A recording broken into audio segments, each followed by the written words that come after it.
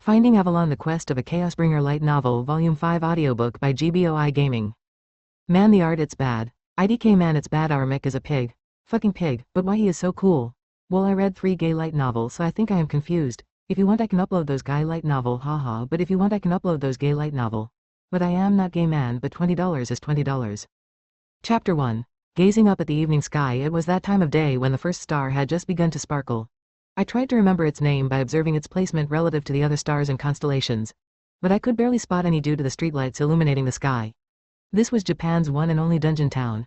Every last corner of every building and road was illuminated, providing light for the many adventurers spilling out onto the twilight streets to make merry. It was hard enough to see the brightest stars in a place like this, and I soon gave up on deducing the name of that first one I'd seen. I kept walking, toting a shopping bag, and thinking about what I would do when I got home, humming a little tune as I went. Then I entered a dark, quiet area outside Adventurers High. This place would be bustling with students and staff in the daytime, but there's probably no one except a few security guards around right now, I thought as I glanced inside the dead silent campus. That was when I saw what I assumed to be a figure moving in the distance. I squinted to make out what they were doing. In the meager glow of the streetlights, I noticed what seemed to be a female student wearing a tracksuit, swinging a bamboo kendo sword with beautiful form. She must have been paying close attention to every little motion she made, as each swing she performed was identical to the last. I couldn't see the swordswoman's face because she had her back to me, but only one person could fence like that and wore her hair in a side ponytail, Kaoru. A magic field covered part of the school grounds, offering a person the same physical enhancements as in the dungeon. Training under those conditions would provide a small number of experience points, and Kaoru had recently been coming here to practice when she had the time. Akagi, Pinky, and Tachigi would normally be with her, but I could only see Kaoru today. She would come here alone to train until dark, likely stemming from her unwavering desire to become stronger than anyone else, but there was more than that. She's just so gorgeous. My childhood friend was in the dim spotlight of the streetlights. For a short while, I lost track of time as I stood captivated by the simple beauty of her movement. In Dek, Kaoru had dispatched many a monster and villain with her kenjutsu, the predecessor art of kendo. Looking at her now, I knew that if she kept up this devotion to self-improvement and could overcome the challenges that came her way, she would one day reach the same heights as in the game. However, doing so would mean that she had truly cut her ties with Piggy. If she spent more and more time with Akagi, the game's protagonist, the childhood bond I shared with her would weaken until it reached the point that we were completely estranged. The thought of that alone was enough to move the person with whom I was sharing this body to tears, and I felt a tightness in my chest. Given how many years he'd had his heart set on this girl, it was no wonder. Still, when that time came, I could only imagine the happiness it would mean for Kaoru. Many people had high hopes for her, and many loved her, so I resolved to suppress these feelings for her and cheer her on quietly from the sidelines. Keep it up, Kaoru, I mused as I spun around to leave the school without making a sound. But there must have been some moss or something underfoot that I hadn't noticed in the darkness as I slipped and fell. I landed flat on my ass, and the jolt of pain was almost enough to make me cry out loud. Yet I focused every fiber of my being into resisting the impulse. There was no way I would let myself get caught spying on Kaoru. After a few moments of rubbing my butt until the pain faded, I went to pick up the apples that had fallen out of my bag, only to find it was too dark to see them. Despite this, I somehow located them by blindly fumbling around. Just as I reached out to grab the last apple, I noticed someone next to me kindly handing it over. I was about to thank the person when I thought, just who exactly is this, popping up out of nowhere in this deserted place at such a convenient time? I raised my head to see, and "What are you doing here?" asked Kaoru, looking down at me. She narrowed her eyes and was expressionless as if what she really wanted to say was, "What the hell do you think you're doing?" Not good. I felt like a stalker who'd been caught in the act. If I didn't explain myself quickly, I'd wind up just as detested as Piggy and Dek. Oh, nothing. I just happened to be passing by and thought I saw someone, so I came to take a look. Funny that it's you, huh? Really? Kaoru responded flatly. Well, you have to be careful of all the tree roots sticking out of the ground when you're walking around here in the dark. Kaoru sighed deeply and prepared to leave, slipping her sword into its sheath. I felt bad for bothering her when she had seemed so in the zone. I'm sorry if I interrupted you, I said. No, I just hadn't noticed how dark it had gotten. Come on, let's go home, Kaoru consoled me. I stole a glance at her to read her mood, but she seemed to be indifferent, not angry. Since I didn't think making any further excuses for my behavior would do much good, I opted to drop my futile resistance and just tag along. We left the gloomy schoolyard and returned to the bright lights of the main street, walking together. Kaoru wore her sheath on her back and strode along with her usual perfect posture, which belied how she must have been seriously fatigued not only from today's practice in the morning but also from pushing herself hard every single day. But I guessed it was very much in character for Kaoru not to complain or show the slightest hint of tiredness despite that. All around us, we could hear the laughter of adventurers enjoying themselves, smell the delightful aromas wafting from restaurants, and see children hand in hand with their mothers as they pleaded with them to buy various items. The street was more or less always like this at this time of day. Piggy had been born and raised in this town, and I could tell from his memories that this was a very familiar scene to him. so I knew the same had to be true for his old friend Kaoru. Not me, though, I pondered. When I first arrived in this world a few months ago, it was nothing more to me than the world of the game. And the same applied to this town, the people I passed by, the school, and the very same Kaoru walking beside me. As a player who had been transported to the world of a game, my initial thoughts revolved around superficial stuff like devising the best strategy to rise to the top here, or if I should find a way to return to my old world in case that plan went to crap. In my eyes, it was just an extension of the game I played. But then Piggy's brain had started making itself known, my busy life with his parents in Kano began, and I saw how hard his childhood friend worked every day. That changed things. Here, there, and everywhere I found discord, innocent and fragile love, and a girl I adored. I realized this world wasn't made up of cold ones and zeros. It was, without a shadow of a doubt, a living, breathing reality. Even if only slowly, this realization also brought my view of the world into full color. That shocked me, having done my utmost to avoid other people at all costs in my old world. Piggy, his adoring family, his hardworking childhood friend, and this now familiar scene made me wake up to this fact. My gratitude filled me with a strong desire to keep every one of them safe from harm. Feeling slightly sentimental, I looked up at the sky to find the star I had spotted before running into Kaoru sparkling even brighter. The stars around it were still almost impossible to see, so I remained none the wiser as to the identity of that first star. That's the evening star, isn't it? Kaoru enlightened me. She had noticed me looking up and followed my gaze to the star.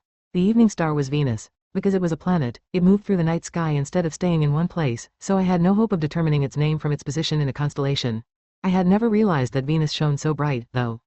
Kaoru continued pointing out the other dimly visible stars, naming them as she went. It's almost Tanabata, the festival of the stars. That's the spot where the stars Orihime and Hikoboshi will meet, with the Milky Way flowing between them.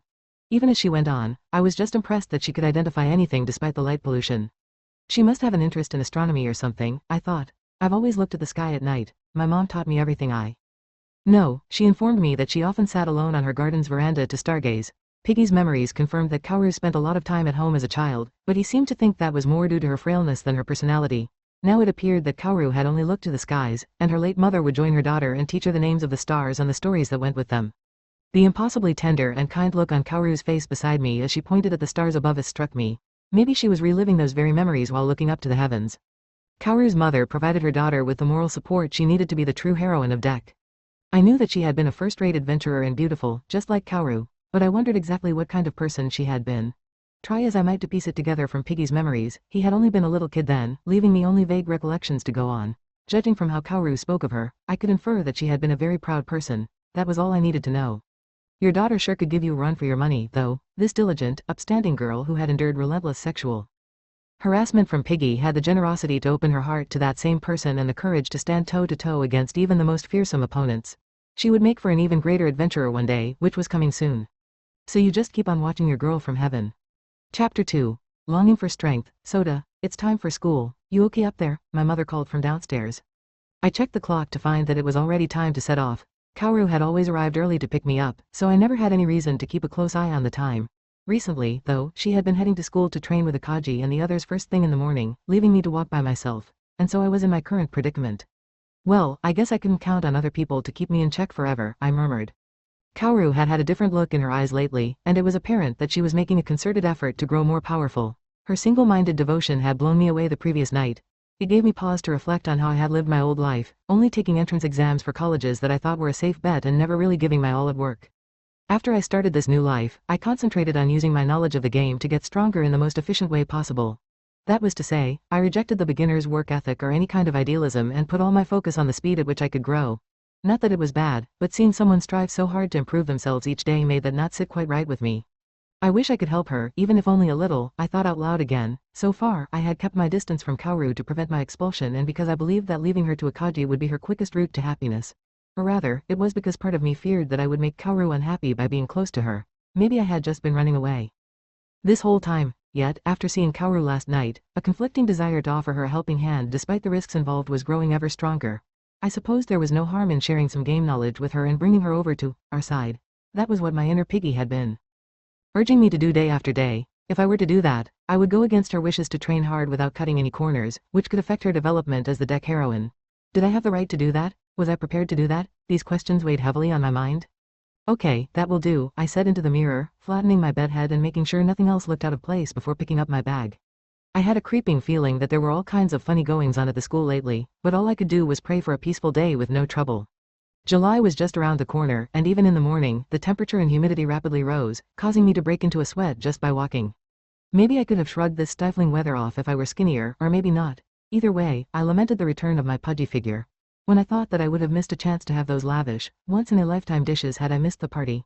No, I think I might have been guaranteed to go down this path and gain weight regardless of what happened. Still bemoaning the unfairness of this cruel world, I was suddenly outside the school. It was only a 5-minute walk from my house, so I couldn't even use my time commuting to be alone with my thoughts for long.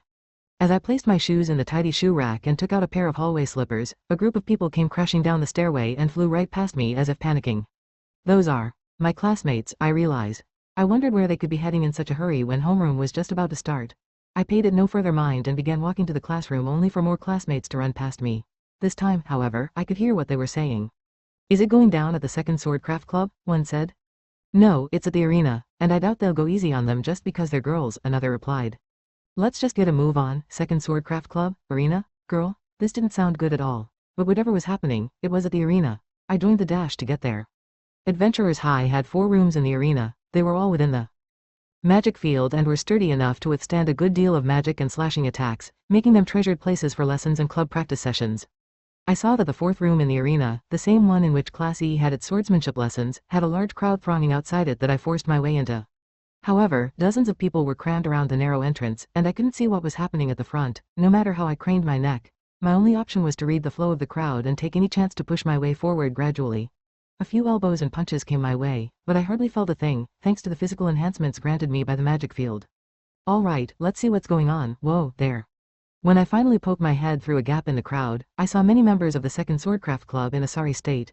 Some had crashed into the wall, others were lying face down, and the rest were sprawled on the floor.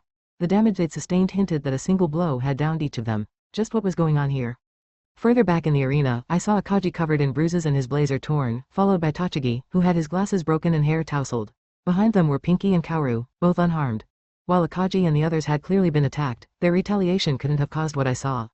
Even though they were the second Swordcraft Club, they were still a powerful group whose members surpassed level 10. Outside the magic field would be one thing, but their superiority in level would just be too much to deal with inside it. Next to catch my eye was Tsukujima, positioned in the center of the area with his hands placed lazily in his pockets. He glared at who I assumed to be the club members who were still standing, keeping them in check. What's he doing here? Wait, he must be responsible for the club members lying on the floor. Why, you bastard, don't think you'll get away with this, one club member stuttered. Screw you, oof, you guys sure talk big for a bunch of losers, responded Tsukujima to the brawny club member approaching him with a raised fist, calmly countering the punch and sending his opponent crashing into the wall. Even in the brief exchange I had witnessed, the difference in strength was clear. The club member didn't even appear to have seen the counterblow coming. Tsukujima's skillful reading of the big guy's movements had allowed him to knock him out with one shot. The other club members, perhaps sensing how badly outmatched they were, stayed rooted to the spot. I was confident that I had more or less worked out the story here, but I saw Riza standing in the front row and decided to ask her to bring me up to speed. Even as I writhed my way through the press of the crowd, eating 2 or 3 elbows for my trouble, it was harder to squeeze through with this fat body than I had bargained for. Riza, what's going on? I whispered. You're late, Soda, she hissed. When I got to homeroom, people said that Hayes had been caught up in something and was taken here. I learned from Riza that the class had heard the news that the second Swordcraft Club had first dragged Kaoru and Pinky away, prompting Akaji and Tachigi to chase after them. As my classmates debated what to do, Tsukujima had run off by himself, leaving Riza and the rest no choice but to follow suit. They arrived to find the same situation as I did. Tsukujima had blown away half of the club members in under a minute and was staring down the other half. Before his arrival, Akaji and Tachigi had been acting as punching bags in a brave effort to protect the girls, but they needn't have bothered in the end. So Tsukujima really has gone on a rampage. During our players' meeting on the 20th floor, Riza had predicted that Tsukujima would make a move soon, and now she had been proven right. Given the sudden nature of this incident, Tsukujima might not have planned this. Nevertheless, dominating the second Swordcraft Club in this way spelled trouble. Many members were from high-ranking samurai families with strong ties to the nobility. Plus, the orders to attack Class E likely came from the first Swordcraft Club. This incident was definitely cooked up by. Oh, speak of the devil, out of the way, eek. Along came a student, arrogantly emanating his aura. Overwhelmed by the sheer weight of the mana, my classmates screamed and scattered out of the way. The volume of mana suggested he was somewhere in the ballpark of level 13 to level 15, but he was only a first-year student, meaning all this power came from the strength of the group. In his wake came another group of students, all wearing scowls, the first Swordcraft Club. Their kendo uniform consisted of a white jacket with First Swordcraft Club, embroidered in golden thread on the shoulders and black hakama. These guys' whole sense of presence was a cut above the second Swordcraft Club. All of them wielded practice swords made of hard rubber, yet these could inflict serious damage in the hands of such high-level practitioners. The first Swordcraft Club's membership was comprised exclusively of nobles and people from upper-class samurai families, meaning one had to exercise caution when addressing them. I was a bag of nerves. Hey, what's all this about? Tell me exactly what happened here, the first-year student at the head of the pack demanded in a menacing voice. A nearby classmate blustered his way through a summary of the events. It was only a matter of time until Tsukujima would face the wrath of the first Swordcraft Club. We found ourselves in the worst-case scenario. Riza, surely not even Tsukujima can handle the whole of the first Swordcraft Club, I whispered. I reckon he could win, but I don't think he'd be able to show his true capabilities with all these people watching. Either way, all we can do is watch. At this point, there was no way we could settle things peacefully. Riza was right, all we could do was watch. Did he really have no other option? I was well aware that Tsukujima had been trying to get Kaoru's attention. Maybe seeing her be put in harm's way made him take an impulsive action that he hadn't planned. Had I been in his shoes, I might have laid out the entirety of the second Swordcraft Club. But I would have concealed my identity with an item or done it discreetly to avoid causing such a stir. If Tsukujima had intended to make his move soon anyway, perhaps making a scene like this was within the scope of what he had in mind. The situation progressed, yet more club members clad in kendo uniforms arrived from behind the group already here. Among them was a guy who towered over everyone else and a female student whose uniform bore a family crest. They must have been the top brass of the first Swordcraft Club. I even spotted Ashikaga with them, the one who had presumably given the order for the assault on Class E. His frame looked bigger and bulkier in person than in the photos I'd seen.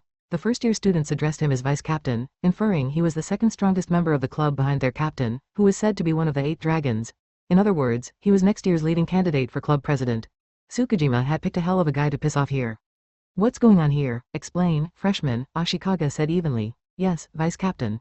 Those plebs over there just gave the second Swordcraft Club a thrashing. What would you like us to do?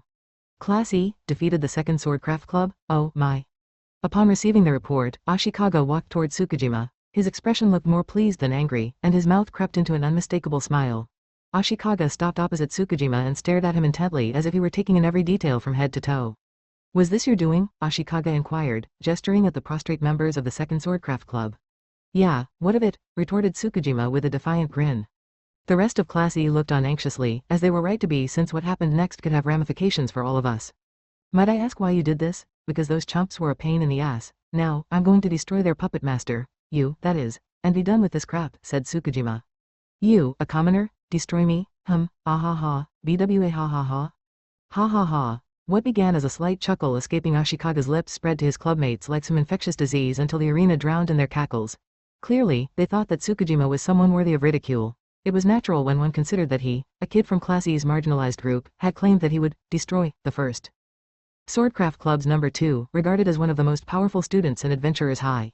The mocking laughter and jeering continued, even if Ashikaga's eyes were serious. He'd been unable to suppress a chuckle but kept his eyes fixed on Tsukujima, watching for any shift in his weight. Tsukujima had beaten several members of the second Swordcraft Club without sustaining a scratch, proving that he was at least at the level of the weakest first Swordcraft Club members. Ashikaga must have realized that he might not be out of the fight if he was taken off guard, although he would at least take some damage. Eventually, the laughter subsided into an agonizing silence.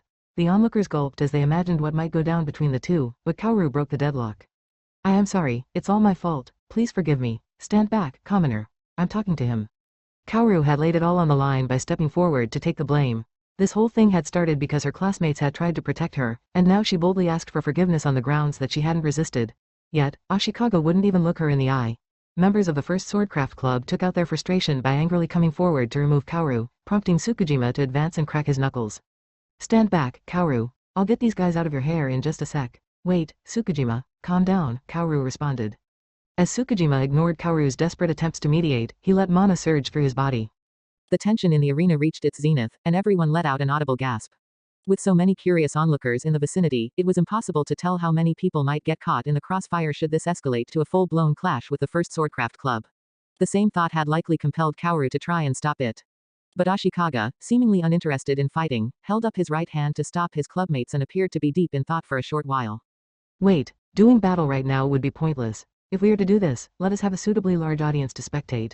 I shall invite the student council president and the other 8 dragons so they can see who is worthy of being the next president. Ashikaga made grand gestures and spoke exaggeratedly as if he had come up with the best idea of the century. 1 week from now, they would have a one-on-one duel in the first room of the arena after classes had ended, in front of an invited audience. He also declared that the first and second swordcraft clubs would not lay a finger on Class E in the meantime, which I was glad for. But with the 8 dragons in attendance, I knew this had gotten damn serious. Should you put up a good fight, I will allow you entry to the first swordcraft club even in defeat. Or would you prefer a financial reward? This'll be the perfect chance to teach you ignorant pricks a lesson in what real strength is. Ha ha ha, you bring the ass and I'll bring the kickin', Ashikaga, remarked Tsukijima. I see, then I look forward to our next meeting. Akishaga eyed Tsukijima with disdain in response to such an unexpected answer, then he and the first swordcraft club members left without even tending to the downed members of the second swordcraft club. Satsuki went to fetch a priest in their stead, so he knew they would be in safe hands. The priest teacher arrived, retrieved magical items and medical equipment from his bag, then went first to examine the club member slumped against the wall. As I watched him at work, I reflected on the scenes I had just witnessed.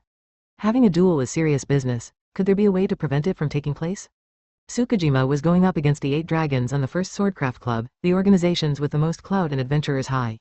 This was an even deeper hole than if he were opposing Class A. It went without saying that defying the first swordcraft club would also make enemies of the second and third swordcraft clubs, and there was even a risk that their affiliated noble and upper-class families might act.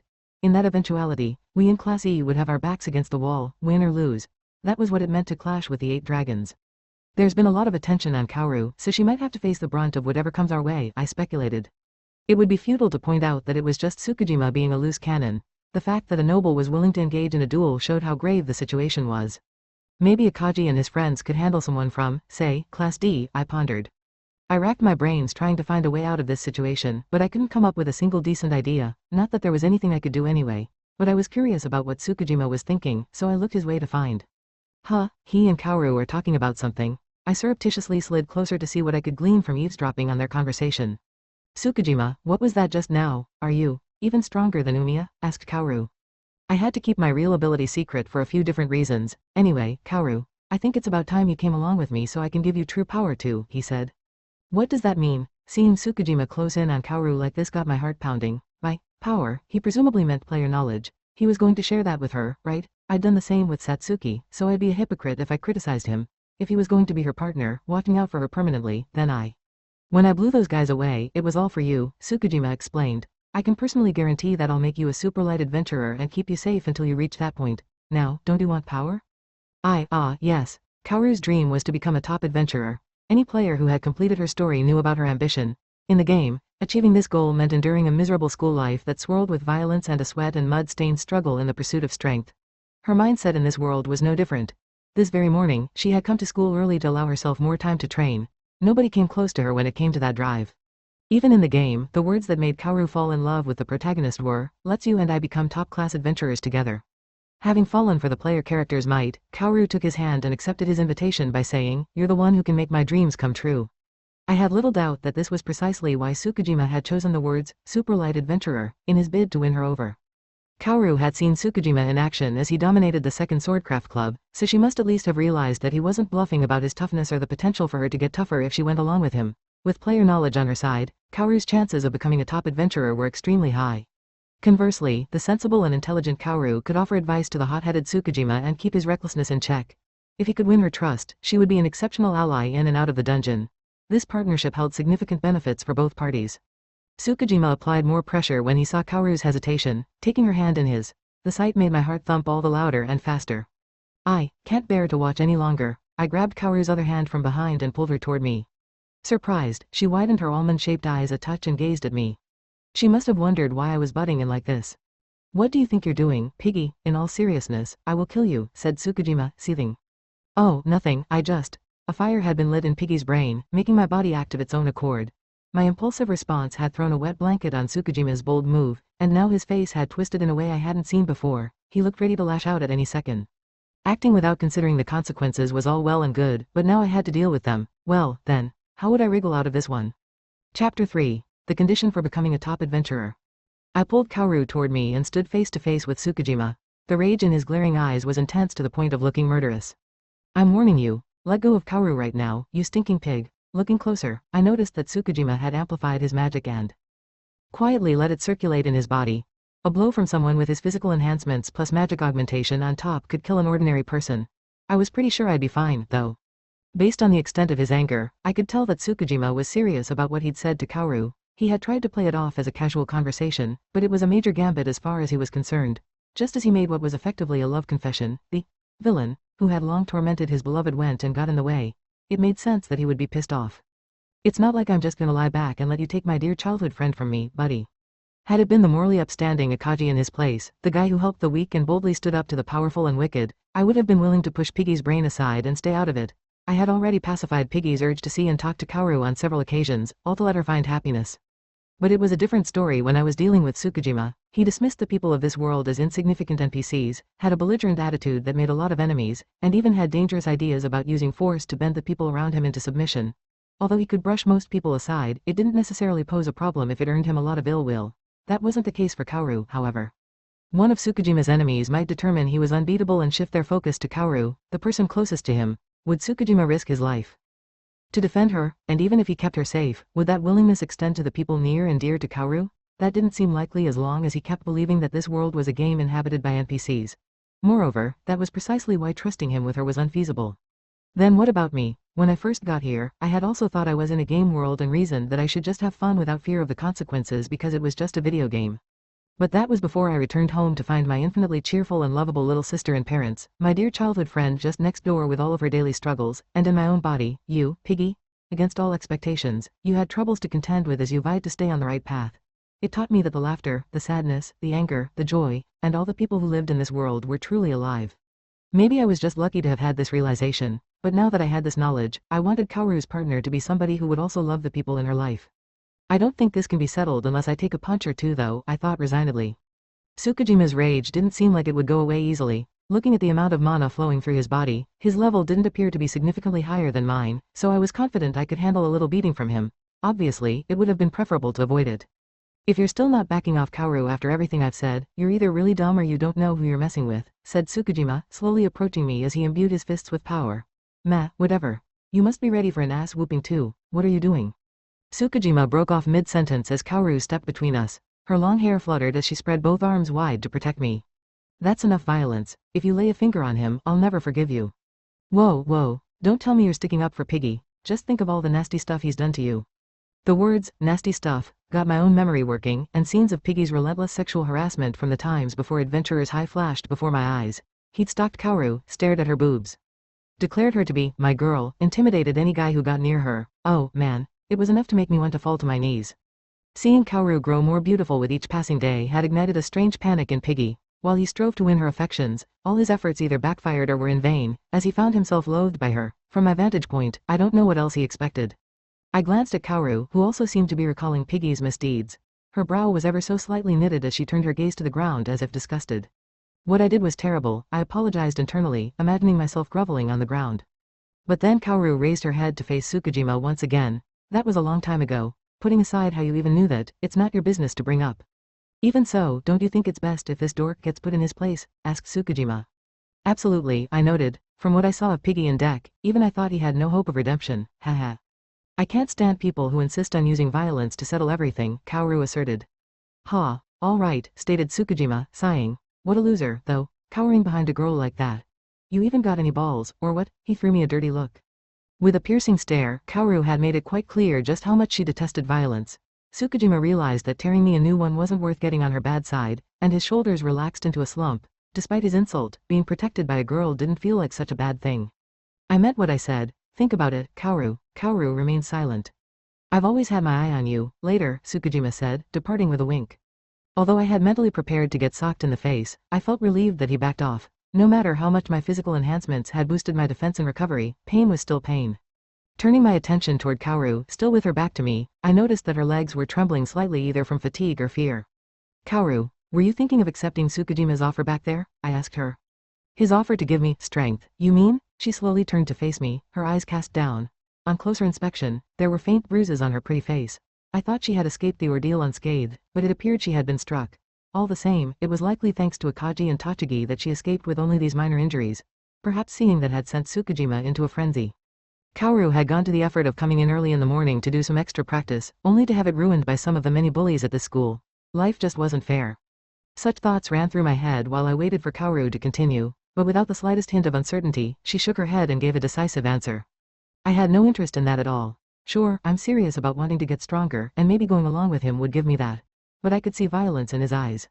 All I could manage to say was, I see, Kaoru didn't want to be a top adventurer just to be powerful. She also desired to be a bold and virtuous hero who could give everyone hope, just as her late mother had been. I was overjoyed to see the same blood coursing through Kaoru's veins. Piggy's brain was filled with relief. If she was willing to turn down the strength she was desperate for so flatly, the conditions for winning Kaoru's heart in this world would be pretty darn tough. You should get that priest teacher Satsuki brought to see to your bruises, I suggested. You're very calm, Kaoru said, ignoring my comment. Tsukijima showed extraordinary power, eliminating several members of the Second Swordcraft Club in the blink of an eye. Had he gotten violent with you, I'm not sure you would have been all right. Since I hadn't seen Tsukijima at work, I didn't know exactly how strong he was. But if he had knocked back those Second Swordcraft Club members so ferociously, like Kaoru said, nobody with a level of 5 or below, such as I supposedly was, could withstand an attack from him. As far as she was concerned, I literally would have been blown away had she not interfered. I was sure that this had been her intention when she stepped in despite her fears. But the game never had a scene of Kaoru risking her life to save Piggy, so I was shocked. I also felt bad for letting her worry about me, so I came up with something that might put her mind at ease a little. And I really appreciate you saving my butt back there, but Satsuki and Riza have been training me. Despite appearances, I could probably have taken a little beating and been okay. By training, I don't suppose you mean power leveling? If so, I'd like to get in on that. Kaoru looked straight at me as she expressed her desire to join our practice sessions, but a hint in her eyes suggested she was probing for something else. What that something was, I couldn't say. I heard you'd been training with Satsuki and the guys. Is that not enough for you? I responded. No, it's not that. I'm just curious to see how you practice and how strong you are, Soda. So that was it. She wanted to see how strong I was. If I was going to reveal that to Kaoru, I'd have to let her into my inner circle like Satsuki and make sure I could completely trust her. Then again, forcing that on someone Piggy had harassed before would be too big an ask. Maybe she was suspicious about my true abilities and wasn't interested in seeing my strength. On the other hand, Tsukijima had thrown us into an unpredictable situation, and there was no telling if Kaoru could be subjected to violence. I wondered if I should help her train more efficiently so she could defend herself if she had to. No, who was I kidding? I just wanted to help her. Something in Kaoru's expression had changed since we started at Adventurers High. She kept pushing herself with a sense of grim determination. It was no wonder that my natural response to this was an irresistible desire to support her. But what kind of training would be best? I guess it would be. At this point, Kaoru's sole focus had been on sword fighting. Her MP grew faster in depth than one might think, making her well suited to being a magic swordsman. Remembering this, I wanted to teach her how deck-style magic combat worked, but I was getting ahead of myself. It would be best to teach her through Satsuki. Something bad might happen. If I got too close to Kaoru, all right, I'll go ask Satsuki now, I offered. I hope I can join you. Anyway, I'll go check on Yuma and the others' injuries, so I'll see you later. Sure, later. Over on the other side of the arena, I could see Kage receiving treatment and Tachigi holding his broken glasses with a sullen look on his face. The pair had been brutally attacked without even delivering a single blow, all for the sake of protecting Kaoru and Pinky. I had to hand it to them. I was nothing if not grateful for what they did. It was helpful to confirm that those two guys had the same kindness and courage to look out for their friends as they did in deck. Take good care of my childhood friend, I silently wished. I'll have to do everything in my power too. There was no way that Class E could stand up to the 8 dragons in an all-out war at their current level. Whatever the result of Tsukijima and Ashikage's duel, we had to minimize the fallout. Once again, I turned my thoughts to how we might achieve that. After homeroom ended, Satsuki, Riza, and I walked along a tree-lined path within the school grounds. The trees were coming to life again with fresh, green leaves, though one wouldn't know it from our trio's grim expressions as we spoke. I'll try telling Tsukijima to rein himself in, but I wouldn't count on it doing much, Riza said. Sorry for foisting that onto you, I apologized. Haha, don't mention it, I'm the best person for the job. I had just asked Riza to sound Tsukijima out and encourage him to hold back. It was probably too late now to call off his duel with Ashikaga, so the best we could hope for was that he wouldn't reveal his player knowledge in the process. The question was whether he would listen to reason. Unsurprisingly, Riza wasn't optimistic. Having said that, Tsukijima was no fool. If I considered his merits and demerits, he would surely do the right thing, or so I hoped. I'll go check on Akagi and the guys training. I hope I can teach them magical combat as well as you taught me, Soda. Oh, I'm not sure I'll do a good job, Satsuki fretted. Even after the morning's events, Akagi still insisted on getting his practice in. That was just how fixated he was on getting better. There was a chance those guys would engage in PvP more frequently, so I wanted them to get to grips with magical combat. The older students of the 4th Swordcraft Club had seemingly taught them regular close-quarters combat, although I didn't get the impression that anyone there could show them how to combine it with magic. Heck, I wasn't even sure if anyone in the 1st Swordcraft Club would be up to that task. In this world, all magic warriors did was stand at the back of the party so their allies could protect them while they fired off big spells. With that being the only way they knew how to fight, they would be helpless if they had to engage with a monster at close range and be nothing but a burden in PvP. As such, I aim to make the guys completely rethink their approach to fighting by giving them a taste of so-called deck-style magical combat before they got overly used to how things were done in this version of the world. I had already clued Satsuki in on which skill setups gave the greatest advantages in what kinds of encounters. I hoped that she could give a lecture on the subject today. She was a considerate and skilled communicator, so I suspected she might do a better job than me. Well, I guess I'll go do my task too, I said. Okay, go get him, champ, Riza encouraged. See you later, Soda, beamed Satsuki. Once we confirmed everyone's responsibilities, we wished each other luck and parted ways with a smile. So, I wasn't the only one who thought we needed a course correction from the rocky ground we were currently on. That was definitely reassuring. I headed north from where we were toward a deserted section of the campus. My destination was the area in which the 8 dragons held their various club activities. They must have wanted to flaunt their prestige and wealth, as the large grounds were filled with flashy buildings. I imagined that the nobility spared no expense to keep up appearances, as their continued existence depended on them, compared to the rundown apartment the older Class E students rented out for their 4th swordcraft club. The difference was night and day. A white garden wall to my right seemed to stretch on forever. According to my terminal's map, this was where the 1st swordcraft club met, but it looked more like a feudal lord's manor house to me. The huge gates lay open before me, revealing a grand 2-story house and dojo within. It was outside the magic field, but the 8 dragons club rooms could get permission to have artificial magic fields installed, meaning many doubled as training rooms. This was one of their major privileges. As I moved forward, the white plaster of the wall soon turned into red bricks. This should have been the place I was looking for. What I could see of the building beyond the walls matched the photo on my terminal, so I was relieved that I'd found the right building. It was the kind of extravagant Western-style mansion that ordinary folk could only ever dream of owning. The carefully pruned flowering plants scattered around the garden were strangely imposing. Diving headfirst into somewhere I felt so out of place would do my heart no favors, and I felt an urge to turn back and run. But losing my nerve now wouldn't solve anything, forcing me to pluck up some courage. I braced myself and lumbered to the front door, only to meet the silent gaze of a lone female student with bouncy hair standing there. A golden badge marking her as a member of the nobility was on the breast of her jacket. I minded my manners and made sure to approach her with a bow. With a gentle smile, she stepped out to greet me. Welcome, Soda Narumi. Lady Karara is waiting for you inside. Chapter 4. A fear and a request. We had ascended an old-fashioned but well-polished wooden staircase to the 2nd floor, and I found myself in front of the office of the Thief Development Club president. Our guest has arrived, my guide said from outside. Send him in, came back a voice, easily discernible even through the closed door. It was Karara. You may enter, Narumi, said the noble girl with a smile and a slight bow. Thank you for showing me here, I said. She had been much more hospitable than I had expected, making pleasant small talk with me as we walked from the mansion entrance to where we now stood. Nobles had never treated me nicely. They'd never even looked my way, so I was grateful for that. I gingerly stepped inside the room, which was a white loft conversion with a modern design. It was a stylish space, with the thick timber of the beams left exposed above. The room wasn't that big, but it didn't feel cramped thanks to its high ceiling and large bay window that offered a panoramic view of distant sights. Hello. Welcome, Narumi. Please take a seat there. Karara gestured to a chair at the head of the table, her emerald hair swaying and a broad smile on her face. Thank you. There was another person at the table, the student council president, wearing his usual grumpy expression. He probably wanted to talk about the same thing as when he had summoned me, but I decided to start with an apology. I'm sorry that my classmates came along with me last time. Don't you worry about that, Karara assured me. We called on you out of the blue instead of making an appointment. They showed some rash judgment, though, appealing directly to President Sagara like that. Sagara chuckled. They certainly showed promise, though. Showed promise, huh?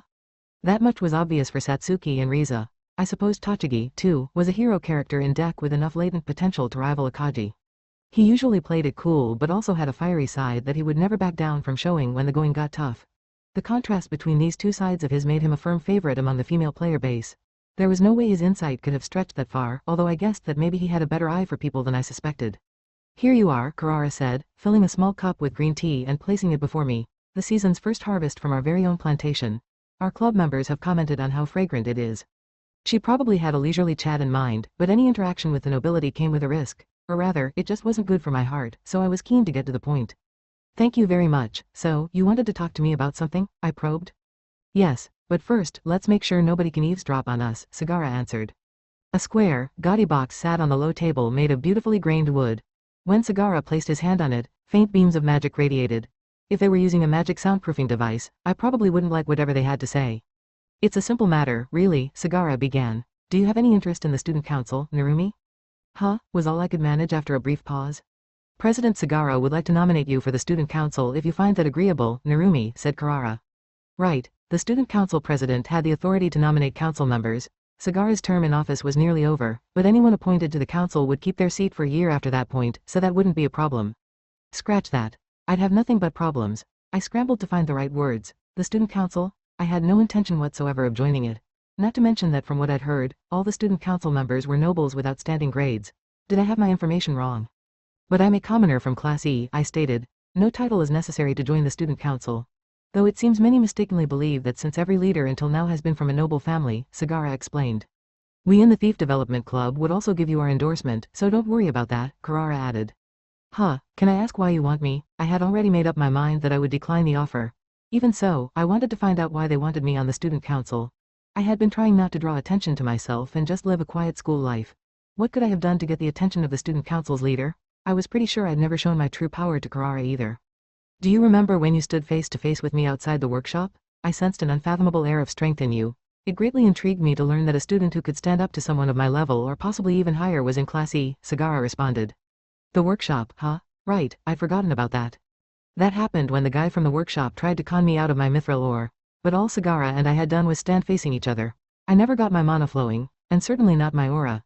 If I had caught his eye despite that, Sagara must have been pretty darn shrewd. When facing down another player before combat, it was possible to get a read on their traits, strengths, skills, and more by observing their posture and how they carried their weight. Only those lacking combat experience had to rely solely on appraisal skills or the amount of mana in someone's aura to tell how powerful a foe was. It didn't seem that my strength alone was the reason he wanted to recommend me as a council member.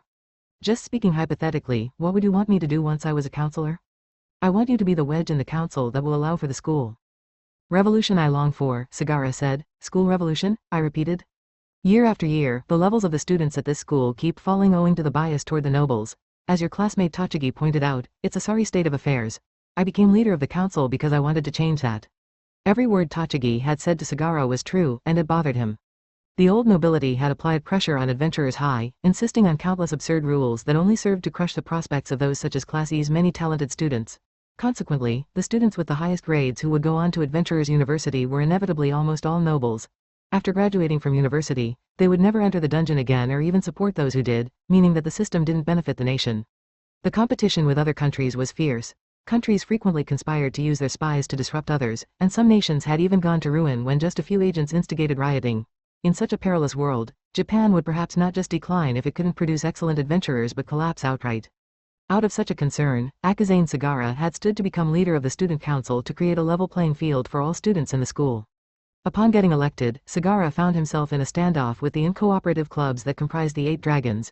Even the old noble family he belonged to did their utmost to interfere with his plans to save Class E. With an anguished look, he explained how he had been left with no room to maneuver. An old noble family, in the game, they were enemies of the protagonists, Akagi and Pinky. Recently, the new nobility that had made their fortunes as adventurers had been brazenly consolidating their power. The old nobility, which could trace their roots back to before the Meiji period of the late 19th century, became frantic to keep Class E down so that no more nouveau riche would arise. That was the background to the current situation. The Sagara family was highly conservative, even by old money standards. Regarding the dangerous ideas of their heir Akazane Sagara, they were apparently considering disinheritance of all things, for a noble being.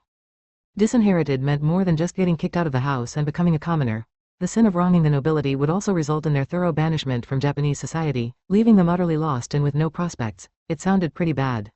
As a member of the nobility, you must honor your family's wishes, so it wasn't possible for you to make the reforms you sought, President Sagara, Kurara consoled. That's just an excuse, it was down to my own lack of ability, he refuted. Yet I want to believe that someone like you, powerful but with no family to tie him down, might blow the wind of change into the place should you join the student council. Sagara stressed that being unbound by family or faction made reform possible for me, and even if I wasn't interested in reform, just setting the precedent of a commoner joining the student council would be a big step forward for Adventurers High and a great achievement. But would it really go that smoothly?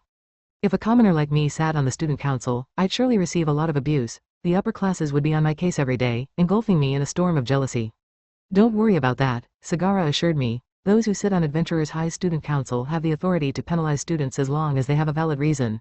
Not even the nobility can tell a counselor what to do or cause them harm. That is precisely why such authority would make the perfect shield for Class E. Regular council members could suspend students, and the president even had the power to expel them. That was the biggest and scariest factor that made the student council the most powerful of the 8 dragons. But I could see where Sagara was coming from. Giving those rights to someone from Class E should act as a solid deterrent to anyone who wanted to take a cheap shot at us. Heck, it could even make the 8 dragons think twice about messing with us, in that case. All the more reason I can't accept. It wasn't that I wanted to see my classmates live in fear of violence or be on the receiving end of it. I was always wishing for everything to be peaceful at school. But there was something on which I placed much more importance, sticking to the game's story.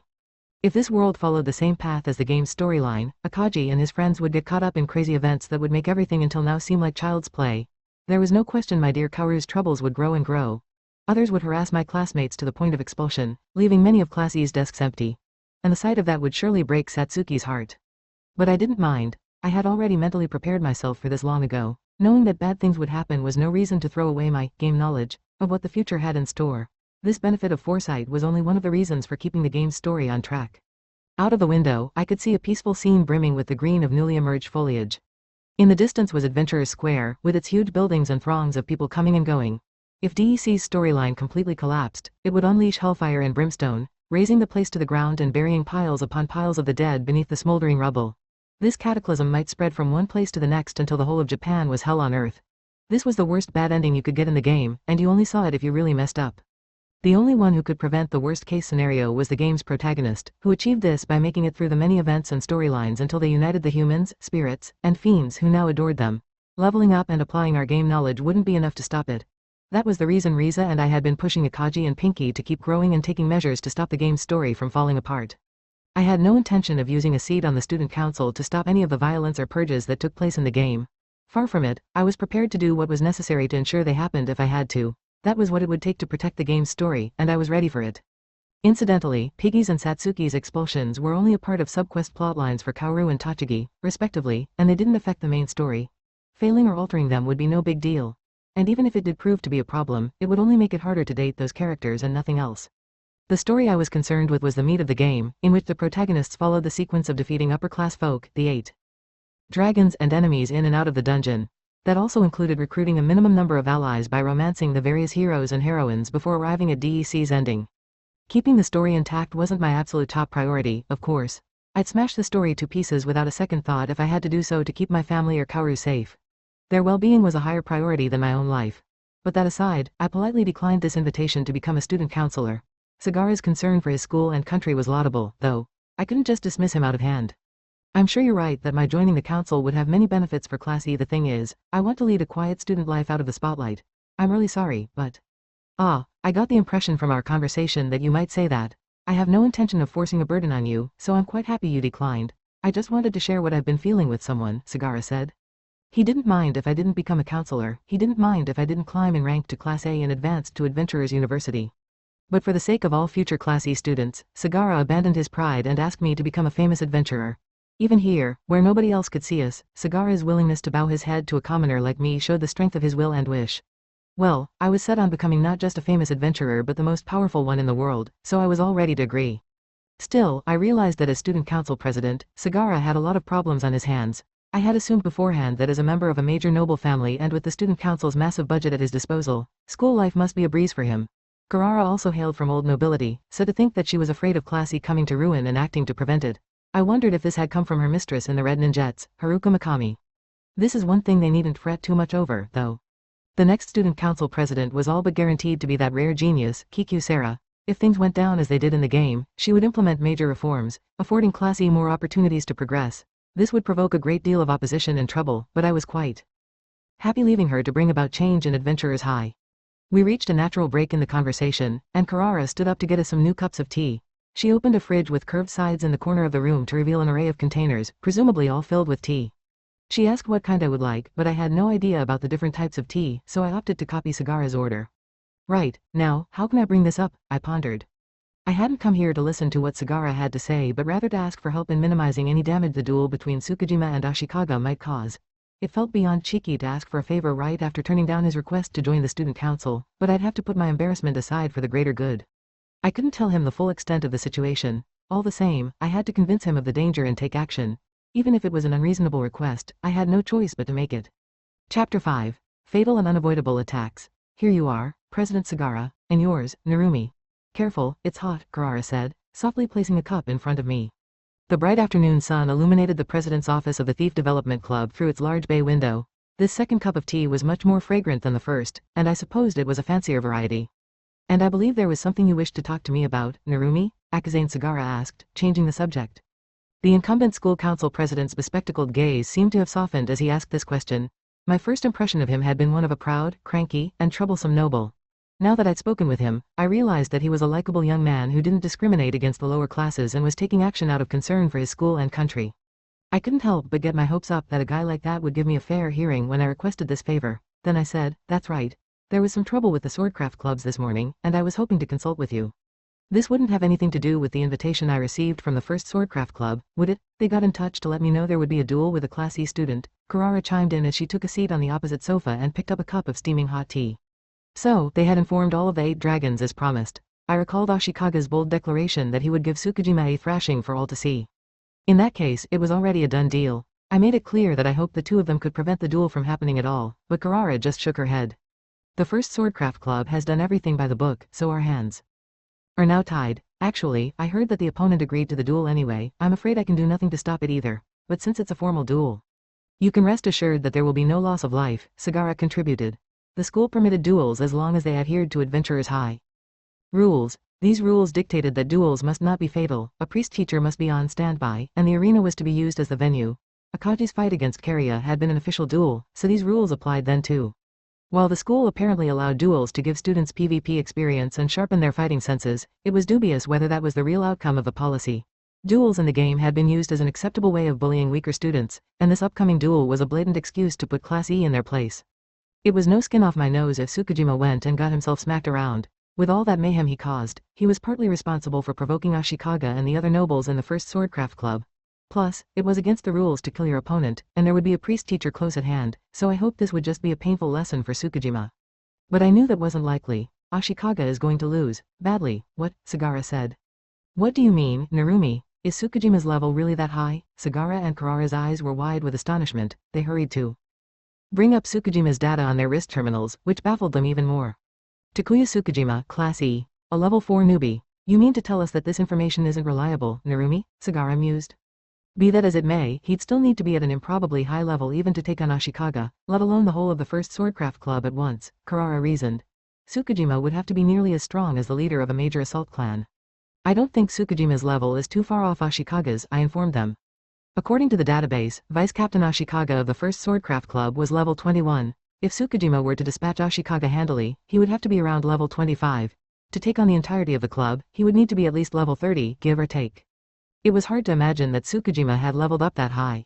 Assuming that he had been flying solo by using a summoned creature to go and do his leveling up for him, that would only work until level 20 or so, with or without game knowledge. With a group of people, there were the tantalizing options of worm fishing or whack-a-mole. But going to those hunting grounds alone could lead to drawn-out battles, increasing the risk of accidents and seriously reducing the efficiency of leveling up. Riza and I knew of no exceptions to this. Consequently, it was safe to assume that Tsukujima's level was somewhere around 20. But because he was so confident of his victory over Ashikaga and the first swordcraft club, I knew there had to be another reason for his confidence. For instance, he could have had one of the best jobs. All the top jobs came with awesome effects, greatly boosting a player's fighting ability. If I were to use those skills without caring who saw them, I could also wipe the floor with the whole of the first swordcraft club. Tsukujima had better than decent odds of coming out on top if he was prepared to unleash his skills from the game. On the other hand, using elite job skills at only level 20 would overexert his body. Depending on his opponent's response, he would wind up draining all his strength and mana before ultimately losing. Not to mention that if Tsukujima went overboard with player skills in front of everyone, the secret would be out, and his enemies might figure out his weaknesses and annihilate him. Considering all these factors, Tsukujima was naive if his only strategy was just to spam player skills. If that was his sole strategy, that made things nice and easy for me. But I sensed that he had something more sophisticated in mind. I had a bad feeling about this. If a difference in level doesn't guarantee Tsukujima's victory, is it his combat experience? No, it must be a hidden skill, right? Sagara asked. It's hard to imagine Ashikaga suffering a one-sided defeat, hidden skill or not, Kurara said. Ashikaga's swordsmanship was among the best Adventurer's High had to offer. Kurara reasoned that his candidacy for the 8 dragons next term wasn't just for show, and with no difference in level, overcoming him would not be easy. Ordinarily, she would be correct. We players knew of attacks that would be fatal and unavoidable if we didn't know how to deal with them. Like insta-death magic, for instance, or time manipulation. Or mind control. If one didn't have the resistance or the items necessary to handle these kinds of skills, it would not only mean an immediate end to the match but also grave danger. Insta-death spells spoke for themselves, but having time come to a standstill would leave one completely defenseless and unaware of any incoming attacks. Being charmed or having one's mind altered would lead to losing control of your body, instantly reducing one's MP to 0. All high-level players in deck were prepared for these skills, so they weren't so scary. However, not one of them was public knowledge in this world. In all likelihood, there was practically nobody who could even use them, let alone counteract them. Should Tsukijima use these skills, apart from insta-death, I hoped, he wouldn't be able to keep the true extent of his power hidden even if he wiped out every member of the first Swordcraft Club. Doing so would mark him as a threat to the 8 dragons, someone to be greatly feared, and they might even submit to him. It went without saying that should that happen, the game's story would fall apart. I just didn't get why Tsukijima was jeopardizing the story this way. He'd also messed with the previous duel by telling Kariya how to handle Akagi's tactics. Plus, I thought he must not have been afraid of going against the plot. He seemed to think that he would manage to make it through whatever catastrophe or bad ending he might bring about, but I didn't know how he would put everything back together afterward. What was he hoping to gain by discarding this huge advantage of prior knowledge? Either way, Tsukijima using those skills was merely the worst-case scenario and nothing more. It was highly doubtful that he would take such an inhumane approach, and neither would the 8 dragons likely bow down so easily. Far more probable was that Class E would get dragged into a full-blown war with the 8 dragons. I see, Sagara said. I can tell by the look on your face that Tsukijima has some kind of ace up his sleeve, Narumi. Even I don't know what Tsukijima is capable of, so it's only speculation, but I am sure there will be mayhem.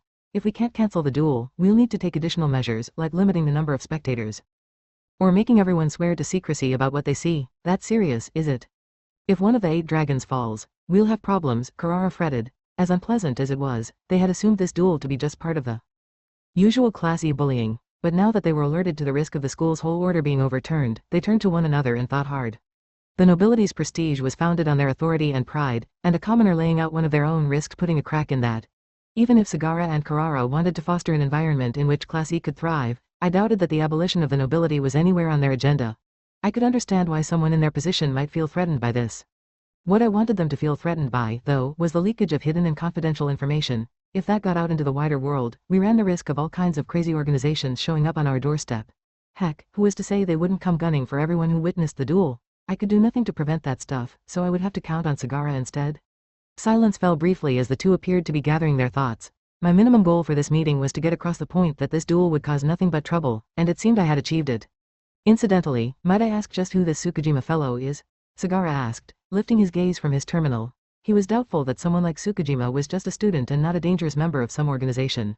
He's not an agent for some organization or foreign country if that's what you're worried about. He means no harm to Japan, I explained. That formidable yet not affiliated with anyone else? So he's something like you, then, Narumi? Karara mused. Well, I guess you could say that. Karara was sharp. I was glad she didn't press the issue any further. Although I could hardly say that Tsukijima and I were both players, that would not mean anything to them. Understood, Sagara declared. It will be tricky, but I'll take special measures to limit the number of spectators as much as possible, since Ashikaga invited them personally. I doubt I'll be able to prevent the 8 dragons or Sarah from attending. But I should be able to keep all other students out. Sagara restricting access like this to limit information leaking was a big help, and if anything did get leaked, Sarah and the 8 dragons always had their bodyguards around, so any run-of-the-mill clan couldn't even lay a finger on them. Things being as they are, I'll do my best to reason with any potential spectators as well, Karara offered. What will you do, Narumi? I'd like you to make an exception and let me watch the fight, please, because if necessary, I'm planning on stepping in to stop it. You will, very well, then, I'll be counting on you, Sagara accepted. While I didn't know how far Tsukijima was planning on going, I had to consider the possibility that I might be required to put an end to it should he really go off the rails and things get messy. 8 dragons or not, they'd have a hard time dealing with player skills. I also had to take some preemptive action in case the game's plot fell apart. If that happened, most of the growth and romance events involving the dateable characters that mainly took place within the school would no longer be triggered. With the protagonist unable to prevent them, the catastrophes and destructive events would only ramp up. There was very little I could do, so I was keen to push those who could act to complete the top priority events that they could manage.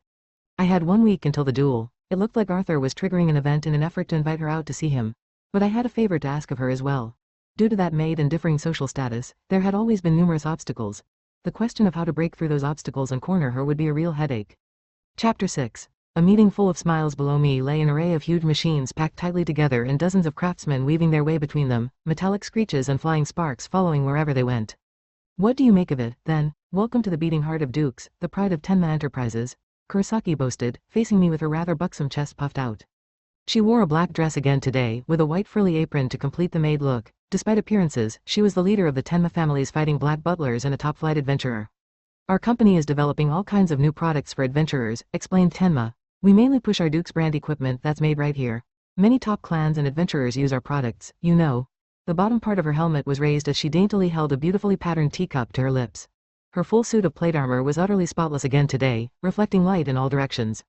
I was visiting Tenma Enterprises, the business run by Tenma's family. After a half-hour drive, I had arrived at a plot of land filled with several factories and office buildings belonging to the company. They boasted tens of thousands of employees and were the largest manufacturer of adventuring goods in the country as well as one of the biggest worldwide. My family's business, Narumi's General Goods, had considered stocking Tenma Enterprises' Duke's brand to attract customers, only to decide against it with a heavy heart since the risk of them not selling was too high when even the cheapest products could cost north of 1 million yen. The only ones who could afford to line their shelves with Duke's items were the premium stores inside the Adventurers Guild building and certain major outlets that supplied assault clans. They were the kind of dream brand that we hoped to sell if we got big enough one day. It looks like you're using mithril in your production process, though. You can do that outside the magic field, murmured Kuga beneath her cat-eared hood as she nibbled on a small cake. But of course, Kurosaki replied, here at Tenma Enterprises, we have special permission from the government to use an artificial magic field. Our reliability, achievements, and class are of a different grade from any ordinary arms manufacturer. Tenma had emailed us an invitation to join her here for tea the day before. There was something I wanted to consult her about anyway, so I RSVP'd in a flash. When I arrived at the meeting place on time, I was surprised to see that Kuga had also received an invitation. Kuga and Tenma had seemed to get on like cat and dog during the battle of the classes, but maybe they were on friendly terms. The reason for Kuga's question was that mithril was a metal of unique qualities. Within a magic field, it was light enough to float in water. Outside of one, it had exactly the same characteristics as silver.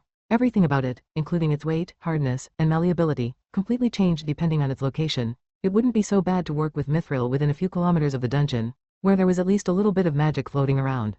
But to do so where there was absolutely none to speak of could result in gear made with it warping in unexpected ways, hence Kuga's query. However, Kurosaki informed us that this was of no concern because the machinery below us was contained within an artificial magic field, which the government had permitted. Artificial magic fields were strictly controlled for national security and stability, but Tenma Enterprises had been granted a license due to its excellent research and manufacturing track record. Heck, the family had even been awarded a barony. This was the only place in Japan that handled dungeon-sourced raw materials on such a large scale. As it happened, Tenma's own armor had also been made here. We were told that it had been personally crafted for her out of pure, super-light mithril and with every last drop of Tenma technical expertise. Now I knew why the thing was so darn shiny. Are you beginning to comprehend just how magnificent the Tenma family is? And how special my lady is? The heir to the family business who will one day have tens of thousands of loyal people working for her, the maid said, finger pointing at me with her chest puffed so far out that she looked like she was doing the limbo. With all of the cutting-edge machinery and highly trained technicians, the firm's market cap was apparently in the tens of trillions. I got that inheriting all of that was a pretty big deal, but I wasn't sure why Kurosaki felt the need to point that out to me in particular. As for why I invited both of you to this tea party today, Narumi and Katona, you see, Tenma trailed off. You can do it, mistress, encouraged Kurosaki, her hands screwed into fists. Tenma was fidgeting in an effort to get her armor straight. I had only seen her move cheerfully and easily, so this was a fresh sight. I wondered if she was broaching a difficult subject, yet I was so hung up on how she was on first-name terms with Kuga. Well, she resumed. Would you like to form a party with me? A party? I repeated. Kuga was silent.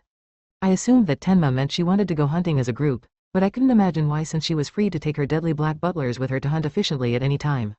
It's just that when I go do some leveling, it's always so safe. All I have to do is smack the monsters down. But I can't forget the sense of excitement and achievement I felt when the three of us fought with our backs against the wall. And as part of the fall exams, there's the team battle, where roles are really important, right? So we need to get practicing soon, don't you think? Tenma explained her reasoning rapidly. I had forgotten about the team battle in the fall. Like the battle of the classes, it wasn't just a single event. The exam required groups of students to complete various quest-like challenges, such as collecting magic gems or defeating monsters. In the team battle, students weren't marked as a whole class but as a team, so one could form a party with people belonging to other classes.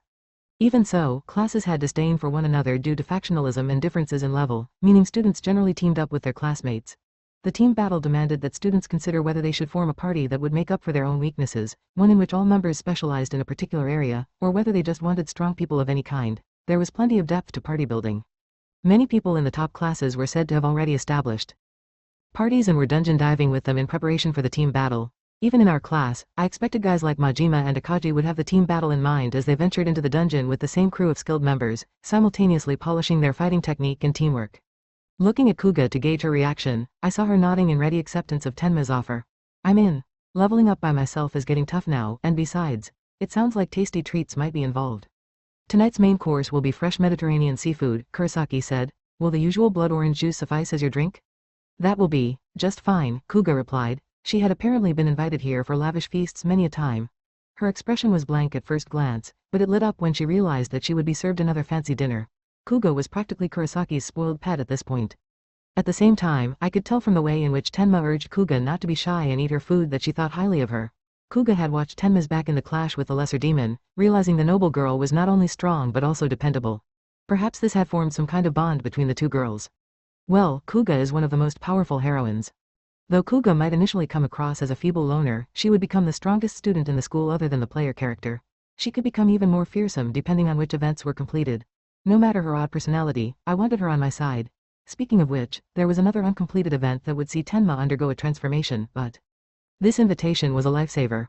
Arthur had been emailing me almost every day, trying to get me to bring Tenma along to see him, and Kuga was ramping up the pressure to go dungeon diving with her day by day. Riza and I had agreed to help each other out wherever we could as well. I had made up my mind that I would invite Kuga and Tenma hunting, but how would I ask them? The girl happily giggling before me, clad in full plate armor, was the only child of a baron who ran a megacorporation. All her butler bodyguards made it impossible for me to approach her at school, and those same butlers also seemed to vet any phone calls or messages I sent to her, meaning I was completely shut out. If I tried to barge my way through those ironclad defenses, it could mean a full-blown battle against not just the butlers but Kurosaki herself. Her prim and proper appearance belied her crazy fighting skills, so making an enemy of her was not on my to-do list. That was why Tenma inviting me was such a lifesaver. I answered, if you'll have me, then it sounds good to me. Oh really? Tenma gasped. Thanks, Narumi. I bet the three of us could go anywhere we wanted. There will be 4 of us including me, mistress, Kurosaki added. But we can't practice as a team if you're there, Kurosaki, Tenma protested. Kurosaki obviously wanted to lend her support to the party by making it a quartet, but Tenma had her sights set on the exams, insisting that it should only be fellow students with her. Now, a quarrel was breaking out. I wished they could have settled this between themselves before we arrived. The dispute went on for a short while, with Tenma ultimately getting her way as the mistress. Kurosaki cast a scornful look my way, muttering, lay a finger on my lady while I'm not there and you're dead. I heard that among other things, which I chose to ignore. Now that we had agreed to form a party, there were a few matters I needed to bring up. Tenma, Kuga, I started. I've got something for you. Would you mind if I showed you here? Huh, oh, sure. Got something, you say? Is that a magic bag? Wow, look how much there is. Is that some kind of equipment? Kuga pondered. I heaved up the drawstring pouch sitting by my feet. It was an improved magic bag, which could not only contain a tremendous amount but also greatly reduced the weight of its contents. Its effects lasted even outside a magic field, but caution was required as leaving it there for too long would make it explode and send everything inside flying. Tipping the pouch upside down, half-rotten and misshapen armaments fell to the floor and formed a gigantic heap. It must have weighed at least a ton. Kurosaki wrinkled her brow and stepped forward to pick something up. This is not any old scrap, she remarked. I detect a small amount of magic, so I presume it to be a mithril alloy. I shall inspect this one. Kurosaki retrieved a rod-shaped device emblazoned with the words Tenma Enterprises from a shelf behind her and brought it to bear on the equipment. The device appeared to function as a magical tool that calculated the mithril content of a material by evaluating its magic, relative density, and reflectivity. Of course, they had stuff like that just lying around here. This was Tenma Enterprises. Everything's exceeded its lifespan as functional gear, yet its mithril content surpasses 0.1%, so I suppose it can be called a high-quality alloy, Kurosaki commented. With this much of it, we ought to be able to craft 2 or 3 swords. Where on earth did you get this? In an effort to break free from the fiend's curse, Arthur had been tirelessly searching for more of that stuff, as a spider. He happened to obtain a large number of mithril alloy armaments during his travels, but since his clothes and armor were made from a higher grade material than mithril, he did not need them. By way of an apology for his shenanigans in the Battle of the Classes, or rather as a bid to get closer to Tenma, he asked me to give it to her and Kuga on his behalf. My friend wanted you to have this as a way of saying sorry for being a nuisance. Do you remember that fiend with the coiled horns? His name is Arthur, I said. Oh, that half-pint? I remember him. Very interesting, Kuga said. Boy, was he powerful. I couldn't help but let out a little, nothing. I was glad they remembered the goings-on from the 20th floor well. Since I had also gone pretty wild back there, I suppose that some of the responsibility lay with me. And one more thing. He wanted to give you this too, I told them. Both tilted their heads in puzzlement as I took a white envelope from my breast pocket and handed it to them. What's this? A letter? An invitation? Kuga asked. Their heads tilted even further once they saw what was inside. Tenma reacted bemused. Exciting, the inaugural, that stuff. Collecting contest, it says. What's that stuff?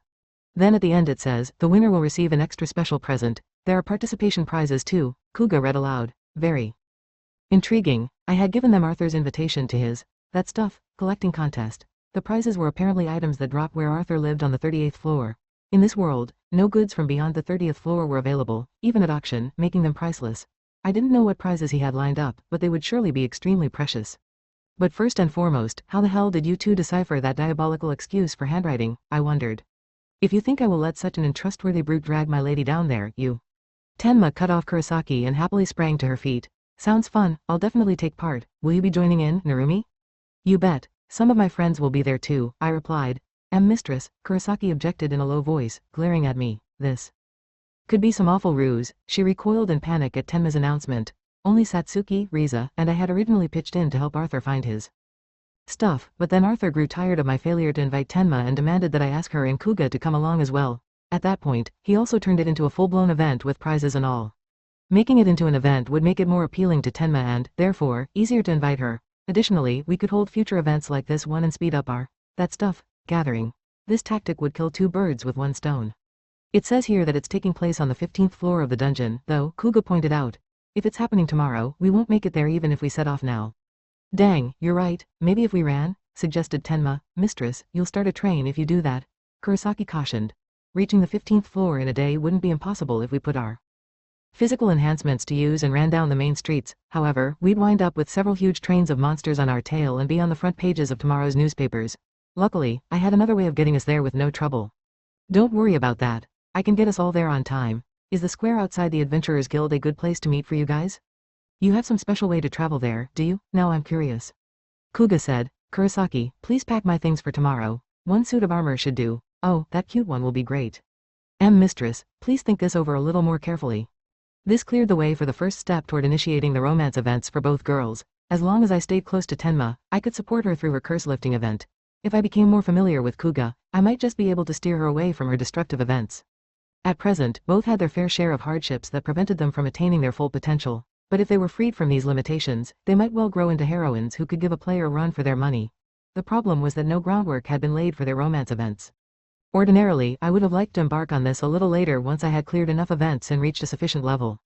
It would require going up against powerful monsters and arms of the state. Without care, many innocent people could get caught in the crossfire. What's more, I would only get one shot at this, unlike in the game. Failure would result in an immediate bad ending, and that wasn't an option. I really wanted to level up by getting through a few more events, making all of this a safer bet. All the same, I've got to act before the story unravels, I resolved. Beside me, Kuga was shoveling more little cakes into her mouth, making her cheeks puff out like a chipmunk. On the other side of the table, Tenma laughed merrily as she tried to decide which suit of armor to take. Watching the pair filled me with a greater desire to keep them on course for a happy ending. Suppressing the unease burning deep in my breast, I smiled and began discussing the plans for tomorrow. Chapter 7. The inaugural, That Stuff, Collecting Contest. Exciting, the inaugural, That Stuff Collecting Contest is now underway, announced Arthur with his chest puffed out from atop an old wooden crate to cheering and applause. Welcome, let's all do our best. As he greeted Kano, Satsuki, Tenma, and the rest of us, he shook everyone's hands. Even Riza was gently clapping with a smile on her face, but then... where are we? What was that spell just now? Kurosaki was flustered, still dressed in her maid uniform and sending her long black hair fluttering. Well, this isn't the dungeon's first floor, that's for sure, said the armor-clad Tenma, looking at her surroundings in fascination. That really was fast. The concentration of magic here is the same as on the 15th floor, Kuga muttered under her cat-eared hood as she stared at the readout on her terminal display. The setting sun illuminates the 15th floor, giving the whole map a shade of orange. The sky shouldn't look as if a storm is about to break out like it does here, Kurosaki commented. But my terminal says the amount of magic here is a perfect match for the 15th floor. I think we have to assume that's where we are, Kuga insisted. Hey, look at those monsters in the distance. They're undead. No, maybe we really are here after all, said Tenma. The three of them had noticed that the layout of the map, the magic density, and the monsters that spawned here were all different from where we had just been. I guessed it just took a little while for it to sink in since they had been zapped here in such an inconceivable way. To understand just how we got them here, we have to go a little further back in time. Asterisk asterisk asterisk 10 minutes earlier. What on earth are you thinking, taking us to such a deserted part of the dungeon's first floor? Don't tell me you're planning something devious. Why, you dastardly. Calm down already, Kurosaki, Tenma interrupted. It's only the first floor, so it's a walk in the park for me, right? Besides, I can't remember the last time I got to hang out with friends. She hummed, and Kurosaki fell silent. Walking behind me were a haughty maid, a cheery girl in a full suit of plate armor, and a quiet girl wearing a hood with cat ears. We had met in the square outside the Adventurers Guild and entered the dungeon together, but not without Kurosaki glaring at me suspiciously and demanding to know where I was leading them. In truth, I had only planned on taking Kuga and Tenma with me. Yet Kurosaki had somehow talked her way into coming, and now the four of us were making our way to the destination. I guess it was a given that she'd barge her way into our group when someone she didn't trust yet was taking her mistress somewhere, I thought. I knew that Tenma was dearer to her than anything, but I was also certain that I'd need Kurosaki's help in the upcoming events, so I thought it best to show her the benefits of teaming up with me sooner rather than later. The three of us headed to a lonely corner of the first floor dungeon. I had explained that we could jump straight to our final destination from there using a special method, but all this achieved was to make Kurosaki even more wary of me for talking nonsense. This was something that would be quicker to demonstrate than describe, anyway. After we walked for a short while, the many adventurers that had been around us vanished. We could hear neither voices nor footsteps, confirming nobody was nearby. There would be no need to worry about anyone spotting us here. All right, we'll stop here, guys, I told them. I'll make contact now. Your terminal, what are you going to do with that? Asked Kuga. She had been observing my every move, hoping to find some secret information she could divulge to her employers. However, I didn't have anything special in mind. All I was going to do was make a phone call. I opened up the A section of my terminal's contact list and touched the name I was looking for. It rang twice before I heard the click of him picking up. Hello, Arthur? We've arrived. You've got them with you, right? And you found a decent spot? Arthur's face was framed in extreme close-up on my terminal screen as he peered around to make sure Tenma and Kuga were with me. It'll be just fine. Do it now. I kept it short and sweet, then hung up. What were you talking about? It looked like you were talking to that half pint, Kuga said. I was telling him to create a gate here. Gate, is that the teleportation spell you were talking about on the way here, Narumi? Tenma asked. Poppycock, Kurosaki snapped. If such a thing existed, why would anyone go to the other side of, After the three strained their ears to listen in on my conversation with Arthur, they talked about this, that, and the other. But the conversation stopped dead when they saw the white light forming next to me. It instantly grew to the size of a doorway and then began to sparkle with a bluish-purple glow, bathing the narrow passageways and rock walls in the same hue. This was Arthur's gate. Normally, one would have to hammer a magic marker into the desired spot in order to travel there from another location with this kind of space manipulation spell. With his fiend skill, Magic Search, Arthur could sniff me out as his impromptu magic marker and generate a portal here. When Arthur first showed up during the Battle of the Classes, he said that he had used a lesser demon as a magic marker to reach us. So, we had experimented to see if this method might also work, and work it did, although Arthur couldn't come up here unless he was in his arachnid body. I don't want anyone finding out about the gate room right now. I'm glad we're able to do it this way instead. We could have used the gate room to get to the 15th floor without relying on Arthur, but I hadn't established enough trust with everyone to ensure that they'd keep quiet about it. I intended to depend on Arthur to transport us until the three of us were true friends. Or rather when they felt they could trust me. Soda, is this what you were? Kuga started before she trailed off. Stepping into this light will teleport us straight to the 15th floor, but it'll be gone in a minute, so we'd better get going, I explained. You expect me to permit my dear mistress just to walk into something so, mistress? Kurosaki said. Here goes nothing.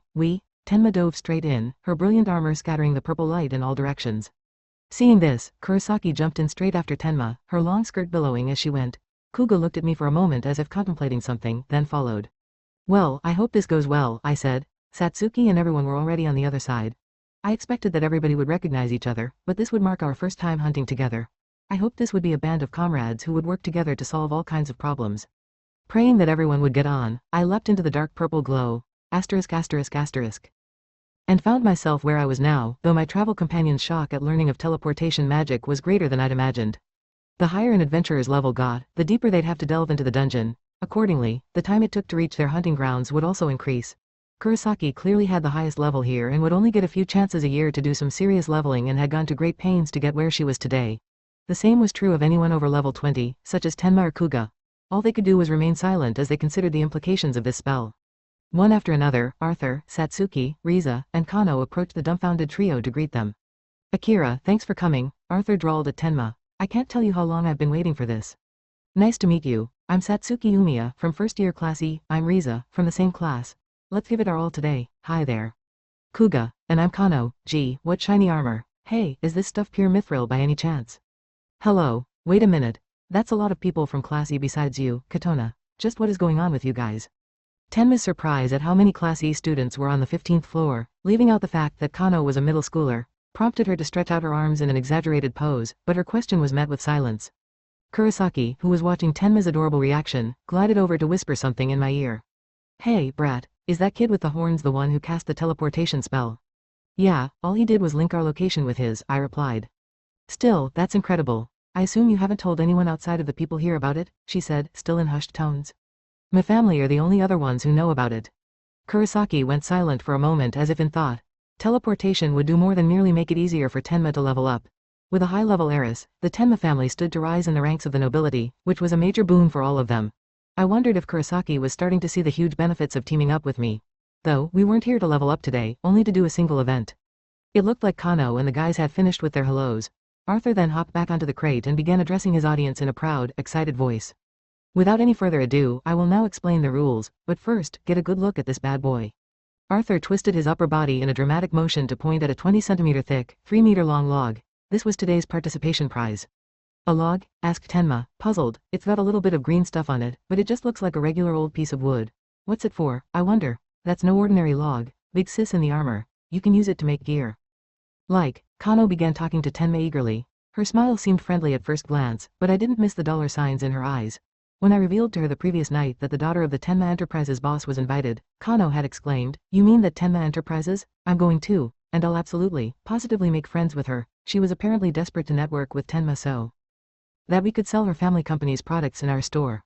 Huh? Blurted a bewildered Tenma. You mean if I make arrows with it, they'll have a frost enchantment? Could I take a look at it with my magical appraisal tool? Sure thing, everyone here today gets one as a present, Arthur said. You're so generous, Arthur, Riza hummed. Arthur looked pretty pleased with himself as she heaped praise on him. Behind him, Kurosaki took what looked like some kind of measuring device from her clasp purse and pressed it against the log from every angle imaginable. Kuga also showed interest as she crouched and prodded the thing. Mistress, the basic appraisal tool is not working. I suspect it's more likely that the log's grade is too high rather than the device being faulty. If basic appraisal won't work, it must be loot from a monster of level 30 or higher, Tenma surmised. It's cold to the touch, Kuga observed. We can assume that stuff about frost enchantment to be true. Don't use up all your astonishment just yet, for the grand prize is... Ta-da! Arthur held aloft a lump of ore about the size of a human head banded with innumerable light blue stripes. I recognized it as the drop item from a boss shortly before reaching the 40th floor. Good job getting your hands on that, Arthur. Kano and the others seemed to know what the grand prize was as well, and they began making bold claims that it would be theirs. What is that? Kuga asked. Something I worked very hard to obtain. Orichalcum ore, man, was it a bitch to get? Orichalcum ore? That's from the dungeon, isn't it? Tenma mused. I have heard of the stuff, mistress. They say it is the national treasure of some distant land. Kurosaki explained that in a certain Central Asian adventuring nation, there was a treasure forged from orichalcum known as the magic sealing shield. It reportedly had the power to fully negate any and all spells, making it worth as much as a small country's entire annual budget. Just how reliable is that tale, though, I wondered. Orichalcum had magic-absorbing characteristics and could weaken or nullify most magical attacks. As a deck player, it had been indispensable to me when dealing with magic users. However, it could not absorb special magic spells or magic over a certain level, so it wasn't as if it made you invincible. It was safe to say that a fair bit of exaggeration had crept into the stories surrounding the magic sealing shield. I've seen pictures of it before, but it was a fainter blue than the deep aqua of that ore, Kuga remarked. That's because the shield is made from an orichalcum alloy. There's not enough of this ore to make pure orichalcum equipment, so whoever wins will have to make it into an alloy with titanium, Arthur explained. Titanium? That blue metal can be alloyed with titanium? Tenma said in disbelief. Could I ask how that's done, exactly? Anything for you, Akira. Tenma listened attentively to Arthur's lecture on how to work with the strange metal. Beside her, a composed-looking Kurosaki recorded everything he said on a pad. Just as mithril could be combined with silver or iron to produce a high-performance alloy, so could orichalcum be mixed with titanium while only slightly compromising its magic absorption and hardness. The process required 3,000-degree heat and a great deal of magic to work it, which meant that the cost of smelting the ore and manufacturing the goods came with an extra zero at the end compared with mithril alloys. But its qualities were well worth the investment, although I never knew something had been made with an orichalcum alloy here before. In deck, equipment made with orichalcum alloys was a mainstay of adventurers from level 40 and up, and the difficulty of procuring the ore similarly demanded a high level. The ore's established existence in this world and sophisticated production methods sparked my interest. I knew that certain countries were more advanced than Japan when it came to dungeon exploration and research, but now I wondered just how far ahead they really were. I decided to look it up sometime if the mood struck.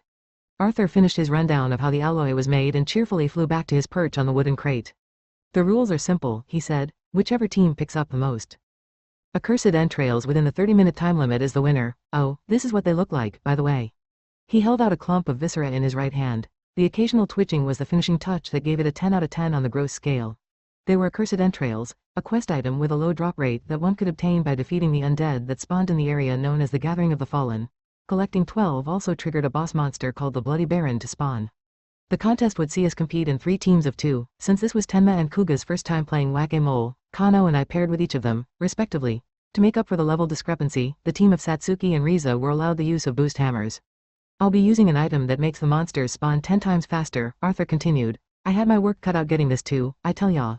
There's gonna be a lot of them, so if in doubt, just get out of the area. Okay, now you all get 10 minutes of team talk time. Once Arthur finished explaining the rules, he downed a cup of tea daintily handed to him by Kurosaki.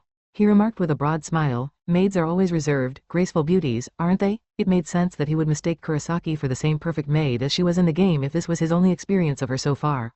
I opted to stay silent so I could enjoy watching this one play out.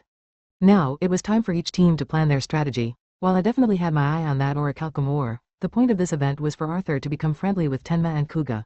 The question of how best to make this enjoyable for them was tricky.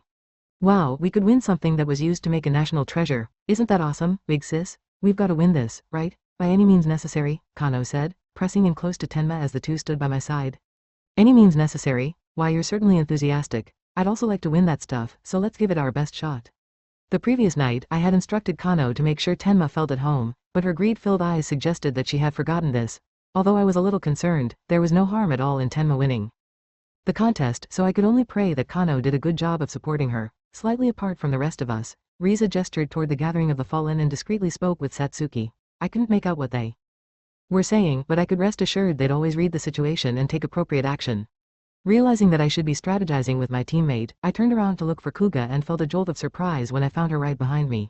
What the heck, Soda? I need to talk to you about something important. Please listen, she said. Her eyes were moist and she was wringing her hands. A single tear trickled down her glossy, tan skin when she blinked. With the pretty looks of a deck heroine amplified by adorable mannerisms, she wielded a good deal of destructive power. Or so one might think. But I knew that this had to be an act and that she was really up to no good. My sense of caution won out in the end. To prove my point, I saw the corner of a packet of eye drops protruding from her pocket. Realizing that I'd locked onto it, she casually pushed it back in. Kuga had been doing this kind of thing recently to throw people off balance when she was after something. This posed little danger since her acting was poor enough to give away the game immediately, though her gradual improvement didn't bode well. Chapter 8. Victory is guaranteed before we begin.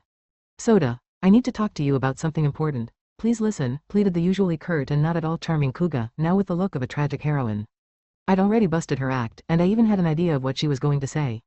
You want to get your hands on that orichalcum ore, don't you? Yes, but I want it desperately. If you can win it for me, I'll give you a kiss. I was speechless. A kiss? Any deck player would be ecstatic at the prospect of being rewarded with a kiss from a heroine, but her face had reverted to its serious expression when she uttered that all-important word. Kiss. Surely she should have delivered that line with just a tinge of embarrassment. Her honey trap skill was still a little rough around the edges, but there were signs it was getting better. At this rate, there was no telling if Castle Soda Narumi might not fall and reveal all of its secrets, so I wanted to nip this in the bud and convince Kuga that her seductive ways were wasted on me. Obviously, I'll give it my all. If we win, we split the prize 50-50. Oh, and rather than a kiss, I'd rather you just see me as an ally and have a little faith in me. Okay, got it. Any ideas on how we're going to win this thing, then, maybe? And so we got straight to planning our tactics. The three teams comprised me and Kuga, Kano with Tenma, and Riza with Satsuki. Riza and Satsuki knew that today was all about winning over Tenma and Kuga, so I felt safe to presume they would hold back and let somebody else take the ore. At the very least, there was a tacit understanding that player skills were off limits, even if things got feisty. It would be hard for them to overcome the level gap between us with boost hammers alone. In that sense, it was safe for me to rule Riza and Satsuki out as rivals for the ore. It's the other two that will be the issue, I predicted. A short distance away, I could hear Kano calling Tenma, big sis, and chattering away to her tirelessly. Initially, I didn't mind whether it was Tenma or Kuga who took the win, only to now lean toward letting Kuga have it. Whichever team collects the most accursed entrails by defeating undead will win the contest, but a simplistic strategy of just trying to kill as many as possible is no good, the reason being. Kuga cut me off before I had a chance to explain and stated, that half-pint said he would use something called a monster respawner to make the monsters appear 10 times faster. Is that true? Yeah, you can bet that the event venue will be total chaos. This is why I think using a hit-and-run approach will be more effective instead of tackling them head-on. A monster respawner was an advanced item that was particularly bothersome to obtain. Even Arthur had only managed to get one in the nick of time. It was no wonder that Kuga had never heard of it or the boss that it came from. Despite being such a precious item, all it was supposed to do was double spawn rates. However, using it in places with certain topographical features, like the Gathering of the Fallen, would cause it to glitch out in some way and multiply the spawn rate by more than 10 times. Naturally, this was much too frantic a pace for a leisurely activity like whack-a-mole, and the number of enemies was too great to fight them fair and square. This made the train strategy of killing them while on the run so effective. The decoy gets a train going behind them while the attacker picks them off from behind, I explained. We both have speed boosting skills, so it's the ideal plan, right? I see, Kuga said after a brief pause. Accelerator's effects last for 5 minutes, and the cooldown period is also 5 minutes, so we take turns being the decoy every time accelerator runs out, right? Tips. Cooldown is the amount of time it takes for a skill to be cast again. With accelerator in our toolkits, battling under these conditions was no sweat for me or Kuga. Still, it would be tough for someone who could not increase their speed like Tenma, let alone Riza and Satsuki. Kano was the sole competitor who might be able to keep up with us, but she'd be no match for us on her lonesome. Which means our victory in this event is guaranteed before we begin, I declared. Right, in that case, I'll get to thinking about what I'll make from that ore now. Kuga's eyes were fixed on the grand prize, the orichalcum ore with its shining seams of azure. I wondered just how many orichalcum alloy items one could fashion from a piece of ore of that size. Arthur had a whole heap of high-strength healing potions at the ready so he could rush to anyone's aid should they need it. The event was safe, and participating was enough to net you a prize, meaning I should have just enjoyed myself. Yet the best thing would be to win that prize in Kuga's favor in the process. What equipment would we make? What kind of design would we give it? We set our imaginations running and kept our smiles hidden from everybody else. Asterisk asterisk asterisk kaboom. Riza brought her boost hammer down in a huge swing, obliterating the skeleton knight and his shield. A shockwave radiated from the point of impact, carrying gravel with it. There was now a 2-meter-wide crater where the undead had once been. Right behind her, Satsuki was also swinging her hammer rapidly, forming several similar craters. With a groaning battle cry, the undead swarmed to attack the duo. But Riza and Satsuki's fantastic coordination thinned their ranks before they knew what had hit them. It's total annihilation. No one can come close to Riza and Satsuki's sheer ferocity, Arthur said into a microphone. What exactly is a boost hammer, anyway? Asked Kurosaki, Arthur's partner on the commentary team. There seems to be a discrepancy between the speed of the upswing and the power of the downswing. If you charge it with magic as you swing, it creates an explosion that accelerates your attack. A certain fiend happens to. The announcers sat together beneath a simple marquee. I wasn't sure who the commentary was for since the only other people here were the participants, but the mysteries began even before that. How could Arthur be on the 15th floor in his fiend form? It was unclear if his discharging of magic in his arachnid form had enabled this. Yet something special about this DLC area had allowed him to be here in person. But more to the point, with all that going on, I said to Kuga, we can't aggro the monsters. If we try to get close, we'll only get hurt in the blasts ourselves. Let's get away from this for a minute and rethink our strategy. Agreed, those weapons sure exceeded expectations. We had tried to get a train going, but the undead that spawned around us were swiftly eliminated before we had a chance to do so. Even then, approaching the monsters to steal their aggro would accomplish nothing except getting cut to pieces by the shockwaves. I couldn't believe that Riza and Satsuki had shut down our plan from the outset. Not bad at all. The sparkling light that had shone down on the gathering of the fallen when Arthur used the monster respawner signified the start of the event. His item's effect became immediately apparent as dozens of undead hands shot out of the earth. In no time at all, it looked like a scene from some movie about a zombie apocalypse, just as I expected. Even now, they continued to heave themselves out of the broken ground until they numbered more than 100. They may have been low-level monsters, but getting close to a horde that large was no small feat. Suppressing a snicker of satisfaction, Riza used her previously cast speed buff and charged toward the monsters by herself. Once Riza was amid the undead, she frenziedly swung her hammer around and sent about 10 flying. I could do nothing but be astounded by her guts and combat technique. I knew that even Riza couldn't keep this up for more than a few minutes, but just as that thought entered my mind, Satsuki went behind her to provide cover. Standing back to back, they entered a frantic melee with the countless undead who wielded various swords and blunt weapons. Satsuki usually favored a medium-range style, employing a short sword and staff. Yet she skillfully swung the unwieldy, oversized boost hammer to and fro, batting her enemies away. She was doing more than just swinging it around wildly. Instead, she factored the weapon's speed-boosting effects and shockwaves into the equation, taking care of any threat that came from Riza's blind side. I did not expect such a heavy weapon to be a good fit for the girl with the pigtails. She looked too light for it. But what tremendous skill she's showing, exclaimed Kurosaki. Her weapon's doing its best to swing her around, but she knows how to work those legs and hips to keep her balance. This girl knows what she's doing, so maybe this is the right weapon for her, Arthur contributed. Despite Kurosaki's praise and Arthur's conclusion that this weapon suited Satsuki, I saw evidence that Riza had been instructing her in the use of a boost hammer. Back in the days of the game, Riza had trained her clubmates and established a strange kind of army. Surely she wasn't considering making Satsuki into a Black Knight, right? Very close by, Tenma and Kano tried to find their way into the mayhem, although the shockwaves and flying gravel stirred up by the boost hammers made them think twice. The rules said we can't attack each other, but they didn't say anything about obstructing, did they? Riza said with a smug smile. Sorry, guys, but that orichalcum ore is ours, Satsuki added. Riza's logic still slightly bent the rules. Despite her apology, Satsuki was showing some real confidence.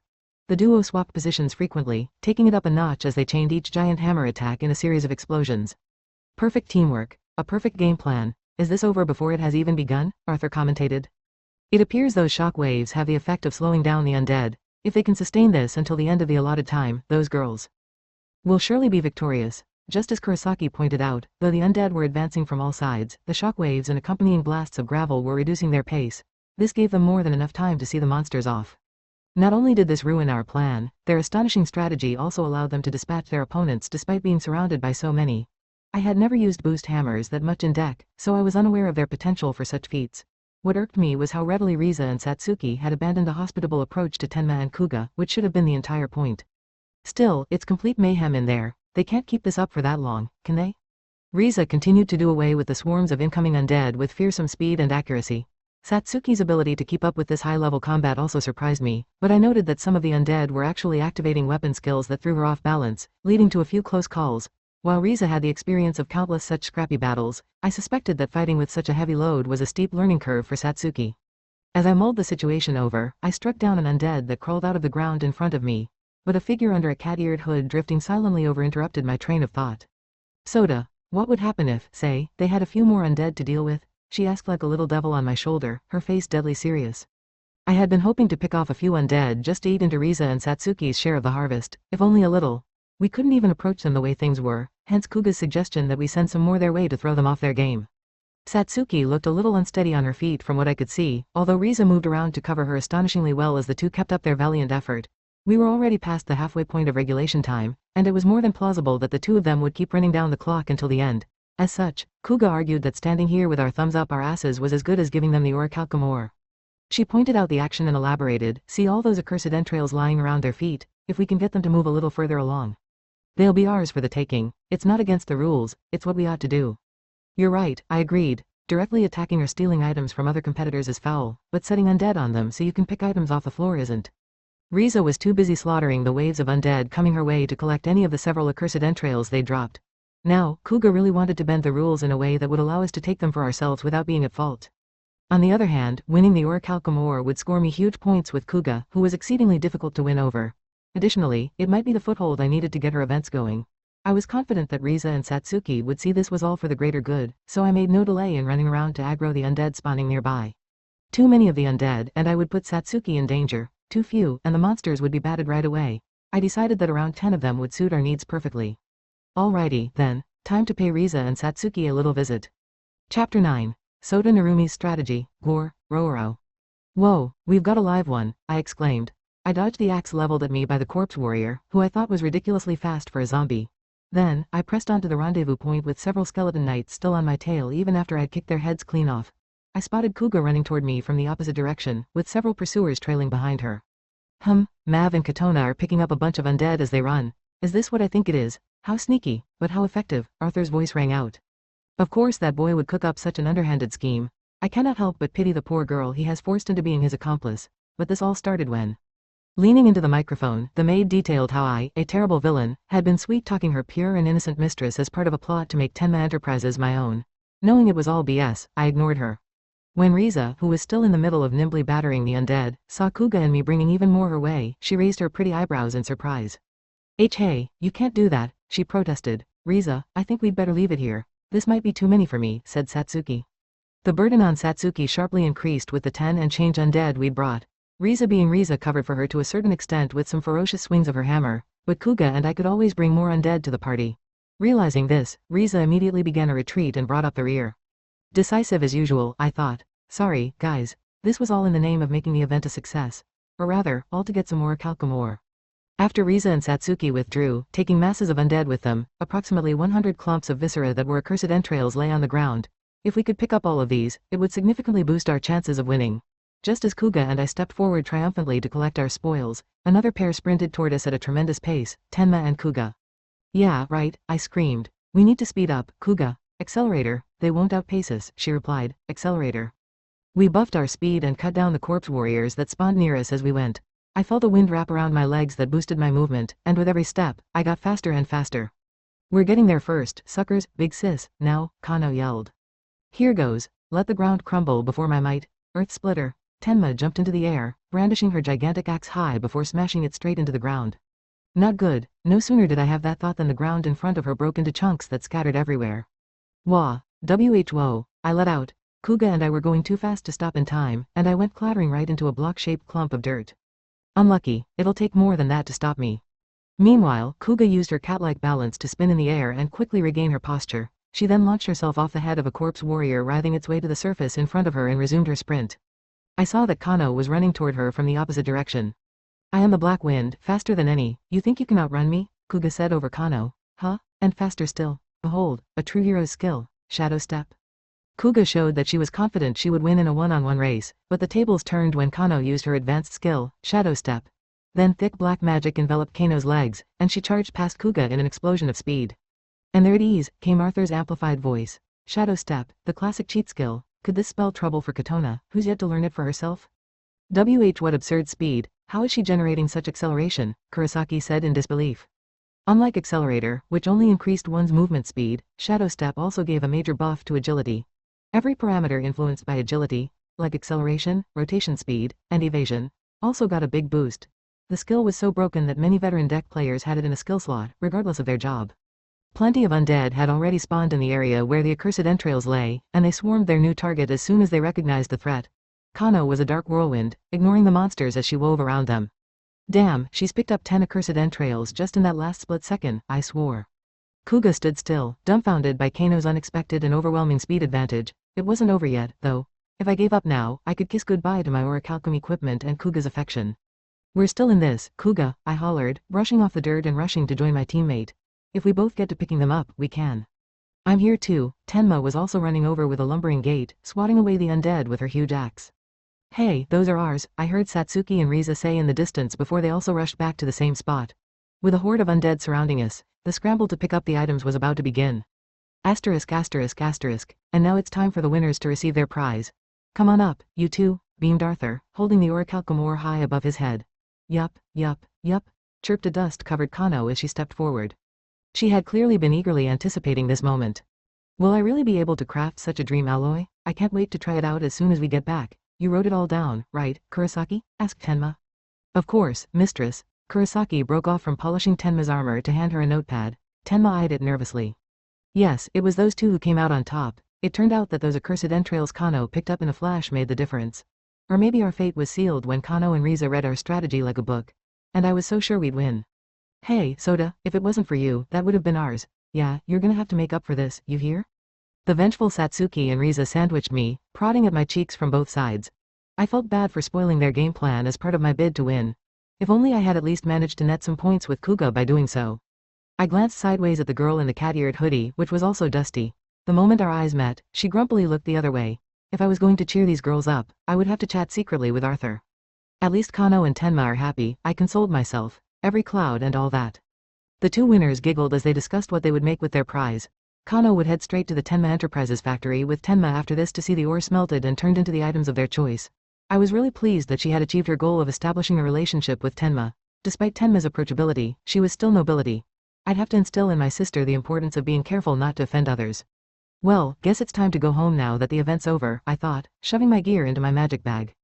Kurosaki, who had now finished polishing Tenma's armor to within an inch of its life, peered into a leather bag crammed with accursed entrails. One of them caught her eye, which she picked up and examined from all angles. The maid wearing a headband jerked her head from side to side over and over. Master Arthur, might I inquire as to what this is? She asked. Is it some kind of delicacy, perhaps? I'd love to see how it tastes, said Tenma, drooling and wondering if the awful matter might taste as good as it looked to her. You can't eat that, Akira, warned Arthur, making his arms into a cross shape. It'll make you ill. Tell you what, though, I think it's time for the grand finale. It's kinda dangerous, so stay right there. The day's efforts had brought in over 200 accursed entrails. Arthur slung the bag containing the hull over his shoulder and used fly to soar into the air and above the faint outline of a pattern, into which he emptied the bag. The pattern glowed with a vermilion light as the clumps of flesh splattered to the floor, enveloping the gathering of the fallen in a dark red mist of magic. This was the ritual for summoning multiple bloody barons at once. The small lumps of meat wriggled until they amassed into 20 huge lumps. This meant that there would be 20 bloody barons, all at the same time. Countless bloody knights wielding a plethora of weapons emerged from the ground to protect their nascent masters. There's way more than I could handle. Before I could finish that thought, I noticed the still airborne Arthur surveying the scene below with a satisfied smile. He nodded once, and his index fingers ignited with a blue glow as he traced the shape of a human-sized magic circle with them. An unbroken stream of high-density magic poured into the magic circle before the air itself creaked and swirled darkly, leaving a huge hole in the sky through which a beam of light shone. Eyes wide with astonishment, Kurosaki hurried to get in front of Tenma to shield her. but the curious Tenma and Kano only poked their heads around the bodyguard maid to see what was happening. That looks kind of like the giant devil's berserk skill. Is it the same magic? Kuga asked me, intrigued by Arthur's magic circle. I wasn't sure how long she had been standing next to me. If anything, I'd say it's a more advanced magic, I answered. Arthur was preparing to unleash a highly destructive spell with a broad area of effect. He'd used this one all the time in the game. I didn't expect it to have the same oomph behind it since he was now at a much lower level, but it would be more powerful than the lesser demon's berserk skill. One bloody baron after another came into being in the gathering of the fallen, each glaring at the fiend flying above and howling a battle cry of pure hate. With a final flourish, Arthur completed his magic circle and held both arms aloft. Time for the showstopper. You guys are about to collect some air miles. Meteor strike. He dropped his hands as he bellowed the name of the spell in his shrill, prepubescent voice. Countless balls of bluish-white light flew out of the sky-high magic circle, showering the whole gathering of the fallen. Almighty rumbles echoed as the projectiles hit the ground, engulfing the upturned earth in a torrent of light. There was no conceivable way the 20 or so bloody barons could survive this. Talk about a fireworks display. Everyone was giddy after Arthur's demonstration of magic that was top tier, even in deck. Tenma and Kano grabbed Kuga by the hand, inviting her to go see what loot the monsters had dropped. Satsuki suggested that she and I join them, but I was feeling a little tired, so I decided to give this one a pass. Looks like they're all going to get along famously, I noted. That's reassuring. I saw that even Kurosaki and Arthur had joined in the lively conversation and breathed a sigh of relief. Tenma and Kuga had unique backgrounds, so I worried that they might not gel with Kano and the other guys. Looking at the scene before me, I considered this event a success for now, apart from losing the respect of every woman in my life. I stretched my stiff muscles and turned my thoughts to tomorrow's duel between Tsukijima and Ashikaga from the First Swordcraft Club. Honestly, I had no idea how it would go or how far Tsukijima would be willing to go. All the same, I felt that I'd done all I reasonably could to prepare for it. I had gotten everything I wanted, and in that sense, today's gathering was very worthwhile. Along the way, Kano and Arthur ran around collecting the dropped items. Even though I was too far away to see the dollar signs in their eyes, I knew they were there. Things were sure to get lively at Adventurers High once. Those two started there, but I hoped that I could at least have a quiet life on campus until then. Chapter 10. Meanwhile, as the fated duel begins. Narumi, is it? Enter, came Akazane Sagara's voice from within the student council president's office almost as soon as I had knocked. Thank you. Once granted permission, I opened the hefty wooden door with the usual trepidation I felt coming to this place. I never like being in places where people like to rub their power and influence in your face. Letting this discomfort show betrayed a weakness for others to exploit, so I should have learned to hide it. But that wasn't something I'd managed to do in my former world, so it would likely prove impossible here as well. It's tough being a wimp, I mused as I looked into the room to find a stern-faced Sagara sitting not far from me with his arms crossed and Karara standing with her index finger on her chin, deep in thought. I hurried to give them a quick bow. Narumi, said Karara, only 20 minutes to go. Are you all set? Room 1 of the arena will serve as the venue, Sagara said before I could answer. I've given notice that all but those concerned are to stay away. The duel between Tsukijima and the First Swordcraft Club's Ashikaga was imminent. To minimize the amount of secret information that might leak, I had the number of spectators significantly limited and the date moved to a non-school day when few students would be on campus. Plus, it would take place within the secure walls of the first room of the arena. Sagara had gone the extra mile by forbidding regular students from coming anywhere in that vicinity. I opened my magic bag and grabbed a black face guard that would cover my mouth and nose, a long-sleeved jet black robe, and a small bottle. Then, I told Karara that I could be ready at a moment's notice. I'll be wearing these in the arena. I detect a trace of magic in that mask and robe, Karara said. Magic items, might I ask what effects they possess? Queried Sagara. On Riza and the others' advice, I had made some major alterations to the face guard and robe disguise. They were originally just a worn-out mask and a dirty old cloak but were now unrecognizable even though their effects remained the same. The face guard blocks appraisal, and the robe suppresses my presence, and this medicine temporarily removes body fat, so I thought it would make the perfect disguise for a husky guy like me. Karara gasped when she heard what my face guard and robe could do. Surely a clandestine clan like the Red Ninjets must have a few of those items in their arsenal. What was she so amazed for? As for the other item, the vial of medicine, Tenma Enterprises had it shipped in from overseas for Tenma. She would take some whenever she couldn't get out of attending a ball or some other noble get-together. I knew this tidbit from the game, so I convinced her to send me a little. I regretted having upset Tenma the way I did when I brought up the medicine, but she literally jumped with joy when I told her that in exchange for some of the stuff, I could teach her in detail about the smelting, working, and characteristics of orichalcum. So, it was all good in the end. She told me that Arthur's information had prepared her for the lengthy and costly process of fashioning armor with the orichalcum. Still, I should have been much more careful about using my game knowledge to infringe on someone's private life. The medicine was apparently very rare, costing way more than I'd imagined, so I should have at least looked up the price before casually asking her to share some with me. I was keen to show my gratitude to Tenma again for her generosity. At any rate, the duel was about to begin, so it was time for me to get drinking. The medicine in question was a yellow liquid. I took a sip and found it slightly sweet with a viscous consistency. It took effect almost immediately. Before the liquid even reached my stomach, I felt its warmth spread from my throat to my entire being as my body shrank at a comically fast rate. My arms and belly, once plump with fat, now had visible sinew and veins on the surface, and I could even feel the sharpness of my jawline. I had deliberately worn one of my tighter pants, but now they were baggy. You look like a different person, although, I guess this is how you looked when I picked you up from your house, Karara corrected herself. But you still look like a different person from just now. And if I add the face guard and robe to the mix, I'll look a little something like this. Incredible, Sagara remarked. I have to stare just to make my eyes focus on you. There's something very bizarre about this. It was a two-factor disguise. Even if my mask and robe got damaged and my face was exposed, the medicine should still keep my identity a secret. This way, not even Tsukujima would realize that I was Piggy. Though I felt a little self-conscious at how the two of them eyed me all over as if I were some exotic beast, I was pleased with this confirmation of how effective my getup was. It's starting very soon now, we'd better get going, Karara said. Right, we're counting on you, Narumi. The three of us nodded and stepped out into the hallway, silently walking through it. Without a single cloud, the sky outside the window couldn't be less of a match for my state of mind. The vast blueness appeared to stretch on forever. No point getting myself worked up, I soothed myself.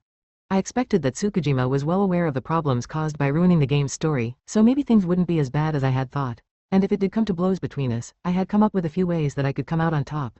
Worrying over this wasn't going to make things any better, so I let the tension melt from my shoulders and decided to take it easy.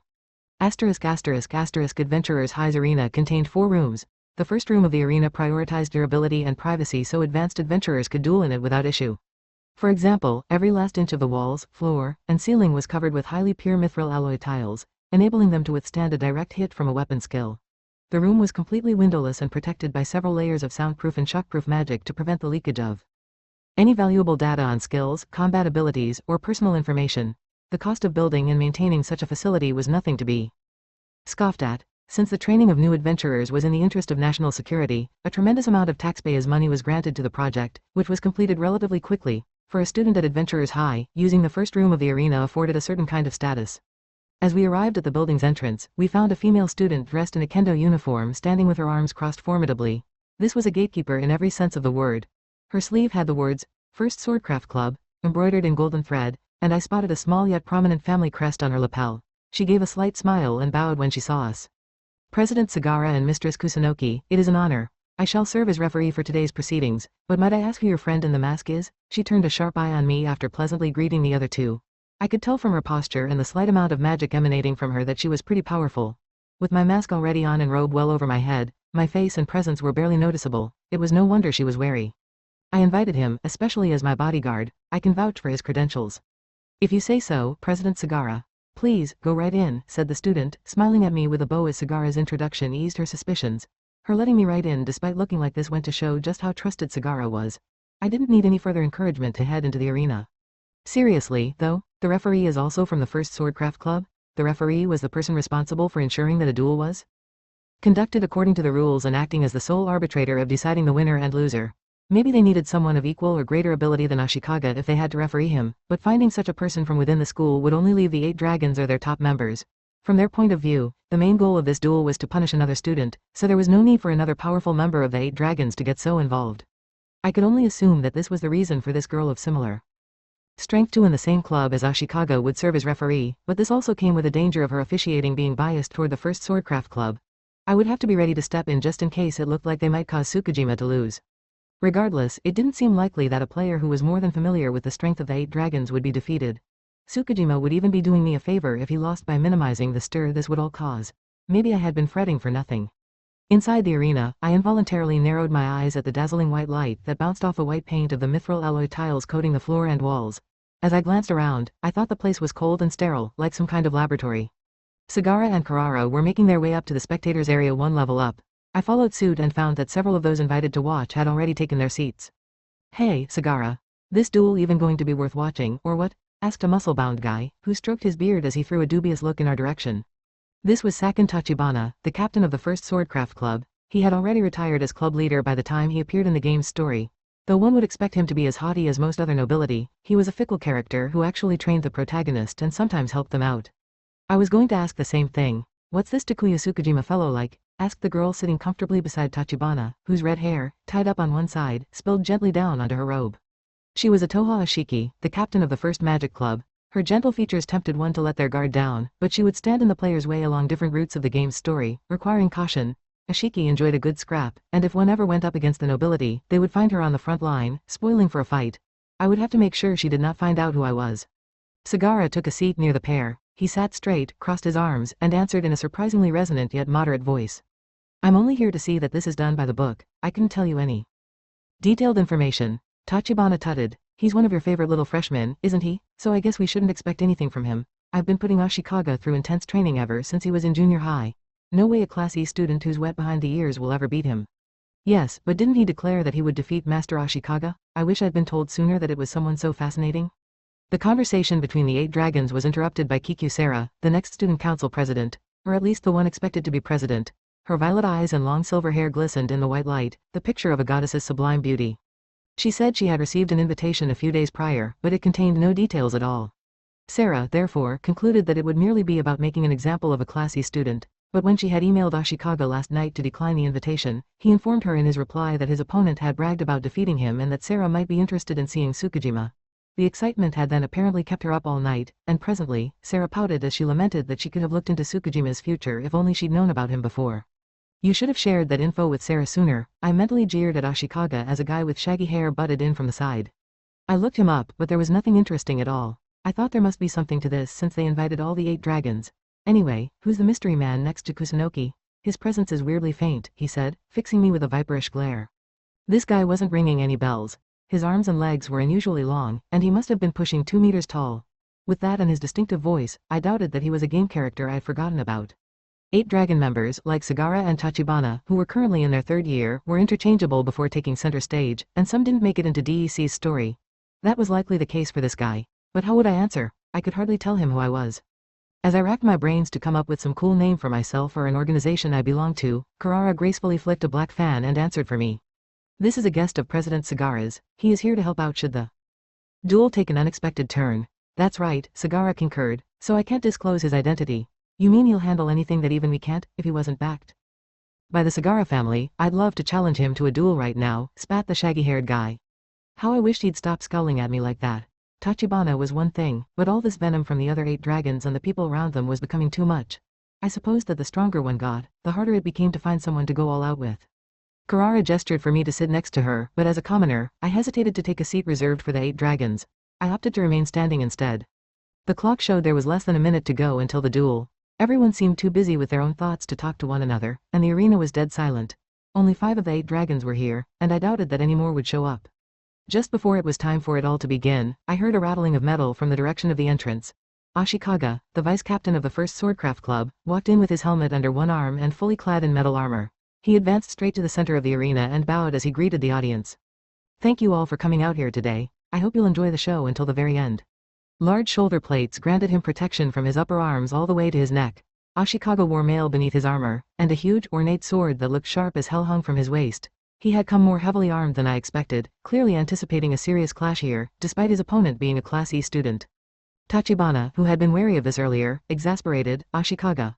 I'm sure this Tsukujima guy knows a thing or two, but who says he's even going to show? Captain Tachibana, I share your concern, but, oh, this must be him now. In the middle of Ashikaga's reply, a door audibly crashed open. Everyone turned to the source of the sound and narrowed their eyes. Tsukujima strolled in, his hands stuffed into the pockets of his school uniform. His eyes didn't have their usual languid look but burned with a fire that complemented his self-assured grin. He looked as if he had been waiting for this moment all his life. But even more attention-grabbing were the people walking alongside him. To his right was Riza, a female student with shoulder-length hair and large glasses. She had informed me beforehand that Tsukujima had invited her along as a fellow player, and she had accepted the offer to gather some information. As such, Riza's presence was to be expected. I could only assume that her tight smile was due to feeling awkward walking through the middle of this place. On Tsukujima's left side was a long-haired young man with a sword on his hip, Kukisuo. He was from a high-ranking noble family and the head of Class B, a man of extraordinary talent and abilities. He was a boss character that players would have to overcome. Or rather he was supposed to be, but had he now taken Tsukujima under his wing? I knew that Tsukujima had exchanged information with Suo in the run-up to a Kage and Karya's duel. Riza had told me they always met discreetly in a private room to avoid being spotted, though judging from how they marched together, they no longer needed to conceal their association. The problem was with the person at the back of the group, though. Damn it, I can't believe she accepted his invitation. Kaoru was there, her long side ponytail swishing with each step. I had anticipated that Tsukujima might ask her too, but this duel was to take place in front of numerous nobles. She must have known the dangers of diving headfirst into such a situation. Why, oh why, did she agree to this? This also meant that my face guard would have to stay on since Kaoru knew what I looked like when skinny. I had to play this one carefully. After Ashikaga suspiciously eyed the outsiders following Tsukujima, he acted as if they weren't there, clapping and offering his opponent a welcoming handshake. I applaud you for not fleeing. I presume this means you're ready to take what's coming to you. Tsukujima snickered and said, I couldn't give a damn about you, but I'll take this opportunity to teach you a lesson in fear. Kuki, Riza, Kaoru, this is my moment. See for yourselves just what you stand to gain by joining me. He had ignored Ashikaga's attempt at intimidation, instead turning his back on him to implore those with him to see what he was capable of. He likely wanted to establish the same camaraderie with them that Satsuki and I shared. Dungeon diving solo was only viable until around level 20, so forming a party was essential if one wanted to get serious about raiding. I deduced that the 3 people who made up his entourage were his candidates for such a party. He'd certainly picked the cream of the crop in terms of ability and character, but I wasn't sure what to make of his choices. I had all kinds of complicated feelings about this. We'll do just that, Takuya. Now, Riza and Kaoru, how about we take a seat up there? Okay, let's go. Hey Ace, you can save your answer until after the duel, can't you? Why yes. That's right. After a brief exchange, the 3 of them took seats slightly removed from the 8 dragons. Tachibana's quiet yet penetrating voice halted the group as he stood up like he had something to ask them. Turning to its source, I saw Sarah standing on shaky feet, her eyes glowing red. I can't see a thing, but why, huh, said a confused Tachibana. She was using her unique skill, clairvoyance. This was supposed to reveal a person's future and potential to her, but what did she mean by saying that she couldn't see? Is your future yet to be decided? Is my power not enough? This has never happened to me before. Could it be that you are my dear hero? Sarah pressed both hands against her chest, staring at Tsukujima with an almost delirious expression. I assumed the dear hero she spoke of was related to the unique job known as hero that only Akagi and Pinky, the game's main characters, could obtain. I was aware of Sarah's backstory, in which she longed to fulfill a prophecy told to her when she was a little girl by her great-grandmother, the Holy Woman. According to said prophecy, Sarah was destined to travel the world with her dear hero, defeating the wicked. When playing through the story as Akagi, Sarah would be drawn to you and start calling you her dear hero. So why was she doing that to Tsukujima now? It wasn't a job any of his former players could ever get here. Standing in the center of the area with his confident smile, Tsukujima answered, Sarah, you can join the gang too if you like. You sit back and see exactly what I'm made of with those eyes of yours. Sarah was silent for a heartbeat, then responded, yes, my dear hero. Tears welled up in her eyes, and she trembled. I wished she'd hold her horses, though. What would become of Sarah's arc if this happened, but more importantly, if we players could assume the hero job, I wanted to put my name down first. The duel that would determine the future of Adventurers High was just about ready to go down. Meanwhile, a little piece of my heart was ready to break. Chapter 11. An as yet unseen power. The girl who had been at the entrance now stood in the middle of the arena and raised her voice. I will now go over the rules of the duel. First, this will be an honest fight. Apply your techniques and use this as a learning experience. Second, there is to be no killing. Anyone who breaks this rule will receive the maximum penalty possible. Third, the rules were as follows: fight clean, no killing. Surrendering is permitted. Being deemed unable to continue will result in a loss. This was the standard rule set, so there was nothing particularly noteworthy. Even the well-connected Ashikaga would end up getting expelled if he broke the no-kill rule, so the risk of someone dying here was next to nothing. Plus, it was encouraging to know that there was a priest teacher waiting in the wings who could easily heal a severed arm or two.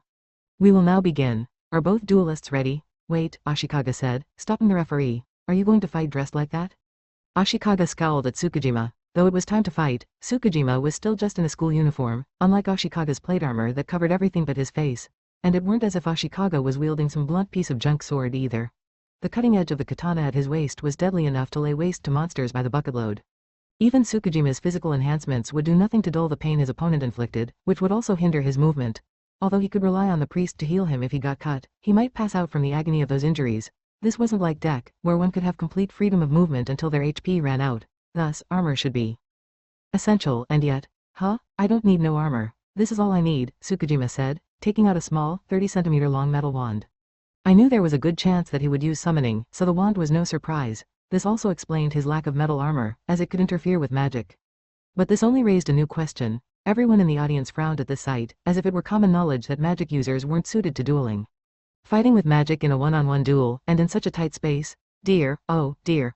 I don't think the fellow's in his right mind, said the tall, shaggy-haired guy, Tsukasa Harai, president of the Weapons Club, as he shook his head in disappointment. What a letdown. I'm out of here, Tachibana said, rising out of his seat. The first room of the arena was the largest of all 4, though it could hardly be considered a spacious venue for those of level 20 or higher to do battle. Any duel in here would inevitably turn into a close quarters fight. The most a magic fighter could hope to pull off here was chuck some weak fireballs, since the incantation required to cast them was so brief, or so Tachibana and Harai believed. Before leaving, Tachibana took a sidelong glance at Sagara and Kusunoki. Their lack of movement seemed to give him pause for thought, and he next called out to Kaoru's group. Hey, freshman, and you of all people, Suo, I thought you were going to join us. What are you hanging around with that loser for? You know something I don't? I don't know a thing, Master Tachibana. That's why I came here, to find out. The one thing I can say for sure is that Takuya is no ordinary person, said Suo. What's that supposed to mean? Behind Suo, Kaoru looked to be considering something she did know. Tsukijima had likely given her a glimpse of his power. Though Tachibana was irritated by Suo's vague answer, he returned to his seat and slumped back down. I still don't get how a magic fighter can beat a swordsman. What do you reckon, Magic Club? There are ways to best even a swordsman, began Ashiki, captain of the first Magic Club, as she stared unblinkingly at Tsukijima. But I think it will be difficult to achieve without both a deep understanding of magic and much experience in dueling. Right, my expectations just get lower and lower, said Harai, groaning. When he heard that dealing with a swordsman would require knowledge and experience, his hopes grew even fainter that a Class E student who had only been going into the dungeon for 3 months would put up a good fight. Even if this were 2 players dueling, there's no doubt that a space of this size would give a swordsman the upper hand, all the same. The room was around 30 square meters in area. Despite a swordsman's limited range, they could unleash their attacks and skills at a moment's notice. It went without saying that a magic fighter's weak defense and slower attacks would put them at a disadvantage. But Ashikaga wasn't a player, and there were plenty of ways he could be handled. I looked down to see Ashikaga's face red with naked rage. He was completely unaware of all of this. I was a fool to expect anything of you, he spat. I shall pay the 8 dragons back for my error with your blood. Ashikaga must have felt humiliated, but perhaps that was all part of Tsukujima's strategy. It is time. Begin. The referee swung her arm down to signal the start of the duel. The heavily armored Ashikaga stooped down into a sword-drawing stance and instantly slashed out in the same movement as he unsheathed his blade. Only it wasn't Tsukijima he cut, but the magic projectile known as fire arrow that he'd launched the moment the fight began. Tsukijima ran in a circle and let loose one projectile after another while using his left hand to draw and instantly activate magic circles with manual activation. I recognized this as fast cast. A skill wizards could learn that reduced incantation and cooldown time. The skill was visibly speeding up the rate at which Tsukijima fired off his projectiles. Thus far, it had been straight out of the magic fighter's playbook. Keeping one's distance from the opponent while getting a feel for their strengths and habits and watching for a chance to land the fatal blow. Players use this strategy all the time in deck. But Ashikaga showed why he was vice-captain of the first Swordcraft Club. He negated Tsukujima's attempt at suppressing fire by either dodging or cutting down every fire arrow. Nothing but cheap tricks. Won't you show me something more interesting? This won't keep our guests entertained. Heh. Oh, I can show you a little something, all right, Tsukijima boasted, stopping in his tracks and cracking his neck. He pointed his hand to the floor and let out a surge of magic. A 3-meter-wide, ring-shaped magic circle sprang into existence, emitting cinnabar light. That magic circle, it's crimson flames of fury, heed my word and come forth, Ignis. It began as a vertical burst of flames from the ground, which seemed to twist into a recognizable shape. Before I knew it, it had coalesced into a 1.5-meter-tall lizard standing on 2 legs. The thing had bulging muscles, breathed sparks of fire from its mouth, and repeatedly slammed its thick tail into the ground as if agitated. Ignis was a creature that those with the high-level job, summoner, could learn to invoke. Tsukijima using auto-activation to do this indicated he was going for a summoning skill build. The sudden appearance of the summoned creature caused the spectator's eyes to widen. What? A monster? It appears he summoned that with magic, so he is some agent for a foreign country? Tachibana, mistakenly believing that Ignis was a regular monster, reached for the sword he had left propped up next to him. But Ashiki corrected him, having noticed the flow of magic. I wondered what reason she had for suspecting him to be a foreign agent, though. He's no agent, Harai blurted. I did some digging, and Takuya Tsukijima was born and raised in Japan. I even found records from the orphanage he grew up in, so there's no question that he's a regular citizen. Then explain to me how he knows a skill like that. He's got to be around level 20, Tachibana insisted. An orphan, huh? So that's how it works, I thought. A player like me, who assumed someone else's body, also inherited that person's past, while those like Tsukijima or Riza kept their body from their previous world. It sounded like their appearance in this world came about by making them orphans with no relatives. The fact that they had a fake background was pretty interesting in itself. A debate looked all set to rage over what skill Tsukijima had used and whether a Class E student being such a high level meant he was an agent or not. However, the situation below us brought a halt to the conversation. Ashikaga leapt over to Tsukijima and slid his sword back into its scabbard to charge up another drawing attack, but Ignis had other ideas. The lizard swung its thick tail with an almighty swoosh. Yet Ashikaga got out of the way in the nick of time, only to be bent over and sent flying several meters by a thumping roundhouse kick from Tsukijima, who had moved to his other side. A kick? Why so surprised? magic fighters can use physical enhancements too. Several factors had prevented Ashikaga from evading the kick. The monster coming to Tsukujima's defense, Ashikaga's assumption that a magic fighter wouldn't fight at close range, and mostly that he was now outnumbered 2 to 1. A one-on-one duel might favor a swordsman, but 2 against 1 was a different story. If a magic user could summon a creature with high defense, they would have the chance to use high-level magic that required long incantations to cast. And if they had the close-quarters combat skills to complement their magic like Tsukujima did, new tactics such as pincer and combination attacks also became available. The battle moved at a dizzying speed. Ignis breathed a well-aimed column of fire at a still-recovering Ashikaga, turning the pure white light of the arena orange. Ashikaga instantly rolled out of the way, but Tsukujima was ready for him again, this time with magic projectiles that struck their target with a crash. While 2 or 3 of them must have connected, Ashikaga demonstrated that his mail and plate armor wasn't just for show by immediately rising to his feet and bringing his guard back up. "Ah, why, you, how contemptible you are to rely on a monster to help you." "You're a funny guy," said Tsukujima, chuckling. "I'm only trying to fight at your level here, man." Ashikaga, shaken by how different this duel was from the one he had imagined, accused his opponent of cowardice. But fighting in coordination with their creature was fundamental for a summoning fighter's strategy. What did Tsukujima mean by fighting at Ashikaga's level? He could smash Ashikaga with a player skill at any minute if he wanted to, but he had yet to show us any such techniques. Was he worried about information being leaked? If that was the case, why even accept this duel in the first place? Maybe he was conscious of one particular person in this room. "Begone, monster!" An irritated Ashikaga had apparently decided first to take out the summoned creature that was proving to be an obstacle and charged at Ignis with a swing of his katana. Tsukujima, naturally, wouldn't just stand and watch this unfold. He went around Ashikaga's blind spot and fired a barrage of missiles from his wand. Noticing that Tsukujima was on the move, Ashikaga came to a sudden stop to dodge his attack, but Ignis was now right behind him. The creature blindsided Ashikaga with a punch, causing him to lose his balance badly and pitch forward. "Ignis, war!" Ignis responded to its master's voice with an earth-shattering roar, simultaneously amplifying its magic. Its fat tail grew even bigger instantly, becoming a whip of blazing light that ripped through the mithril alloy tiles as it struck the floor. This was Ignis's most powerful fire-type skill, Flame Tail. Ashikaga bent down and crossed his forearms in an effort to withstand the attack but was still hurled into the wall with a noise that sounded like someone getting hit by a car. Plate armor or not, it was impossible to avoid taking significant damage when defending like that. It was all over, then. The first Swordcraft Club held their breath in silence. In contrast to them, the other 8 dragons and Suo were all leaning forward with their eyes lit up at their very first sight of what a summoning fighter could do. Being able to summon a monster to do one's bidding meant a magic fighter could fight alone, no matter the situation.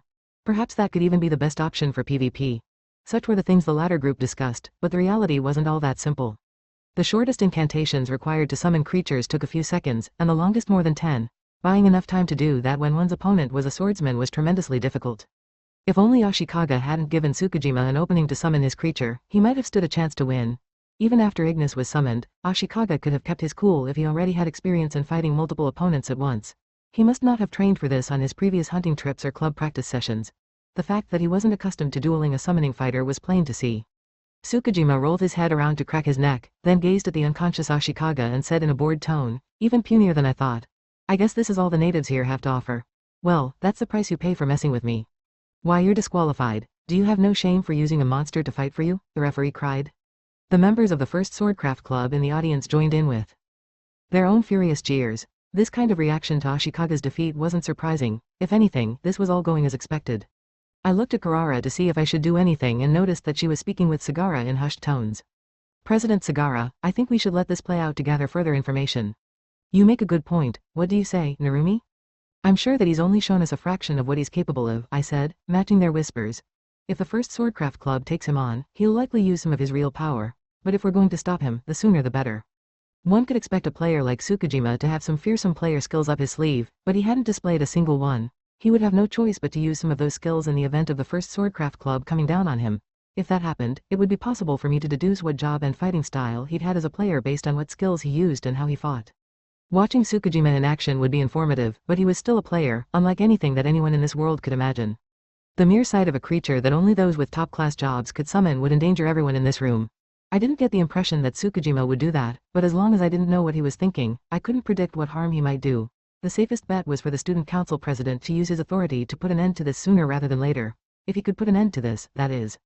"You mean to say that wasn't even the full extent of his power?" Sagara whispered. "It doesn't seem that Tsukujima will be stopped, but I'll see what I can do." The first Swordcraft Club members, looking down at Tsukujima with murder in their eyes, emitted their auras and drew their swords. Ignis responded by stepping in front of its master to protect him, and let out a roar. If someone didn't intervene, things would get ugly. Then Sagara spoke in a commanding voice. Enough. As student council president, I hereby assume the role of referee for this duel. Tsukujima, you are the victor. That was a magnificent display. But President Sagara, this hooligan has defiled the arena by bringing a monster to it and insulted us nobles by. The entirety of the First Swordcraft Club lashed out at Sagara's declaration of Tsukujima as the winner and subsequent praise for him. None of them put their swords away and insisted that they would never accept Sagara's ruling or that Ashikaga lost. But quite frankly, the First Swordcraft Club didn't matter. What mattered was whether Tsukujima felt like calling it a day. Would you guys shut the hell up? Now that I'm done with him, it's your turn, you high and mighty rubberneckers. You'd best get ready, cause I'm not letting anyone in here get away. Now, Tsukujima was picking a fight with the 8 dragons of all people. A furious Tachibana, Ashiki, and the others seemed poised to leap down to face him. However, they simply glared back at him menacingly. This level-headed response provided me with a little relief. If this turned into a full-on brawl, there wouldn't be anything I could do. Though it's definitely heading in the bad direction I feared it might. Tsukujima was evidently set on battling the 8 dragons, although I was unsure what he hoped to gain by appending the entire school's order. The 8 dragons were so formidable not because of their power as individuals or as a faction but because they were all heirs and heiresses to noble families with enough political clout. If they so wished, they could have Japan's very best armed groups and assassin organizations mobilized. Going against them would undoubtedly provoke the involvement of others. Even if one could keep these forces at bay temporarily, Japan's nobility system ensured that anyone who opposed the noble families would have anything but a quiet life.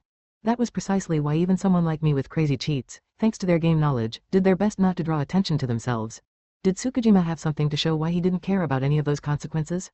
We had already strayed pretty far from the game's story, but there was still hope as long as the 8 dragons continued to exist. If I was going to save Tenma and Kuga, protect all these people from impending disasters, and ensure that Kaoru achieved her dream of becoming a top-class adventurer, I couldn't let Tsukujima go on wrecking everything as he pleased. But just as I got myself worked up, I spotted Sarah in the corner of my eye. Her flushed cheeks and ecstatic expression drained all my motivation. Oh, man. Don't go yet, Narumi, Sagara whispered. I'll coax his true power out of him, and I want you to be there to deal with it. President Sagara, Karara hissed. In that case, let me, you're the insurance policy in case Narumi and I fail to stop him. Sagara interrupted. If that happens, make contact outside the arena and take command. As he said this, Sagara handed Karara his sparkling gold presidential badge, then slipped on a pair of leather gloves. He was hurrying to get ready for combat. I admired that he had the guts to put himself on the line just so I could learn more about Tsukujima. Understood, President, but if things get too dangerous, I will be getting involved. Right, I'm counting on you, Karara. Now draped in a white robe, Sagara slightly nodded before jumping from the stands. Upon landing, he glared angrily over the top of his glasses at Tsukujima and the First Swordcraft Club. If you refuse to follow my instructions, I will show no mercy. The First Swordcraft Club blanched at the sight of the student council president in combat mode. Sagara had a reputation for being foolish and incompetent in the game, but he seemed sharp-minded at the very least. Brave too. What about the all-important question of his strength, however? I was going to stand back and watch how this played out. Chapter 12. A Golden Light Student Council President Sagara landed on the arena floor and glared at the members of the First Swordcraft Club and Tsukujima. Whoa, what's a small fry like you going to do? You got someone waiting in the wings, or what? Asked Tsukujima as his eyes darted. Sagara's reputation among deck players was low because he was either an incompetent president who hid behind his political power or someone whose purpose was to make the incoming president, Kikusera, appear better by comparison. So it was no wonder that Tsukujima would assume that for such a person to step forward like this, he likely had a subordinate hidden somewhere, ready to attack. At first glance, Sagara looked like the stereotypically sour noble who looked down on ordinary folk. But Karara's evaluation of him couldn't have been more glowing. From what people like Satsuki and Tachigi told me, he was considered a once-in-a-lifetime genius and the strongest student at Adventurers High, among other accolades. Based on my interactions with him, he was an honest and fair young man. This was one instance in which information from the game proved unreliable. The 8 dragons had varying reactions to this unexpected turn of events. The president is taking him on personally. That first year is tougher than I thought, so this ought to be fun, Harai murmured, licking his lips. He's highly proficient in both magic and melee combat and can even cast some unknown spell to summon a magical beast. I'm not sure any of the leaders of the 8 dragons would be a match for him, Ashiki said with a blank face, eyes fixed on Tsukujima as she considered his potential. She seemed different from the softly smiling, gentle girl she had been up until the duel began. Meanwhile, I expected that Tachibana would be fuming to see Ashikaga, the student he had trained, so soundly defeated. Instead, he looked to be enjoying himself. I'm shocked that Ashikaga had absolutely no way of dealing with the freshman, but this is Sagara we're talking about. I've gone head-to-head with him before, and let me tell you, he's a different breed. This won't even be a contest. I beg to differ. If he is the dear hero my great-grandmother prophesied, he will defeat anyone who faces him, including President Sagara, Sarah said, her hands clasped close to her lips as if praying. The Holy Woman's prophecy? Sarah had backed up her argument with a claim of a prophecy by the Holy Woman.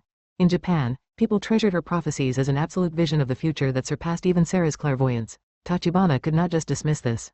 All the same, Sarah was likely mistaken to think that Tsukijima was her dear hero. If he really were the hero, she would have seen the same heroic battles and exploits that she foresaw Kage would have in the game. Even if, for the sake of argument, Tsukijima was the hero, losing was still on the table. But it would be a mistake to get on Sarah's bad side by pointing that out right now. What I was more interested in was the other group of people. Suo, Riza, and Kaoru sat opposite us and were clearly engaged in a discussion, which caught my attention. I was very curious to know what it was about. I expected that Tsukijima had shown those three something before they arrived here today, but what? Furthermore, Suo was animatedly talking to Kaoru in the seat beside him and was acting a little too familiar with her. It had been bugging Piggy's brain for a while now. This was no time to get distracted, as down in the arena, Tsukijima and Sagara looked ready to get it at any second. I have the right to expel all of you should you give me reason enough. You are aware of that, aren't you? Sagara warned. Technically, the right he spoke of was nothing more than the ability to make a direct appeal to the school management for the expulsion of a specific student. Just having this question deliberated could significantly impact a student's future. His right was a large part of what made the student council president the most influential member of the 8 dragons. Upon hearing the word expelled, the first Swordcraft Club, who had been hurling abuse at Tsukijima and emitting their auras, fell silent. I already knew that the expulsion card would work well on the nobles, for whom honor and reputation was everything. But Tsukijima didn't seem to care one iota as his smile only broadened, so that one wouldn't persuade him. What a loser you are to have to count on political clout over real power. I'm still not letting anyone out of here, though. If you want to use that right of yours, you'll have to beat me first, Ignis. Grr. Once Ignis heard its master's voice, it opened its slit of a mouth to reveal lashing flames within and stepped forward with an almost sneering growl. When it slammed its bulky tail hard into the ground, several First Swordcraft Club members flinched a step back and hurriedly put their hands to their swords. Ignis looked as tough as any floor boss with its sharp fangs, rippling muscles, and leering reptile eyes combined with the skill that had just felled Ashikaga. Even I doubted there was that much of a gap between it and the First Swordcraft Club members, taken as a single unit. On the other hand, Tsukujima's coordination with Ignis brought out its best attributes. When I noticed how the two of them worked together, I had no doubt that Tsukujima had specialized in fighting with summoned creatures back in deck. Seeing that Tsukujima had no intention of backing down, Sagara exhaled and turned to face him resolutely. You won't withdraw, then I will purge you myself. First Swordcraft Club, stay out of this. You sure you want to try this on your own? Tsukujima scoffed. Grr, or. Tsukujima must have thought that his summoned creature would be enough for such a supposedly incompetent coward, as he kept his left hand in his pocket while he signaled with his right for Ignis to advance. On his command, Ignis flew forward like a bullet with a giant fist held, ready to strike, but then. Grar, wham, Sagara also flew forward at an even more astonishing rate of acceleration. The distance between the two closed in an instant, and Ignis didn't have time to react before Sagara thrust his palm into the beast's flank with a sound that shook the air. Ignis bounced straight back in the direction it came from, but Sagara accelerated once more to catch up to the creature and grab it by the head, which he smashed into the mithril alloy floor. It must have been a hell of an impact, since the tremors could be felt from 20 meters away in the stands. From the look of things, it had also been a fatal blow, as Ignis lay still for a moment while its magic dispersed before vanishing into thin air. Tsukujima, naturally taken aback by this, opened his eyes wide. I felt like I was going to pee myself since this was nothing short of amazing. In the blink of an eye, Sagara had dispatched Ignis, which had even higher endurance than adventurers of the same level. That was no ordinary technique.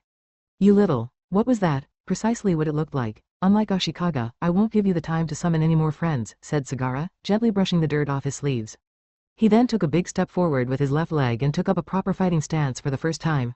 His robe and wand had led me to believe this would be a magical shootout, but this latest move suggested a hand-to-hand style. And what on earth was that attack he'd just done? When I kicked the ground and thrust my palm out, I released magic from specific parts of my body to massively increase my power. It's a secret technique passed down to only the firstborn Sagara child, making it unique. It's too dangerous for anyone else to try, Karara explained to me. Even if you grasp the general principle behind it, attempting it without a full understanding will only get you hurt. I'm told that there are a few people in China who use a similar technique, but the Sagaras are the only ones in Japan. I had assumed that Sagara had only modified a pre-existing combat skill, although Karara said it was a type of magic manipulation that generated a huge amount of recoil through a focused release of energy. Harai added that this dangerous move also put a huge strain on the body, and failing to control the flow of magic could render one's limbs useless.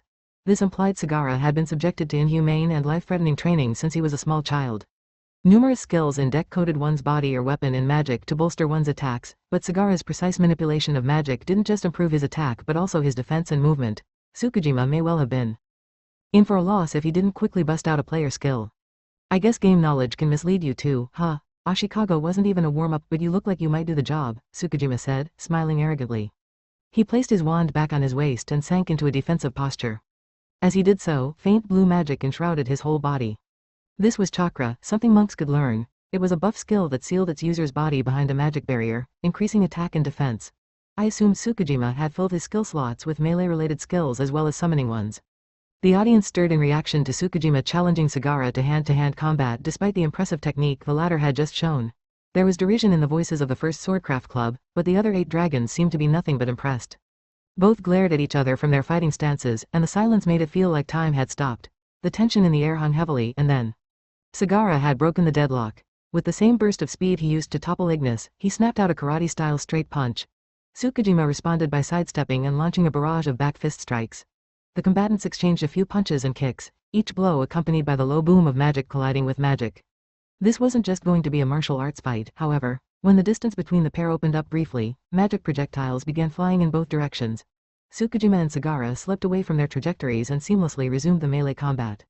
You've got to be kidding me. You mean this guy can go toe-to-toe with Sagara's magic combat?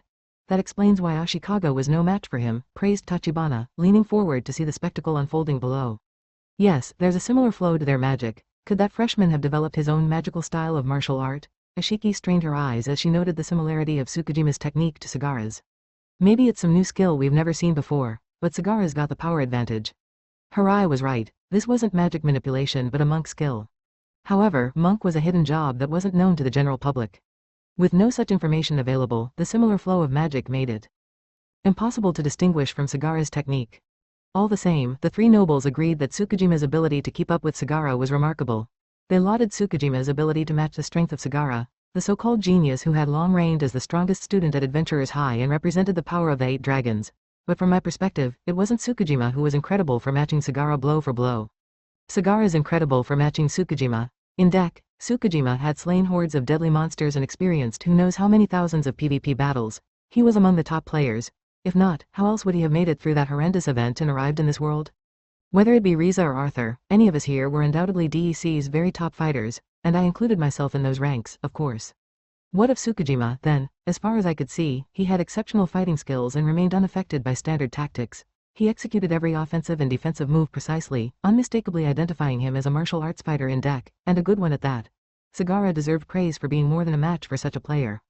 Some in the audience trembled in fear, while others' eyes sparkled with excitement at this battle that far surpassed any duel between ordinary students. However, we all stared in amazement, unable to tear our eyes away. Try this on for size, Qigong Fist, HNNNGH. In an explosion of magic, Tsukijima activated a skill with a twisting motion of his right arm.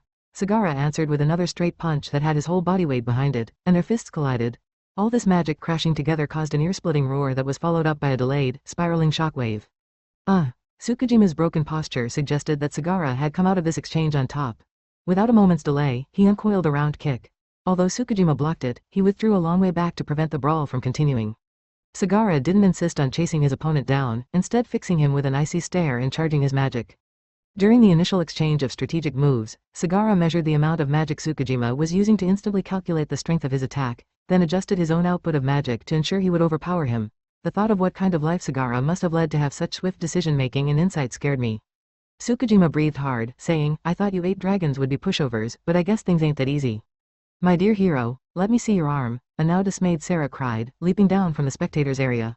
She rushed over to try to treat Tsukujima's injured arm, but he raised a hand to stop her. Stay back. This is nothing, Tsukijima said before addressing Sagara. It'd be a blast to keep fighting you like this, but I've got other stuff on my agenda. Time to move on to the main event. What did you say? Tsukijima raised his swollen and bloody arm above his head. Before our very eyes, it reverted to its original state, and a golden light illuminated the space around him. A healing skill? No, this light was something different from what had healed his arm. I was searching my memories in an effort to remember what this skill was when Sagara suddenly dropped to one knee with his face twisted in pain. Poison? No, there was no sign of any such skill effects. This was caused by that light. What the? My body is trembling, said a pallid Tachibana, noticing that his hands had begun to shake spontaneously. The magic's being sucked out of me. This is an area of effect attack, said Karara beside me as she put her hands to her chest. Even her breathing was becoming labored. Just looking at the golden light without direct exposure to it was seemingly enough to cause psychological harm, yet Kaoru and the others sitting across the way appeared unaffected. Either Tsukijima could direct the area of effect, or he had given the three of them some kind of item to counteract the spell. But I didn't know what skill the light was, so I couldn't be sure. Could this be a unique skill? I wondered. If Kurara was correct, the reduction in MP was a symptom of terror, a skill that instilled fear in its victims, but if it was terror, it should have been a dark red magic that diffused in a radiating pattern. I wasn't an expert on every single skill, so I couldn't say this for sure. There was a strong chance that the light wasn't a skill a player could obtain but a unique skill like Sarah's clairvoyance. This would also explain my lack of recognition. In any case, one could not defend against mental attacks unless one had an item to negate them or was of an exceptionally high level. They were also a menace since every kind put you in a fatally vulnerable state once they took effect. Even terror instantly made one cower in fear and lose all will to fight, as if under the influence of a vastly superior aura. Once that happened, defeat was inevitable. Now it's time to dominate all of you, Tsukijima said. I'll rip out every last bit of defiance from you and make you nice and obedient. Gah. With his face now pale and drenched in a cold sweat, Sagara mustered up all his willpower to shoot another straight punch, but it lacked its previous power and snap. After easily evading it, Tsukijima countered with a body blow and followed up with a combination that sent Sagara flying. His magic manipulation had gone wrong. Despite Sagara's broken glasses and swollen face, he rose again out of sheer willpower. Realistically, his chances of winning now were as good as zero. An indefensible mental attack was deadlier than anything else. There was no coming back for Sagara. Nevertheless, his sacrifice had revealed a great deal, and he had more than fulfilled his role. This brought home just how much Sagara wished to protect his beloved school. Kusunoki, time for me to step up, I whispered. Wait, doesn't that light affect you? Asked Kurara. Mind attacks don't work on me, and any physical damage will heal with time, so don't worry. The mind attack was relatively mild and recoverable, which was a small relief. Still, the exposure to that light at close range appeared harmful. Sagara must have felt like he was facing off against a god right now, or a devil. Still, it's terrifying to think that he was keeping all this power hidden, Kurara murmured. He's only scratching the surface, I replied. I reckon that there's something behind that light that's at the root of his power. Behind the light? Kurara's face stiffened when she learned we'd only seen a glimpse of Tsukujima's potential. I had deduced that the healing of his arm and the golden light came from the same source of power. Maybe Kaoru and the others had seen whatever that was. All right, let's roll. Hopefully this strategy pays off, huh? Just as I was going over my plan again and about to drop into the arena floor, I spotted someone else jumping down from the other side. That's enough, Tsukijima, you mustn't use that power. A female student stepped in front of Sagara, who now didn't even try to wipe away the blood trickling down a face that looked ready for death. The smug smile Tsukijima wore was replaced by a frown. What are you doing? He said. The girl was slender, and her vibrantly colored hair was tied in a ponytail on one side. Oh, no, what was she thinking?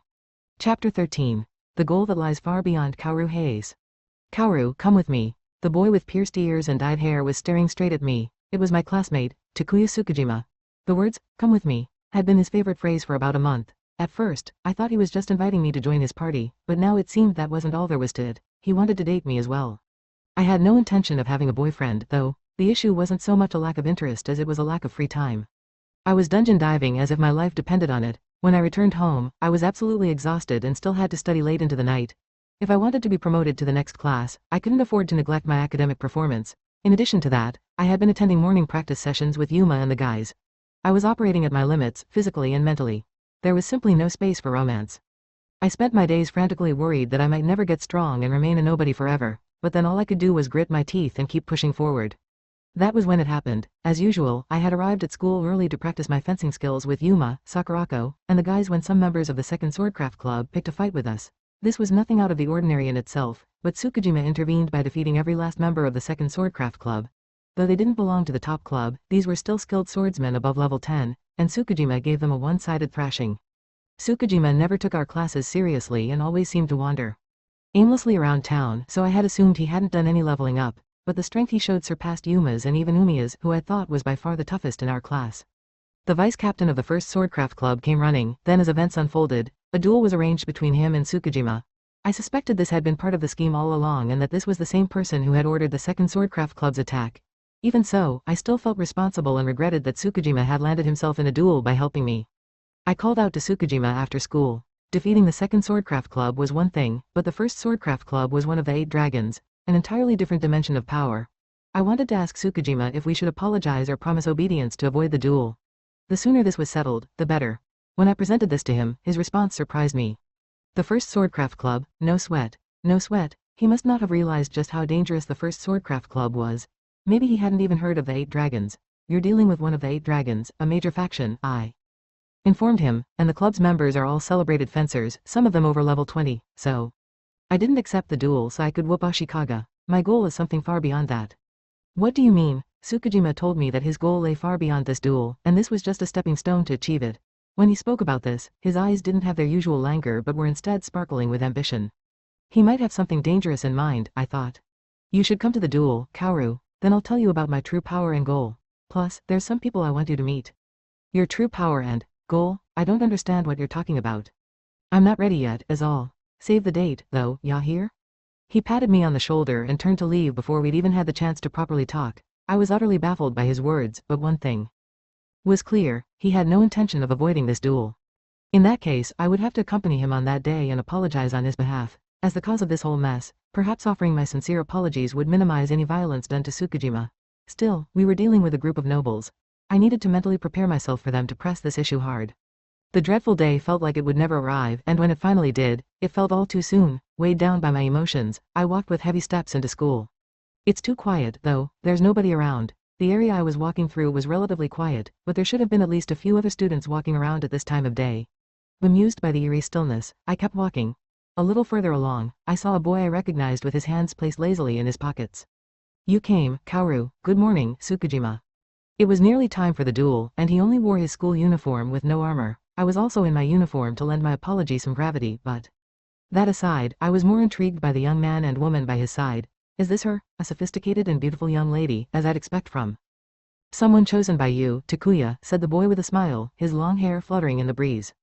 He was Kuki Suo, one of the most powerful students in Adventurers High's first year and the leader of Class B. He was well known in his year for being a frequent contender for valedictorian, but what was he doing here? Then there was the girl. Hello, Heiase, beamed Riza Nida. She was Class E's top student, with grades in each of the 5 subjects better than even Naoto. Her combat skills also bore comparison with Umiya's, and she boasted her own style of sword fighting. This girl ticked all the boxes. Up until the battle of the classes ended, there had been nothing distinctive about her outside of her studies, likely because she was concealing her talents. But now she was leagues ahead of the rest of us, and it felt wrong to call her a Class E student. Such was my estimation of her. Are the 4 of us going to dive together, then? I can't wait, said Suo. Hold your horses, Nida replied. We need to see if Heiase wants to participate. You're right, pardon me. I was clueless about what they meant and only knew that these 3 weren't your average students, and so I turned toward Tsukijima in the hope of receiving an explanation. These guys are members of my party, obviously, that includes you, he told me. I don't think I'll be of any use to you, that's why I said I could make you strong if you joined me, but it's fair enough that you need more than just words to believe me, so I thought I'd show you instead. Make me strong? He had said the same thing after the trouble with the second Swordcraft Club, but I felt more wary than curious about what he might show me. Everything ready, Kuki? I've already activated the repellent, Takuya. You're going to manifest it now? Hey, of course you can afford stuff like that, Nida hummed. I had noticed the absence of people earlier due to a magic item they had used to keep others away. These items came in handy when one didn't want any unwanted eyes on a clandestine meeting, but their cost of millions of yen per use made them unaffordable for ordinary people. Nida was poking fun at Suo for throwing away his wealth by using one so casually. Taking this as a compliment, Suo gave a cheerful wink. Get ready, he advised, this will blow you away. It sounded like Suo alone was already privy to Tsukujima's power. I prepared myself for him to produce any manner of magic item, but all Tsukijima did was raise his right arm and mutter something. We were outside the magic field here, so surely there was no way he could use a. Get a good look, Kaoru, this is the power of the gods. All of a sudden, it got darker, or should I say brighter. The sky had become overcast without me noticing, and a round magic circle appeared about 10 meters in the air, bordered with gold and emitting an intense light. It formed a complex pattern that moved with bewildering speed. The magic was so dense and unusual that I couldn't even manage a gasp of surprise. World-ruling power of my own, descend, Valkyria sculled. Vast magic clouds filled the circle, and a golden light shone down. At first I saw armored feet, then legs and a whole body. I beheld a woman of inhuman beauty. Is that an angel? Her hair was a glistening gold, and her heavy armor was intricately detailed. 2 beams of light fluttered on her back like wings. Although she wore a mask over her eyes and nose that concealed her expression, it did nothing to hide her utter sublimity. I could only imagine this must have been what it felt like being in the presence of an angel. As she gently lowered herself to the ground, the twin beams of light on her back converged into one. She then knelt before Tsukijima and bowed her head.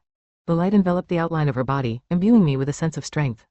Apparently, it's a skill that enhances the abilities of the summoner's allies, Suo explained. Magnificent, isn't it? Makes you feel full of vitality. Skuld, the most powerful of the Valkyria series, Nida added. The spectacles just keep coming, eh. Thrilled by this new power emanating from him, Suo looked excitedly at the palms of his hands as he spoke. He claimed this effect had vastly improved his hunting efficiency and that he had pulled off some unbelievable attacks. He emphasized the unnerving detail that anyone hostile exposed to this light would instead have their minds broken by a sense of dread and awe. Meanwhile, the words Nida had said in gleeful surprise suggested that this same skill had summoned this warrior angel. To think that magic like this exists, and such an incredible spell at that. The being looked human but was clearly something else. While I didn't have an especially strong sense for magic, I could feel an alarmingly dense concentration of it swirling within me. The other three were having a casual conversation in the presence of this sublime entity. Pathetically, I felt like my trembling knees would give way at any moment. Using magic outside a magic field and an unknown skill called summoning magic deviated greatly from my understanding of how the dungeon worked and what was considered common knowledge, but I needed to ask something else at that moment. Holding my legs rigid and making sure my voice didn't crack, I presented it to Tsukijima. Why are you only showing us this skill now? That's 'cause I had an impairment that prevented me from using some skills. I finally cut it loose a few days ago, though, Tsukijima answered. Skulltier's invincible. Everyone on the planet could team up against her and not have a hope in hell of winning. The absolute defense skill, Suo contributed. She was an invincible being that no one on Earth could defeat, and had an absolute defense skill. Wondering what that could be, I gazed in fascination at Skuld. But for her part, she merely stood with graceful poise and looked straight ahead. As though completely uninterested in me, she neither turned to face me nor uttered a single word. I tried hitting Skuld with one of my skills as a test, Suo continued, but the likes of me couldn't even leave a scratch on her, let alone do any damage. I doubt the Mad-Lipped King, the most powerful floor boss, could penetrate her defense with his immense magic. Skuld's defense is top class among all in summoning magic. She can completely negate most attacks, said Nida. Just a minute ago, I had been anxious about convincing Tsukijima to ask the first Swordcraft Club for forgiveness and whether forgiveness would even be granted. But the revelation of this extraordinary power turned everything on its head. Skuld had heavy armor imbued with a frightful amount of magic, buffs, curses, and an absolute defense skill. So, there was likely more to her. Standing in her presence, it was easy to imagine Tsukijima using her to thrash the whole first Swordcraft Club for no reason in particular. But this was like taking a gun to a schoolyard fight. I needed to ask him what he intended to use this much power for. But what do you hope to achieve with such fearsome summoning magic, Tsukijima? This is clearly much more than you need for the duel. In response to my question, Tsukijima clenched his fist, threw a punch, and held the pose. I never expected the words that came from his mouth. I don't need to wait for Skuld to grow to take the first Swordcraft Club out. These fists are more than enough for that. I'm after someone else. Someone else? Much like Takuya and Riza, it seems there is someone else who possesses the power of the gods, Kaoru, Suo answered in Tsukujima's place. So, this strange ability to summon Skuld was the power of the gods, and as hard as it was to believe, they claimed that Nida had that same potential within her. Since starting at Adventurer's High, Tsukijima had been under the impression that only two such people were at the school. Yet several things had happened that could only be explained by the existence of others. I asked Riza about it, and just as I thought, she'd been teaming up with them, said Tsukijima. Thing is, she's bound by some kind of contract that won't let her talk about it. This duel is to lure them out so I can give them a good whooping. So it's just bait, really. And they're sure to take it, Nida followed up. They won't stand to see the Order of Adventurers High be overthrown. Which is no wonder, I guess. Tsukijima chuckled. I bet. I reckon they'll be more or less ready for the mental attack, but I've already factored that in. Once Skuld and I beat them senseless and take away whatever item they use to deal with it, their mind will be like putty in our hands. Then it's game over, baby. He reasoned that defeating the first Swordcraft Club and, if necessary, the 8 dragons would force the person in question to show themselves. If this person cared about safeguarding the hierarchy maintained by the 8 dragons, did that mean they were a noble? I also learned from Tsukijima that he had been wanting to challenge this figure for a while, although his inability to identify them prevented him from approaching them casually. But now Tsukijima claimed to have surpassed this figure in every area and was ready to counter whatever they could throw at him. His boast that he would beat this person into total submission revealed both his confidence and ambition. Once I'm through with them, you know what to do, Riza. Right, we make a contract so that we don't betray each other. This person's strong, but they're so well behaved it's boring. I want a partner who's willing to make the most of this and run wild a little. In contrast to Tsukujima's burning ambition, a cold darkness in Nida's eyes startled me, and now talk of a magical contract. There you have it, Kaoru, Tsukijima addressed me. Watch the fight and decide if you'll join us. Riza and Kuki, once it's over, we'll get down to taking control of Adventurers High. We'll bring all 8 dragons to their knees. I wonder what stupid faces they'll pull as they rush to face you without knowing the extent of your power, Takuya. We'll make public examples of them, said Suo. I really can't wait, responded Nida, chuckling. The duel was due to begin very shortly. Even now, the arena must have been full of people, each with their own expectations for the day's events. What do? I need to get all of my thoughts straight. The strength I'd seen was far beyond anything I could have imagined. Tsukujima's reason for accepting the duel was one I could never have considered. With my head fully occupied by the effort to make sense of everything, all I could do was just stand there. Chapter 14. Prelude Kaoru Hayes. We were running short on time, so we headed to the arena at a brisk pace. I braced for it to be full of spectators, but upon arriving, I found the place dead silent, with no more than 10 people sitting in the stands. Nevertheless, their exceptional appearances lent them all a strong presence. I suspected that these were the various leaders of the 8 dragons. They weren't even emitting their auras, but just feeling their eyes on me was enough to make me nervous, and I dared not return their gaze. While I felt like a deer in the headlights, Suo, utterly unperturbed by the stares, walked with a relaxed smile and spoke up. Now, Riza and Kaoru, how about we take a seat up there? Okay, let's go. Hey Ace, you can save your answer until after the duel, can't you? Why yes. That's right. I really wanted to get out of this place as fast as possible, but that wasn't an option. I took a deep breath to regain my composure, straightened my posture, and followed Suo. Tsukijima said that he would give me strength if I joined the party he led. He tried to tempt me with claims he would show me power leveling that made use of confidential information, which would instantly send my level rocketing and provide me with several potent skills. Sitting beside me were Suo, a force beyond level 20, and Nida, who wielded the same power of the gods as Tsukijima. I knew that Tsukujima's attempts to tempt me were neither lies nor idle boasts. It was indeed true that I devoted each day to wishing for strength. I wanted it so badly that I cried out in my sleep. I wanted it so badly I could taste it. The only problem was that Tsukujima's definition of strength differed greatly from mine. The strength I longed for was more than just being a competent fighter. A strong adventurer must be a guiding light of hope for the weak, physical. Strength must be paired with a noble mind. The use of great might must always be an act of love. These were the ideals and last testament of my late mother, a first-rate adventurer in her own right, and they were my convictions too. My wish to become an adventurer and my struggles to keep my head above water at school stemmed from my desire to reach those heights. But Skuld's golden light was a far cry from this. Suo, Nida, and I had exposed ourselves to the light's cursing effects to see what they were like. The moment the light touched me, the excessive fear dimmed my vision, and I sank to the floor. It had felt like an impossibly long and painful experience, but I couldn't stop myself from trembling when I learned afterward that it had only lasted a few seconds. The experience taught me that the sole purpose of this skill was to dominate a victim to their very core and bend them to one's will. This skill bore no resemblance to the strength that I sought.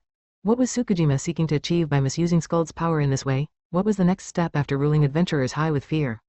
The question of what the other two were thinking also played on my mind. Suo was seemingly head over heels with Tsukujima's knowledge and power. I understood why Suo might team up with him to bolster his power. Nida's reasons weren't so obvious, though, so I decided to ask her directly. Nida, if you have the power of the gods for yourself, why team up with? Actually, let me rephrase that. Can I ask you why you've switched allegiances from the person Tsukijima is targeting today?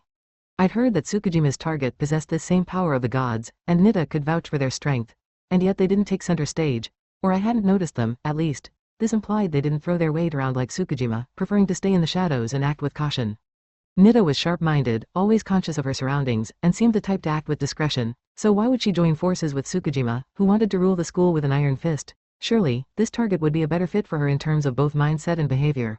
Her supposed reason was that she wanted to run wild like Tsukijima, but that sounded completely forced. I looked Nida in the eye as I asked her for the truth, a mischievous smile accompanied her answer. Well, it's not like I've switched allegiances yet, right? If I had to say, I guess I'll side with whoever wins. Oh, but don't tell Tsukijima I said that, okay? Riza, said Suo, chuckling. That's effectively the same as saying you'll side with Takuya. I don't think there's any need to keep that from him. Riza giggled. Losing to someone like that would be a disgrace. A good fight would be more interesting, but I think it's going to be difficult. My question hadn't really been answered, but Riza used her knowledge of both parties' abilities to predict an overwhelming victory for Tsukijima. Was she truly just siding with whoever was more powerful?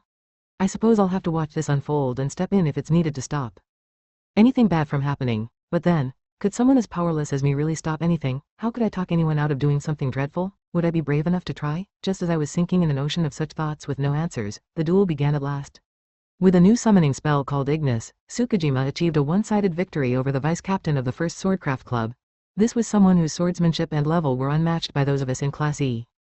He could even be considered the right-hand man of one of the 8 dragons. I couldn't stay surprised for long, though. A spectacular hand-to-hand fight unfolded on the arena floor between Tsukijima and the student council president, who was reputed as the strongest in all of Adventurers High. Both flew back and forth at dizzying speeds as they took turns to go on the offensive and then the defensive, their immense magic and energy clashing. Every attack ripped through the air, and low rumbles could be felt even in our seats. This was no fight between Adventurers High students. It had long since gone past that point. They were both showing enough talent to easily qualify for any of the top assault clans. The president's strong, remarked Nida. His control of magic and martial arts skills are both first-rate. President Sagara is the leader of the 8 dragons and a legendary figure in the school. I believe Tsukijima will have a hard time if he tries to Best him head on in a physical confrontation, but then. With Skuld on his side he'll be just fine, Nita finished Suo's sentence with a giggle. Suo was right. From what I could see, Tsukujima was at a disadvantage. I had put this down to the student council president's superior STR stat, although Nita said it was due to his magic control and fighting technique. This was just how high level the battle down there was. The combatants unleashed a volley of magic projectiles, then weaved their way past them to go head to head again. However, the time had come to disrupt the balance. Try this on for size, Qigong Fist, HNNNGH. Tsukujima and the president put all they had into two explosions of magic that shredded through the air and caused the entire arena to wobble slightly.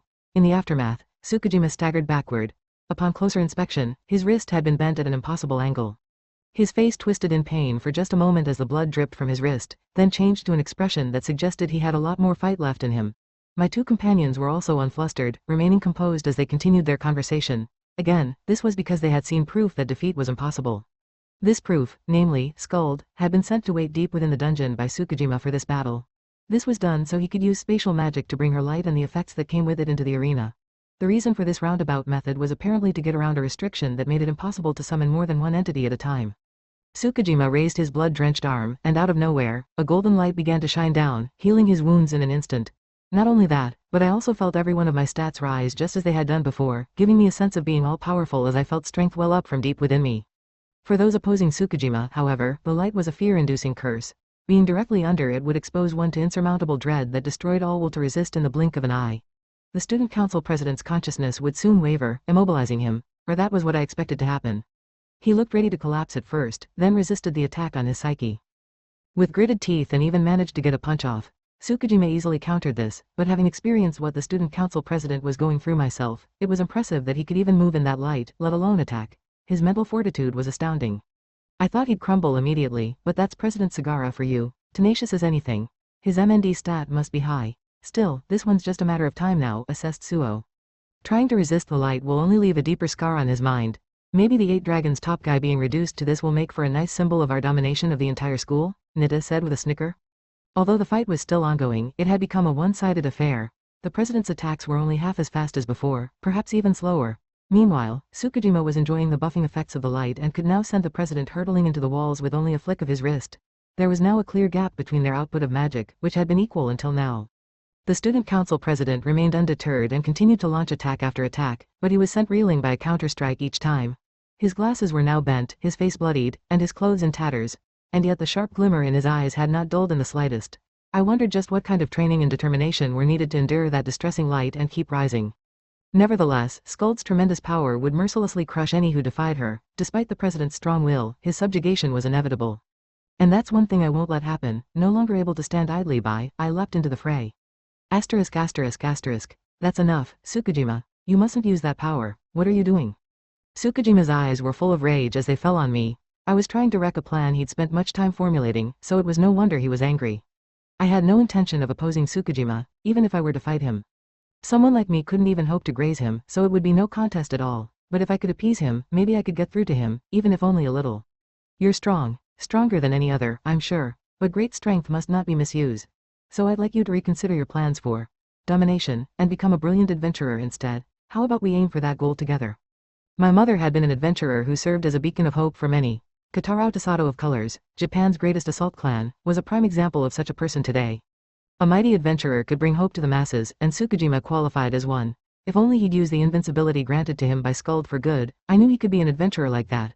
So I forced a smile and extended my arm, but I can't believe you're spewing crap like this when I've just shown you the ultimate power that can rule the whole world. I never realized you were such a dumb chick. I thought I had come up with the best possible suggestion for Tsukujima, so I was hurt badly when he rejected it as crap. Putting that aside, what did he mean by rule the whole world? I looked into his eyes to ascertain his true feelings and saw they had changed from a look of fury to one of joy. Kaoru, if you refuse to come under my wing, I guess I'll just have to dominate you like everyone else. I'll let you taste the pain for even longer this time so you learn to get those silly ideas out of your head.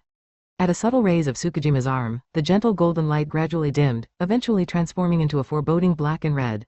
A chilly sensation of terror crept up from the depths of my chest, and my range of vision narrowed from all sides as my consciousness grew faint.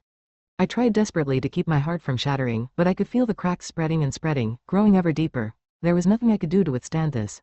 Ah, how weak I am. When faced with the same light, the student council president had shown the conviction to stand up time after time. But in just a brief moment, I could not see or hear a thing. If I was in such a mess, my wish to become a top adventurer like my mother was just a fool's dream. Maybe I should just give up and, you can still achieve it. As my consciousness faded, I could have sworn I heard an old, familiar voice. Slowly opening my tightly shut eyes, I spotted the slender figure of a man in a robe. A mask and the hood of his robe obscured his face, adding to his faint presence. Something about him reminded me of the girl who had come to our aid during the Battle of the Classes, though. This must be the person Tsukijima was targeting. His appearance gave me a clue as to who it might be. I wanted to ask them more about it, but this was hardly the time. Run. You can't beat him, I managed to say. This duel was all part of a plan to lure you out. Behind Tsukijima was Skuld, who would be impossible to defeat with her many unmatchable skills.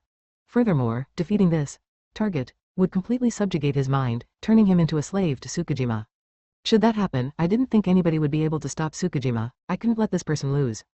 I ain't letting you run, Tsukijima said after a chuckle. I bet even a player like you didn't know you could use this skill.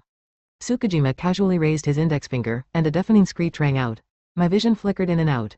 Judging from the vast expanse of magic swelling overhead, Skuld had just activated some kind of skill.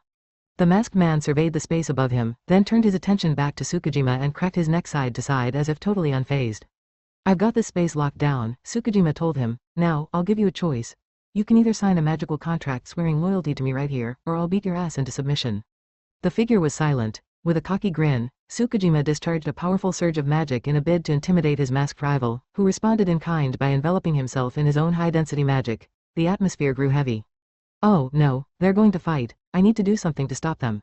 Anything. I forced my trembling, powerless body to stand and was just about to scream at the figure to run again when I felt someone tug at my arm from behind, the council president. It's all right, he said, panting. He absolutely won't lose. Let's stand back so we don't get in his way. I was going to argue that he was only saying that because he didn't know about Skuld. Then I saw in the president's face, under the disheveled hair and dripping blood, that he didn't have the faintest trace of doubt that the masked figure would be victorious. Well, come on, then. Answer me, demanded Tsukijima. A great presence was about to descend on us. An excess of magic flowed all around, and the air vibrated slightly. Tsukijima was calling forth Skuld from the dungeon. Meanwhile, an enormous magic circle materialized at the masked man's feet, from which a mountain of weapons emerged that must have towered 10 meters high. Their sheen suggested that they were made of mithril alloy. As if they had a mind of their own, the weapons converged until they eventually took a gigantic humanoid shape that let out an almighty bellow. It's punishment time, chapter 15. This was all to be expected. Punishment time? Heh, good one. Let's see what you've got. Tsukijima didn't hesitate to provoke me with a blast of his aura, and he shone his blackish-red light on me to inflict status ailments. To my rear lay the crumpled figure of my childhood friend, her face stained with tears. Her brave effort to talk sense into Tsukijima had fallen on deaf ears. After he rejected her appeal for him to become the perfect adventurer, she started beating herself up for being too weak to even face him. Kaoru was wrong, though. She had shown amazing mental resilience by leaping into this lion's den of an arena, prepared to pay with her life as she tried to stop this, even if she was trembling as she did so. If anything, she should be commended for her courage. She lived up to her deck counterpart's toughness in every single way. That was precisely why it tugged at my heart so deeply to see her so broken, weeping as she put all the blame on herself. It hurt so much I wanted to scream out loud. Piggy's brain yelled at me to beat the villain, standing in front of me to a pulp. With the anger of two people, I was both thinking and seeing red. Calm down, I thought. You need to cool off. Even if this battle got heated on the surface, I would have to remain icy cold on the inside and keep my wits about me. That strategy had increased my win ratio and brought me to the top. Analyzing my opponent's behavior objectively would also improve my chances of beating him to a pulp. It turned out that Kaoru hadn't accompanied Tsukijima to the arena because she joined him but because she wanted to stop him from going on a rampage. He had likely revealed his plans to her just before the duel. There was no world in which the stoic, upstanding Kaoru would get on board with a scheme to subjugate the school through violence. If Tsukijima had a thing for Kaoru, why didn't he know something so obvious? He must have thought she'd bow down to him in awe of his show of strength. And now she had turned down his invitation.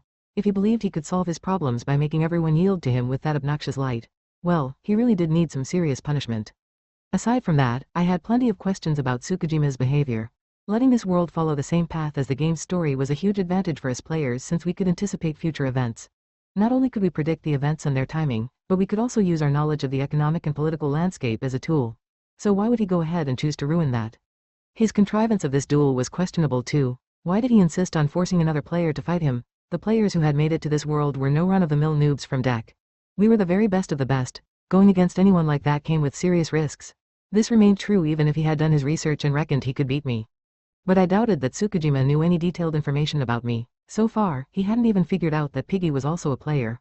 While he thought he was taking a clash with a fellow player too lightly, I couldn't deny that he might have a reason to take that risk. And if there was a reason, what was it? Ideally, I'd have liked to have all those questions answered before we began, but... It's time to do this. A white cloud of mist formed overhead, from which a blinding light descended, along with something else. There was no magic circle, so I could tell this was spatial transportation and not summoning magic. Whatever this was, he must have summoned it in advance and kept it on standby elsewhere. Then, a blonde woman with wings of light billowing from her back and clad in robust-looking silver armor emerged into view. She wore an eye mask that concealed her eyes and nose but not the hostility in a glare that pierced me. There was no halo over her head, though, so she was no angel. That's a Valkyria, Skuld, I think. I had already anticipated that Tsukijima was a summoning fighter. Heck, I had even predicted that he was sending a humanoid summoned creature into the dungeon to do his leveling up for him, so it wasn't much of a shock when a Valkyria, one of the top-tier summoned creatures, showed up. Each summoned creature in the Valkyria series had a different specialty, such as attack, support, defense, and so on. The only one that was this heavily armored was the defense type, Valkyria Skuld. Her extra skill was Ruthless Defense. This cheat of a skill negated all damage from attacks weaker than a certain point. However, it was useless against the extreme firepower of something like a floor boss. Back in deck, Skuld mainly served as a tank for sorcerers rather than being used solely for this extra skill. But judging from the smug look Tsukijima was giving me, Ruthless Defense was his trump card. He seemed to think he could nullify any attack I threw at him. Well, we'd find out. I was riding on the shoulders of a 5-meter-tall golem. It was made from all the mithril alloy equipment I picked up at the Gathering of the Fallen, so I should have called him a mithril alloy golem. Fitted in its back was the core I had crafted from the magic gem the 20th floor boss dropped, which glimmered away nicely. This was its weak point, so I had instructed for it to be covered with metal. I see, a machinist's handmade golem, and the gems fueling it sure are kicking out a lot of magic, Tsukijima said with an astonished look. But don't tell me you seriously think a low-level golem like that can contain me and Skuld. I do, and, I fired back. Cued by Tsukujima's brag, Skuld produced a smirk and mocking laugh. Her condescending attitude surprised me, but then I remembered Arthur's happy-go-lucky Arachne. I deduced that summoned creatures took on their master's personalities. In that case, Skuld, we'll have to crush this false confidence of his.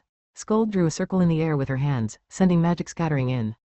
A blaze of light. It had multiple effects on Tsukijima, who was now enveloped in a bluish-white glow. This was a buff skill that significantly increased defense and magic resistance. A major difference from deck was that summoned creatures seemingly knew how to act according to their master's wishes without even receiving direct orders.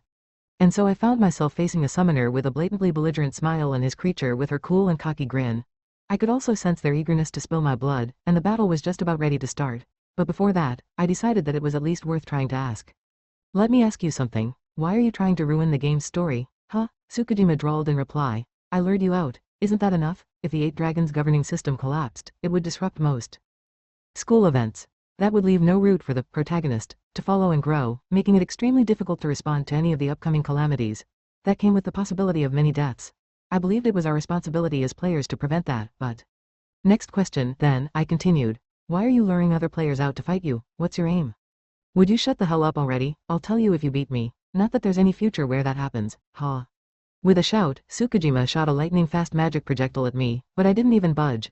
The golem beneath me lifted its hand to guard the missile, generating a sound that was half metallic clang and half explosion. Let's put you through your paces to see how strong y'all are. Come on, Skuld, said Tsukijima, eyes gleaming and blue fighting spirit ablaze. He slowly stepped forward, to which Skuld responded with a peculiar, almost whisper of a voice. Yes, master. She took a faintly glowing one-handed sword in one hand and followed her master, hovering behind him. Her eye mask had seemingly raised itself to leave the clear blues of her pupils exposed, but I felt evil in those eyes that suggested she could control the minds of any who gazed into them. I had hoped to get an idea of how easy I should go on Tsukijima before we fought, but I was now so furious that I didn't have to think twice about firing back. Kaoru and Sagara had also gotten themselves out of the way, so I knew I could let loose. While tracing the magic circle for Shadow Step with my left hand, I reached into a pocket, which I'd previously converted into a magic bag, with my right hand and drew a sword. This was the falchion known as Sword of Volgamort, which I picked up by defeating its former owner a while back. I was fond of it because it was a touch more robust than pure mithril, meaning it wouldn't scratch even if you handled it roughly.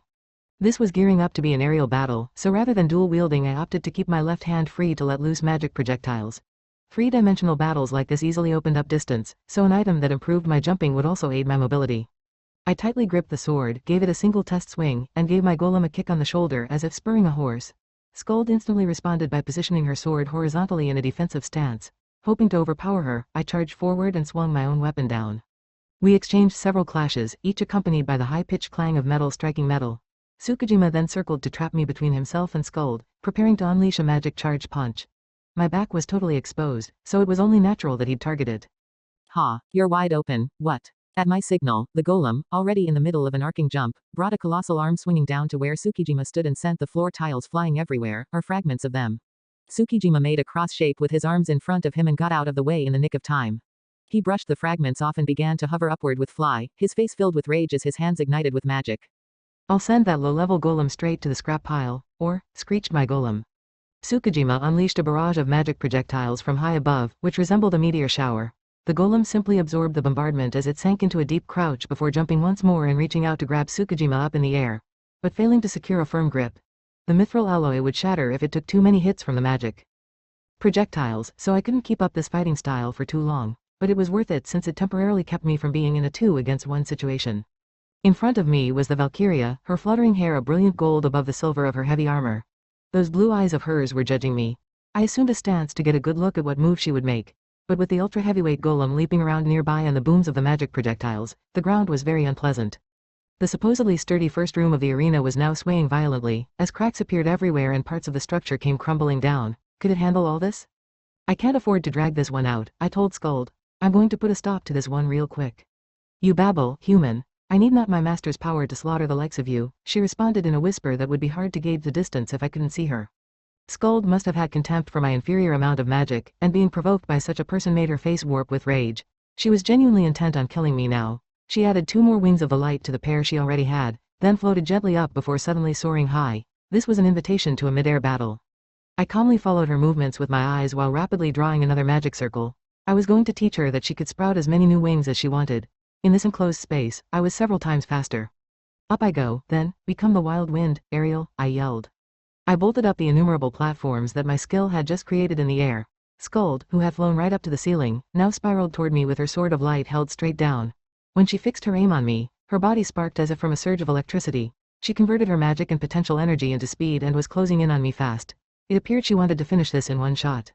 If we collided in this manner, whoever was on the ascent, not the descent, would be badly disadvantaged. Given the challenge of maneuvering mid-air, it would be hard enough to dodge someone moving at that velocity, let alone mount a counterattack, if it weren't for my platforms. I used Shadow Step to accelerate at full throttle and zigzagged my way up. Freely, at a frenzied pace, my movement of left, right, up, and down at a vertigo-inducing rate placed a heavy burden on my legs, but the pain was only momentary. Skuld still approached at incredible speed, and the gap between us closed in an instant. Just before we came within attacking range of each other, we both let out bursts of magic and moved into our skill motions. I shall smite the enemies of the divine, know the wrath of the gods, Rising Assault. Rising Assault was a thunder-type sword skill. Its hitbox included the sword and the electricity sparking from the user's body, so the area of attack was much broader than it appeared and packed some serious firepower. It made no sense for me to take that head-on. I made a skill motion while positioning myself just outside of Skuld's attack range, then twisted around and activated the skill as I passed by her side. Wah, she gasped, her eyes widening. Screw you, Blade of Agaras. Skuld had expected a face-to-face exchange of skills, but I mercilessly pounded my own into her side. With this unforeseen and explosively powerful sword attack added to her kinetic energy, Skuld lost control and went careening into the arena wall. The impact generated a huge boom, and meters-long fissures formed. I had already used Aerial to get myself to where I predicted she would crash, and I was just about to follow up with another skill when... I don't think so, I sensed magic approaching me from behind and twisted my upper body to evade a magic projectile. Looking down, I saw my golem half-wrecked and collapsing to the floor. It must have taken a heck of a lot of missiles to be in that state after such a short period. Eiyuu, it groaned. I've taken out that heap of junk. Yeah, no, you're every bit as tough as Riza made you out to be. But that was to be expected. All right, Skuld. Time to break that out, Tsukijima said. Yes, master. Skuld's armor was badly dented, and fresh blood trickled from wounds on her arms and brow. But when Skuld bathed in the golden light behind Tsukijima, everything was restored before my very eyes, armor and all. She moved her arms to confirm that all the damage was gone, her eyes brimming with murder and rage. I had hoped to finish Skuld off with a single skill, but she lived up to her role as the defense specialist Valkyria. Her healing abilities made her a tougher nut to crack than expected. By her side, Tsukijima retrieved a sharp-edged and yellow crystalline object. That's a skill upriser, I realize. This item would further strengthen Skuld's extra skill, Ruthless Defense. It seemed the tactic was to render me even more powerless. A valuable item like that should have been extremely difficult to obtain at Tsukujima's level. However, it only made sense that he thought it wouldn't be too precious to use it in a PvP encounter like this. Creasing the edge of his lips into a grin, Tsukijima thrust out the hand in which he held the crystal and poured magic into it. This prompted Skuld to stretch her arms out wide and look to the heavens as she let the vast swaths of magic flow through her. So, it was finally time. In this mighty display of justice, the wicked shall face merciless annihilation, ruthless defense. The ceiling lit up with gold, and countless specks of what looked like angels' feathers fluttered down. Valkyria Skuld had activated her extra skill. At the same time, the magic that filled the whole arena identified me as an enemy, badly restricting my internal circulation of magic and physical movement. This powerful obstruction skill lived up to expectations. Based on how you were moving earlier, you can't be any higher than level 25. That's about the limit for any of us players at the moment. But that's way lower than what you need to overcome Skuld's ruthless defense. So, what are you gonna do? Any hostile action I made against Tsukujima would be negated in here. That didn't just apply to my skills but to any sword, unarmed, or golem-based attacks. All of those were completely meaningless now. If level 25 wasn't enough to overcome that skill, someone below that, like me, would be well and truly helpless. And with that, folks, it's purging time, Tsukujima continued. I'll bend you so thoroughly to my will that you'll never defy me again. You ready? Skuld declared, I shall pay you back twofold, human. Once I have made you taste the utmost limits of pain, you shall grovel on the floor like the wretch you are and wish for death. I didn't mind that the master and servant were closing in on me with the same sadistic sparkle in their eyes. Still, I wished they would understand the situation. This fight wasn't about who would establish dominance over the other. It was kill or be killed, literally. At least, that's what I was prepared for when I jumped down here. So any threats aimed at making me suffer or breaking my will would be useless. Regardless, I had anticipated that Tsukujima would summon a Valkyria that used ruthless defense and that he would buff it with a skill upriser. Anticipating these things didn't stop them being a pain in the ass, but I had come prepared all the same. In other words, everything you've shown me, I already saw coming. Nothing you've done has exceeded my expectations, Tsukujima. What I needed to think about now wasn't how to beat Tsukujima but what to do with him once I did. I had thought that if he had a serious reason to duel, I would spare Tsukujima's life and simply leave him this defeat as a punishment. But I couldn't rule out the possibility that he might continue to trivialize the game's story and maintain his destructive behavior with no consideration for his surroundings, thereby harming people whose lives mattered more than my own. Then it's time to put a stop to this once and, before I could finish the thought, my mind froze due to an icy cold sensation. A dark magic that had been suppressed until now began growing within me. Huh? Still feel up to resisting, do ya? Or do you just not understand the effects of this skill? Tsukujima asked, puzzled by how I had remained unshaken by his trump card. In contrast, Skuld quickly grew cautious and retook her stance with her sword pointed at me. Master, I must advise that we prioritize killing this one over subduing. But before I decided what to do with Tsukujima, what would I do about this annoying defensive barrier? This power allowed him to ruin the game's story and entertain silly plans of taking over the school. I would crush his confidence and ambition with an overwhelming show of strength and make him pay the price for underestimating a fellow player. Now, I'll show you the ace up my sleeve. Chapter 16, An Attack to Penetrate an Absolute Defense. Satsuki Umi. A thick, dark clouds spiraled, and occasionally a chilling wind blew with a sound like a feeble scream. With its oppressive atmosphere and gloomy, sprawling wilderness stretching for miles, the place was teeming with powerful undead. All this wouldn't make anyone bat an eyelid if they were told it was hell. We were in the hinterlands of the dungeon's 15th floor, the hunting grounds known as the Gathering of the Fallen. Lively voices rang out that were totally at odds with such a landscape. Go, go, go, bro, stick it to him. What are you playing at, Mav? Blow him away, eh? 3-meter square mat was spread over the sandy soil, upon which sat Kano, Arthur, and I huddled close together as we stared into a tiny, 10-inch monitor that had been placed on the ground. The screen showed two figures staring each other down in miniature, Soda and a crookedly smiling Takuya Tsukujima. Rize's small wrist terminal was transmitting the footage, so it wasn't all that easy to make out what was happening.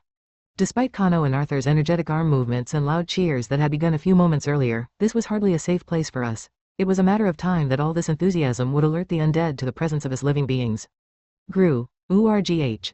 With a bare-to-the-bone hand, the thing dragged a large sword along as it set its sights on us and broke into a run. But no sooner had it done so than Arthur blasted it to bits with a single magic projectile without so much as looking up. He did this every time it happened, and now there were several magic gems left abandoned on the ground around us. I decided that I'd pick them up later so as not to waste them. How could I describe the battle between Tsukujima and Soda? I had been imagining something involving crossed swords and a magic projectile shootout, but what I witnessed was so removed that it was in a whole other realm. There were glistening, bizarre psychic attacks from above, with iron giants and warrior maidens summoned. The super high-speed airborne clash, as well. It was just one surprise after another, ranging from the skills used to the strategies and swordplay. I wondered if Rize had also experienced this kind of combat, then grew curious about what the two people with me were thinking. That golem Soda brought into the fight was straight out of a tokusatsu anime, but you didn't seem taken back at all, Kano. Does that mean? You bet, me and bro both got the machinist job so now we can make golems. Hey, watch this, handmade golem. Kano's face was full of glee as she took out a magic gem and charged it with a little bit of magic, causing a mini golem about 50 centimeters in height to rise from the sand. But due to its dry sand makeup or insufficient imbued magic, it fell apart as soon as it tried to move. Apparently, there was an advanced job called Machinist, and the wrecked golem on the screen had been produced by the same skill. From what I knew, advanced jobs could only be obtained if one was highly well suited to them and couldn't hold multiple types of jobs at once. And yet here was Kano, waltzing from one advanced job to another. According to her, as long as one's stats and level were high enough, it was possible to change jobs at will. If that was true, it would also open up even more options for skill slots. The real surprise was the machinist job. As one gained more experience with it, one could attain a skill that allowed for building a base within the dungeon. Kano had her heart set on using that to make her very own villa at a nice spot. Who knew there was a skill like that? Today would be the perfect opportunity to rethink everything we thought we knew about the dungeon. As I somehow managed to calm the confused thoughts racing around my head, Arthur pointed at the monitor and exclaimed that the fight had entered a new phase. Upon looking at the screen, I noticed that the problematic technique known as ruthless defense was about to be activated. A pale light illuminated the interior of the arena, and a blackish-red mist wrapped itself around Soda as sparkling, feather-like objects floated. I realized this must have been the ace up Tsukujima's sleeve. Staring unblinkingly at this skill, Kano dropped her head to one side. So, that's ruthless defense, she said. Humph, it doesn't look as strong as I thought, but I guess that's your cue, Arthur. Alrighty, then, time for me to go kick some butt. Kano, Satsuki, make sure you catch every last bit of my awesomeness. Grinning from ear to ear, Arthur hummed as he walked a few paces over the sand before hovering 10 meters into the air and stopping in place. He stirred up so much magic that the air around him warped. The ground shook, and even the undead in the distance stopped what they were doing and lowered their posture as a precaution. Arthur was getting ready to cast Meteor Strike, the same outrageous spell with which he had seen off the dozens of bloody barons. The plan was for Arthur to open up a gate directly above Soda on Riza's signal, through which he would send the huge magic attack crashing down. This would allow the dungeon-bound Arthur to affect the outside world. The monitor showed Tsukujima brimming with confidence. There must not have been a single doubt in his mind about Ruthless Defense's strength or victory over Soda. He had no idea about the big guns waiting in the wings for him. Tsukujima's fundamentally misunderstood Soda's tenacity and resolve, I thought. Soda never intended to engage in a fair, one-on-one fight. His dungeon knowledge and fighting sense were both exceptionally keen, so I was sure he would still win in an honest duel. Instead, he had anticipated every pattern of attack that his opponent might use, calculated an unfathomable number of ways to beat him, enlisted the help of others as much as he could, and prepared so thoroughly that losing was an impossibility before he challenged Tsukujima. As such, I didn't think there was the slightest chance of Soda losing. Because Kano knew this, she could relax while watching her beloved big brother fight. Even then, there were concerns. The first was that Arthur was aiming his spell into the arena. The first room of the arena's sturdiness was the pride of Japan, but there was simply no way it could withstand that kind of magic. The magic would undoubtedly render it useless. All I could do right now was try not to think of the aftermath. Another concern was the possibility of Tsukujima dying. Riza argued strongly about the importance of finding out why he had planned this duel and putting him on the right track, so it had already been decided that we wouldn't allow him to die. However, breaking through ruthless defense without killing Tsukujima would demand extreme precision. Would Soda really be able to control Arthur's spell on the other side of the gate, as it was supposedly set up? As I put my hands together to pray for everything to go well, I saw Riza's hand appear large on the screen and point twice at Tsukujima. It was go time. There's Riza's signal, I exclaimed. Go, pound him good, added Kano. A huge, man-sized, intricate magic circle was already to Arthur's left, where he floated in midair, sparking with an abundance of magic. This could be activated at any time. Arthur nodded once in response to my voice, then thrust his open right hand in front of him to create a shining purple gate that I knew would lead to the arena where Soda and everyone else were. Okay, I'll perform a party trick for you. I hope you can handle it, Meteor Strike. The unbelievably dense magic was released as a dazzling beam of light before being swallowed up by the gate. At the same time, Arthur's spell instantly replaced the pale light of Skuld's ruthless defense that had previously filled the monitor's screen. Kaoru Hei's the incredible battle that followed left me dumbfounded when I returned to the audience with the student council president. I couldn't comprehend what was going on at all, and I wasn't the only one. The people sitting next to me seemed to feel the same way. The heck is this, Monster Wars? Who are these people? Come on, tell me everything you know. As I recalled, this muscular man sporting a small goatee was the captain of the first Swordcraft Club. He wore a curious expression that seemed angry and maybe even happy as he yelled his questions at Suo. Judging from the appearance of the tall guy sitting next to him, he was no regular person either. I guessed he was another one of the 8 dragons. One hidden skill after another. Truly fascinating. I suppose when the combatants can fly, the strategies adopted change, and that masked fellow's an expert with a sword in his own right. I'd also love to hear an explanation, said the tall student. These two had come running over to demand information once Tsukujima's clash against the masked figure began. A short distance away also sat the captain of the first magic club, who wore her long red hair tied up at the back. Her gaze was set dispassionately on the arena below, but something told me she was straining her ears toward us. This fight was out of the ordinary, even by the standards of the 8 dragons. I had watched many videos of the assault clans on the front lines of the dungeon, but their tactics were even more conventional than this. It was said that other nations were far more advanced than Japan when it came to dungeon raiding. Could it be that both the Masked Man and Tsukijima were foreign adventurers, but even more than that? How beautiful! The man's sword was what really deserved my attention. There was a terrible logic and freedom to it, a sharpness I had never seen before, and such beauty. He was too fast for me to keep up with all of his movements and only used the sword briefly, but the lines the man traced with it, how freely he moved, and his lightning-fast adaptations surpassed my aspirations. This was a true master. Seeing this display of swordcraft up close filled me with wonder, and my heart maintained its violent throbbing from earlier. How happy would I be if I knew how to fight like that? If Suo knew anything about him, I wanted to hear it too. I listened for Suo's response to the two dragons, which came in a calm, quiet voice. I don't know who that man in the mask is either, and I must admit that I'm a little surprised by the number of strange skills he's used. But as I explained earlier, Takuya has a trump card, which means my confidence in his victory is not shaken. After his defeat, we shall have all the time in the world to question the mystery man about who he is. That's true enough, but is that the ace up his sleeve you were talking about? Asked the first Swordcraft Club captain. The Masked Man and Tsukijima had been facing each other off and seemingly talking about something for a while when Skuld spread her arms and spoke up to the heavens in a clear voice. Immediately after, a spine-tingling amount of magic rapidly spread outward. In this mighty display of justice, the wicked shall face merciless annihilation, ruthless defense. A gentle glow enveloped the entire arena. Many snow-white, feather-like objects appeared out of nowhere, and I experienced a sensation akin to relief. Other people's magic was usually unpleasant or oppressive, so it was abnormal for me to feel comfortable wrapped up in such a high concentration. Meanwhile, a black mist shrouded the Masked Man. I had a very bad feeling about what I saw. This was a defensive skill, but maybe it also came with cursing effects, just like the golden light. If that were the case, it could mean something scary was happening to him right now, like mind alteration. I stole a glance at the student council president standing close by and noticed the severe gaze that I expected. Before this fight began, he had said that the Masked Man absolutely won't lose. From what I had seen, I certainly had no criticisms of his talent. In fact, I wouldn't have doubted anyone if they told me he was a member of one of the world's foremost assault clans.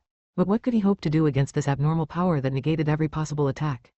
Should it come to it, I'll have to step in. I would need several times more courage than the last time I intervened, and so I clenched my hands into tight fists before they could shake and reprimanded myself for being so faint of heart. Then I looked at the Masked Man.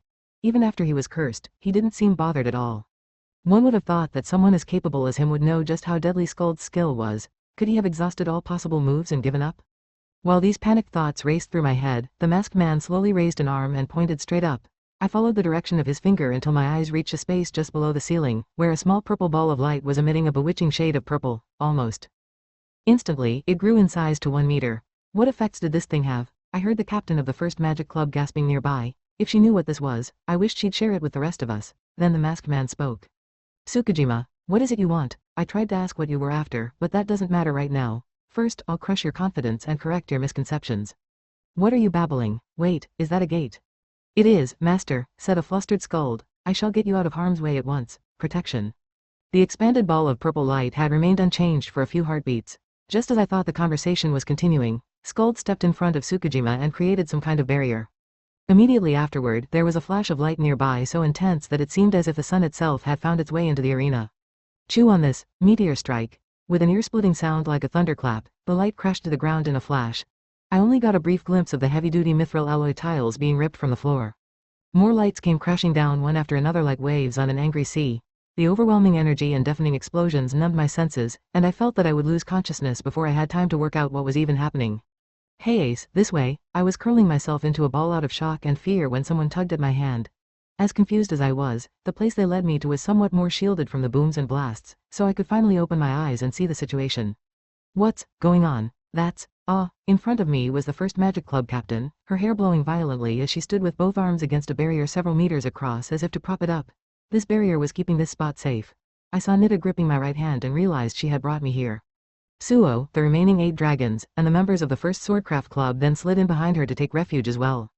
I used a magical item I brought to measure the energy gauge, and it said, Level 38. Would somebody mind telling me what's going on here? What did you say, Harai? This is insane. Keep it up, Mistress Ashiki. You're the only one who can cast a barrier. You, groaned the first Magic Club captain. Yes, Kusunoki, but it won't be able to stand this much force for long.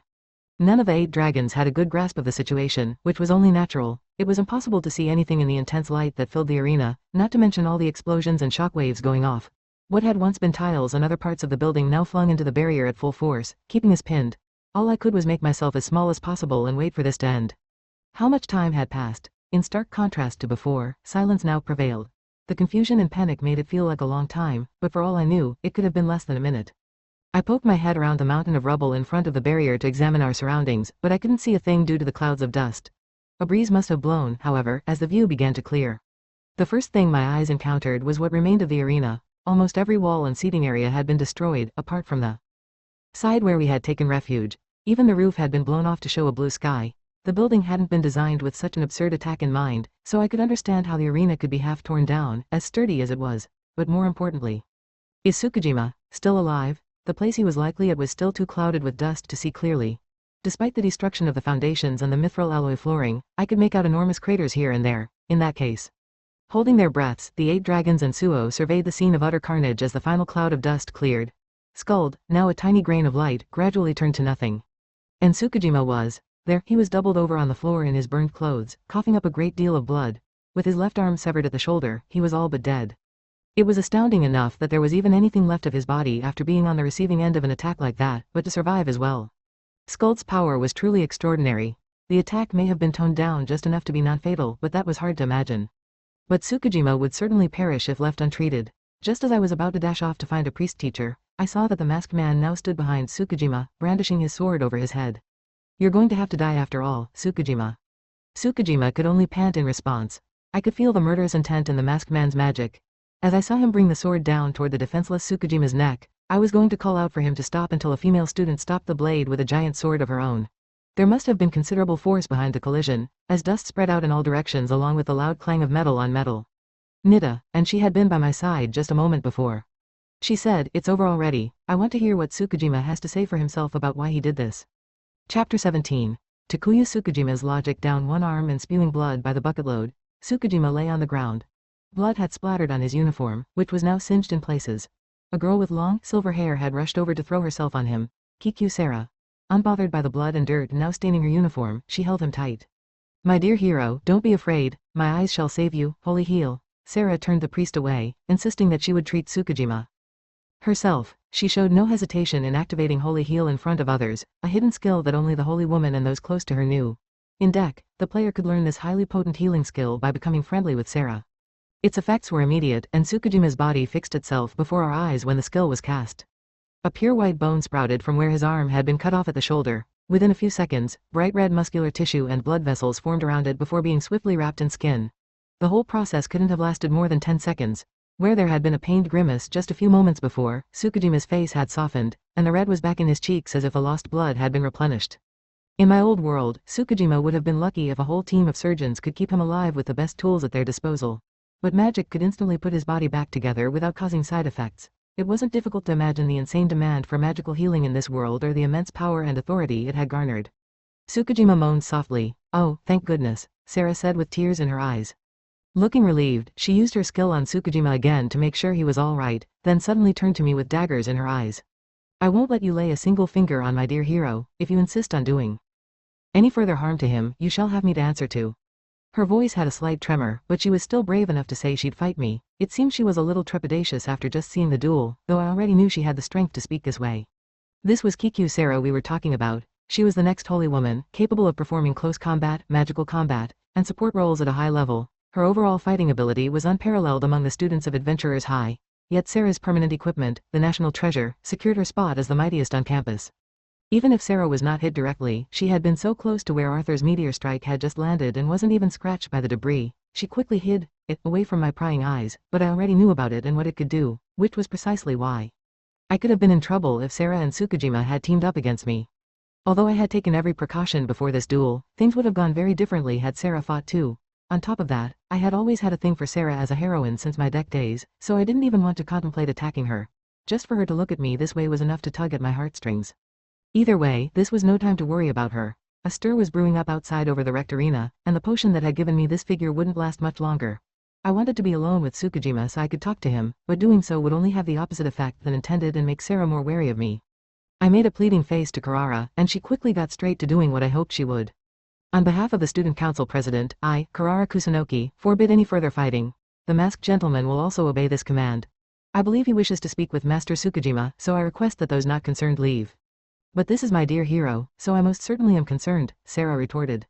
What do you mean by your dear hero? The fact that someone had asked what her dear hero was made Sarah so agitated that she began explaining it all at a frenzied pace. Karara skillfully took this opportunity to try to lure her away by reasoning that it sounded like a long story, so they should step to one side for a moment.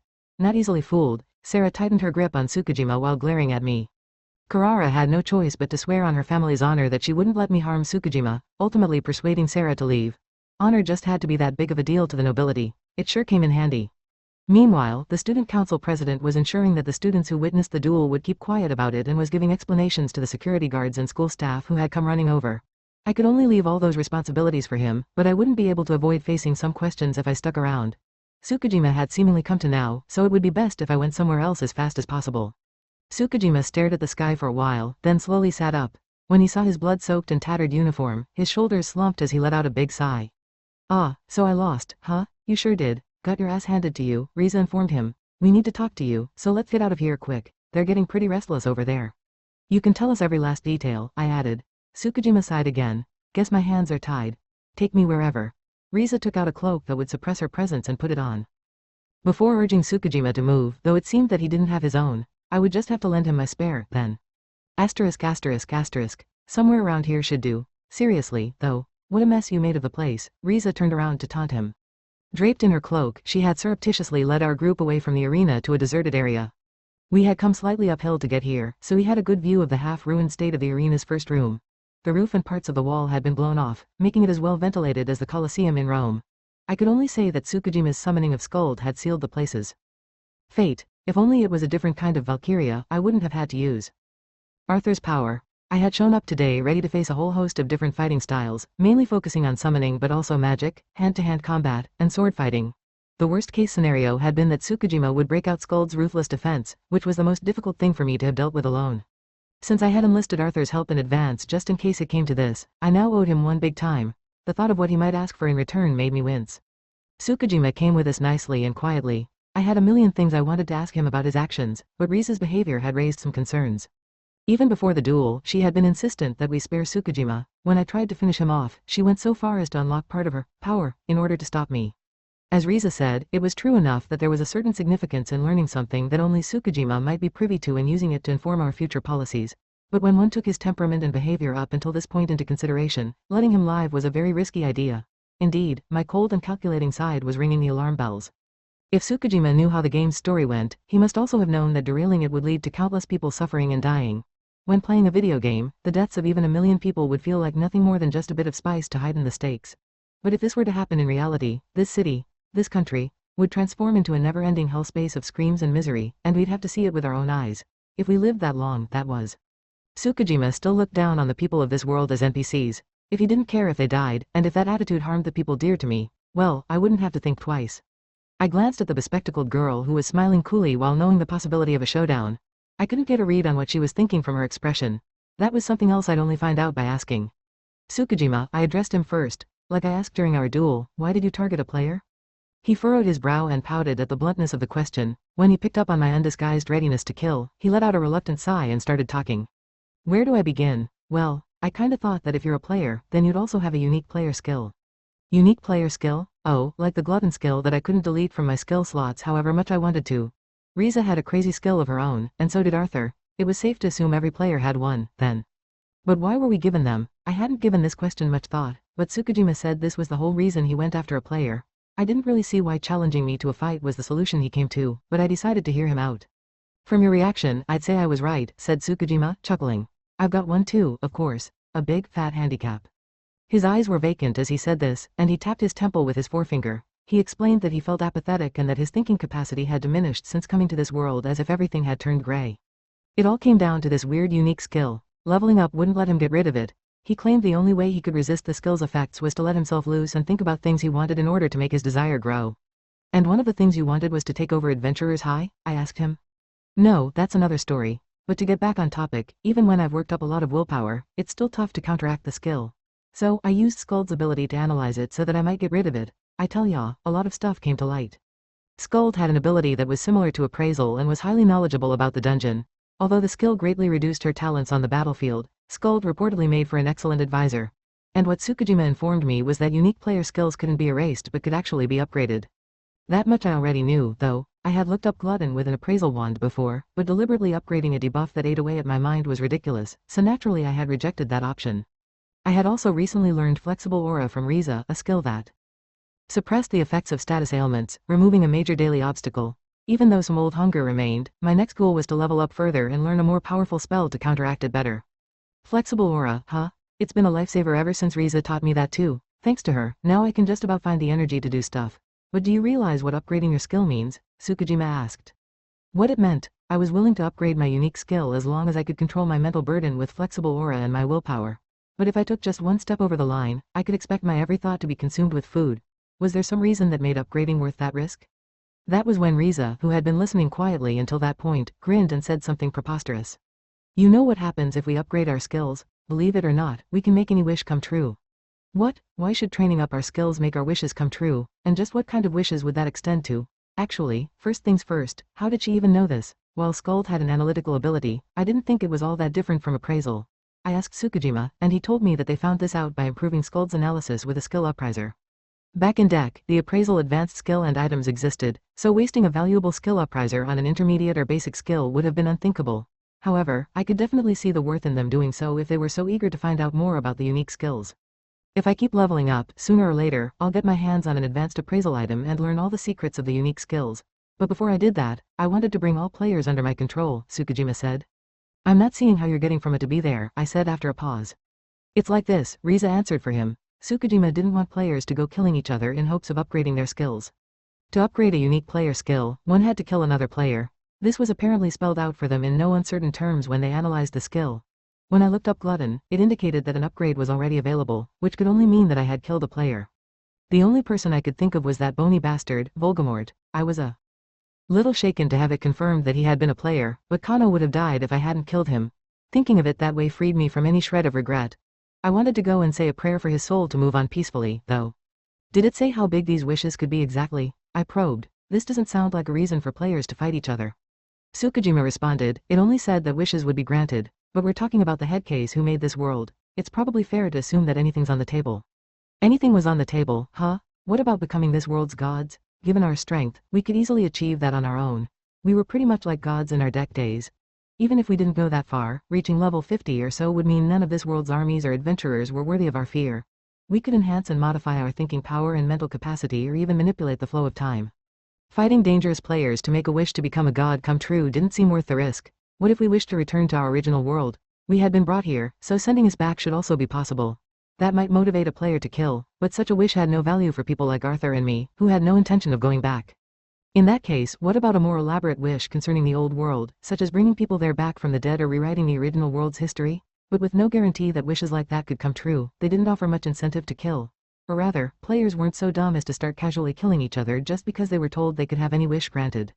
Tsukujima may claim that he wanted to control players to stop them from killing one another. As one of the people he tried to control, all I saw was someone out to kill other players so that he could upgrade his own skill.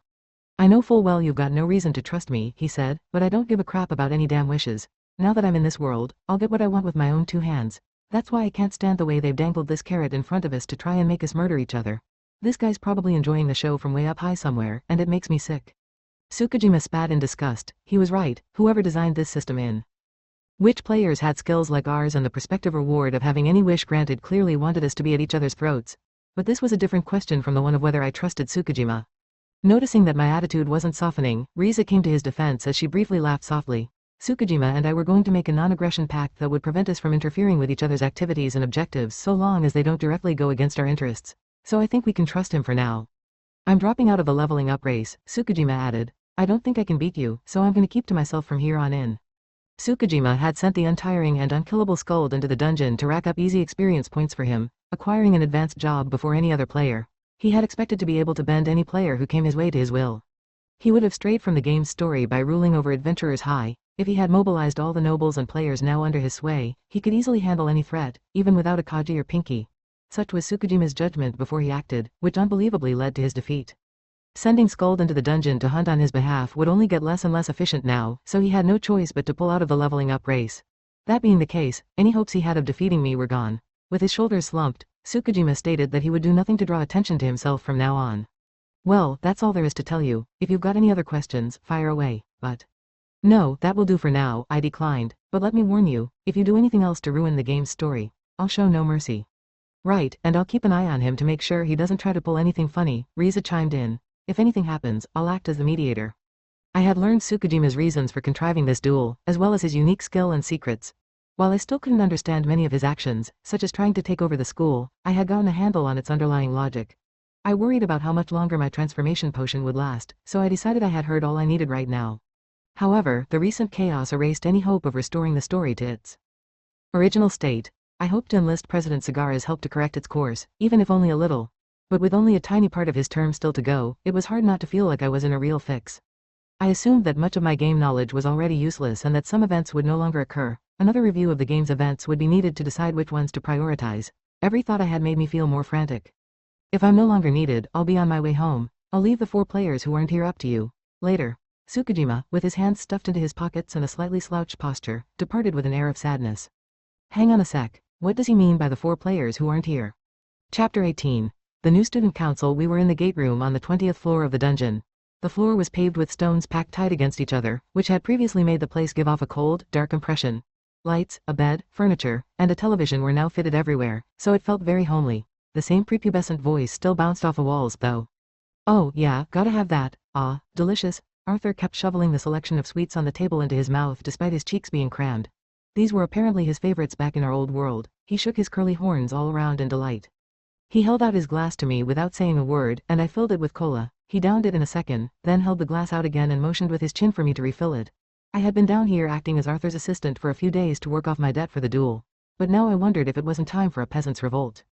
Beside Arthur was Riza, resting a grinning face on her hand as she occasionally munched on the odd potato chip. She seemed to be enjoying the spectacle of Arthur's indulgence. So, 7 players in all, huh? Let's see, who do we know about so far? There's me, Mav, Riza. Arthur counted on his fingers. Tsukujima and good old Volgamorti. Riza finished for him. Hey, what's with the pet name? I objected. Tsukujima theorized that there were 7 players. Between them, Arthur and Riza had just listed 5. If there really were 7, that would mean there were 2 people we didn't know about, but before that, I had to tell Riza that using pet names for Volgamort was unnecessary when, bony bastard, more than sufficed. But why does Tsukujima think there are 7? Could it be that he already knows everyone? I pondered. He said he deduced it from the unique skills he and I have, Riza explained. All the players who had entered this world had certain unique skills forced upon them. While these skills buffed some stats, they were a real nuisance as they greatly reduced important stats and came with powerful debuffs that ate away at our mental states.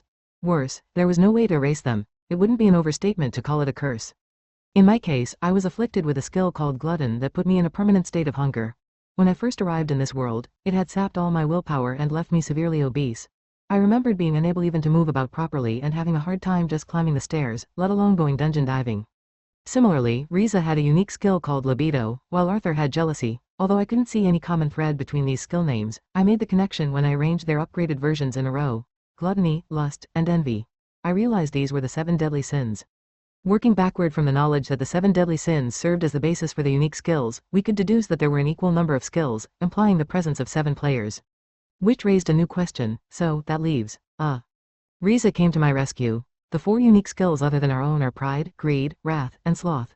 Sloth belongs to Tsukujima, so there are 3 skills with unknown owners, right? In other words, it was as follows: Soda Narumi glutton right pointing arrow gluttony.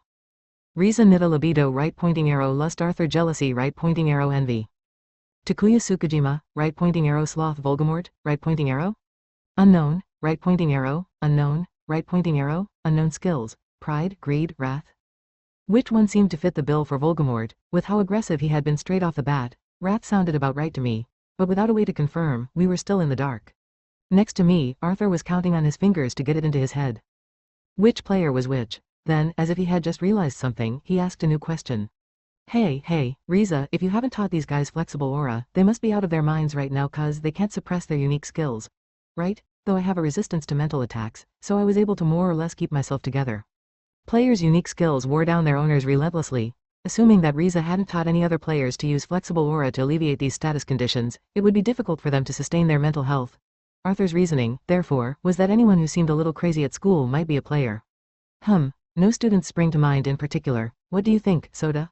I'm not sure I've noticed anyone strange other than Tsukujima. There's also the possibility that they were sent to the dungeon like Arthur and Volgamort. Comparing this world's Class E with that of dake, I couldn't think of anyone who'd acted weirdly apart from Tsukijima. Even if players were in other classes, I expected I would have heard something if their unique skills had driven them to do something rash. So, by process of elimination, that only left the dungeon, but then. In that case, we'll run into them sooner or later if we keep dungeon diving. Pretty scary, huh? Riza brooded. Since I needed to level up to get through the upcoming events of the game's story, I had to descend to even lower levels of the dungeon. If I encountered a player in a poor mental state down there, it would mean a fight on the spot. Then there was the reward of having one's wishes granted, as Tsukijima had mentioned. From that, I couldn't rule out that even someone of sound mind could be out for blood. Damn it, if it wasn't for these stupid skills, I'd be able to happily sing this world's praises in peace. As I was feeling sorry for myself and mulling these problems over, Riza poured me a delightfully fragrant tea from a flask. It was just the thing to make my mind off it. I immediately picked up my cup, enjoying the distraction, when Riza looked at the screen of her wrist terminal and pulled. Another inscrutable face. What is it, another problem? I asked. No, nothing like. Actually, maybe it is a problem of sorts. There's been some goings-on in the aftermath of the duel. You haven't had a notification? I checked my own terminal to confirm that I did have one. It looked like it had been sent from the student council to all students. Arthur leaned over to see what the fuss was over. Apparently, Sarah is now the only candidate to be the next student council president. She's already appointed Kuki Suo as vice president and Tsukijima as a special advisor. Ashikaga, the rival candidate, had withdrawn, and the 8 dragons hadn't endorsed anyone else, effectively confirming Sarah as the next president. In the game, she didn't exercise her appointive powers until after summer break was over. Scratch that. The real thing was who she had appointed. Why is Tsukijima? Actually, Sarah's probably forced this on him, hasn't she? I pondered. What's with this? Said a similarly bemused Riza. I thought Suo and Kikyu got on like cat and dog. Weren't they at each other's throats in the game? Sarah had been calling Tsukijima her dear hero since the duel and was so all over him that it astonished everyone. She had even been spotted turning up at the male student's dormitory where he lived, helping him with various tasks as if she had made herself his wife or something. Every time I heard stuff like this, my jealousy gauge skyrocketed. As for Suo, he made no attempt to distance himself from Tsukijima despite losing, instead actively cooperating with Sarah and her starstruck ways. Arthur wondered what had happened to the bad blood they had shared since middle school. Still, it probably seemed petty to them compared to the knowledge and power that Tsukijima had to offer. But how would this trio run the student council? Even though I had made Tsukijima promise not to cause any more disturbances, I felt nothing but uneasy about this. It also sounds like there's tension between the First Magic Club and the Holy Woman Organization. It could be trouble if we leave things to play out, Riza warned. Some of the factions that comprised the 8 dragons had been waiting outside the male student's dormitory in an attempt to contact Tsukijima. In response, Sarah had enlisted some shrine maidens who belonged to her family's Holy Woman Organization. As such, it was reportedly a touch-and-go situation. The First Magic Club, huh? That's Atoha Ashiki's group, Arthur recalled, knitting his brow in concern. She was still friendly with Kikyu at this point in dake, but I guess she's already shown her true colors. I guess she's more interested in Tsukijima than Sarah, right? Riza added. Club leader Ashiki could easily pass for a heroine with her diminutive frame, sweet looks, and ever-present meek smile. Truthfully, this troublesome character had a terrible personality and was extremely driven, not to mention her fervent belief in aristocratic supremacy. In the game's story, she was one of the main culprits who kept Classy down, and there was a violent clash with her when a Kage or Pinky defeated a higher class. If things went as they did in the game's story, Ashiki would only collide with Sarah later on once she sided with a Kage. At this point in the school year, Ashiki should have been quietly supporting Sarah's election campaign and establishing a close relationship with her. It was too soon for there to be this discord between them. Then again, it was no wonder that witnessing the duel would cause her interest to shift to Tsukijima. If it's only Tsukijima trying to blow himself up, that's fine and dandy. But that can't be all, right? Arthur stated. There must be some scary folks pulling the strings behind Ashiki and Kikyu, and the story will really get screwed up when they show themselves, won't it? That's another tricky one, Riza concurred, but all they can likely do for now is stay in the shadows behind Sarah, I said. Apparently, Tsukijima had sought to dominate the 8 dragons by making them fear his strength to avert such situations, but we defeated him before he had a chance to do so. This meant that the 8 dragons were still beyond his control, and it wouldn't be surprising if certain factions, such as the First Magic Club, decided to take harsh measures.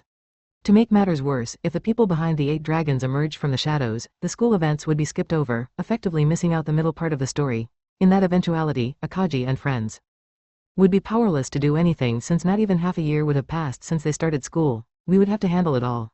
Perhaps Tsukijima being a student councilor would alter things. Since members had the authority to penalize other students, it wouldn't be a simple matter for even nobles to mess with him.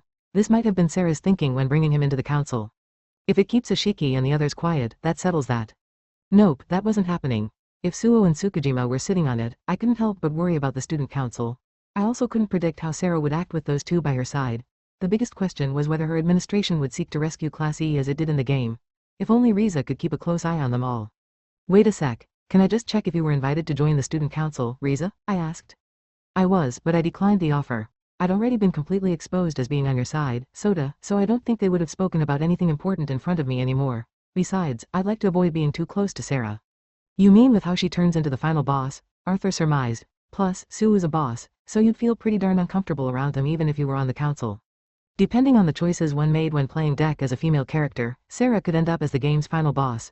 Going against her would also invoke the enmity of the Holy Woman organization, making daily life difficult. Like Riza said, it would be prudent to keep our distance from her just in case.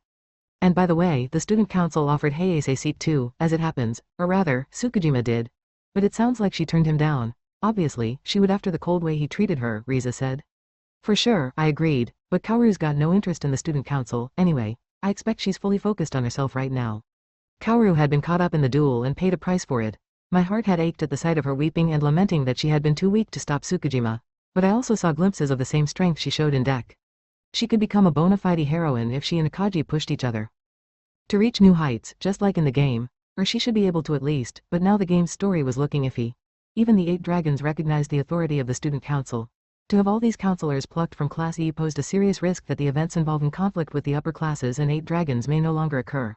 Without rivals to up my game, I couldn't develop my strength as I'd hoped. Accordingly, it wasn't an option to give up on letting people like Kage or Kaoru continue to grow. Some shoring up was in order to avoid the bleak future that awaited us. About this shoring up, Riza began. Hayes has asked several times who the person in the mask was. She wants him to teach her how to fence. How to fence? Surely it makes more sense for you to teach her, Riza, I reasoned. I think your fighting style would be pretty tough for her to learn, Kaoru or not. Ooh, but I could teach her how to fight with magic, Arthur drawled. Kaoru's style of swordsmanship in deck was a traditional kind of Japanese fencing, descended from kendo. Refined throughout countless battles, it was as beautiful as it was effective and the object of many people's admiration. It didn't really seem like my place to butt in and mess with that when all I'd done was pick things up by engaging in PvP over and over.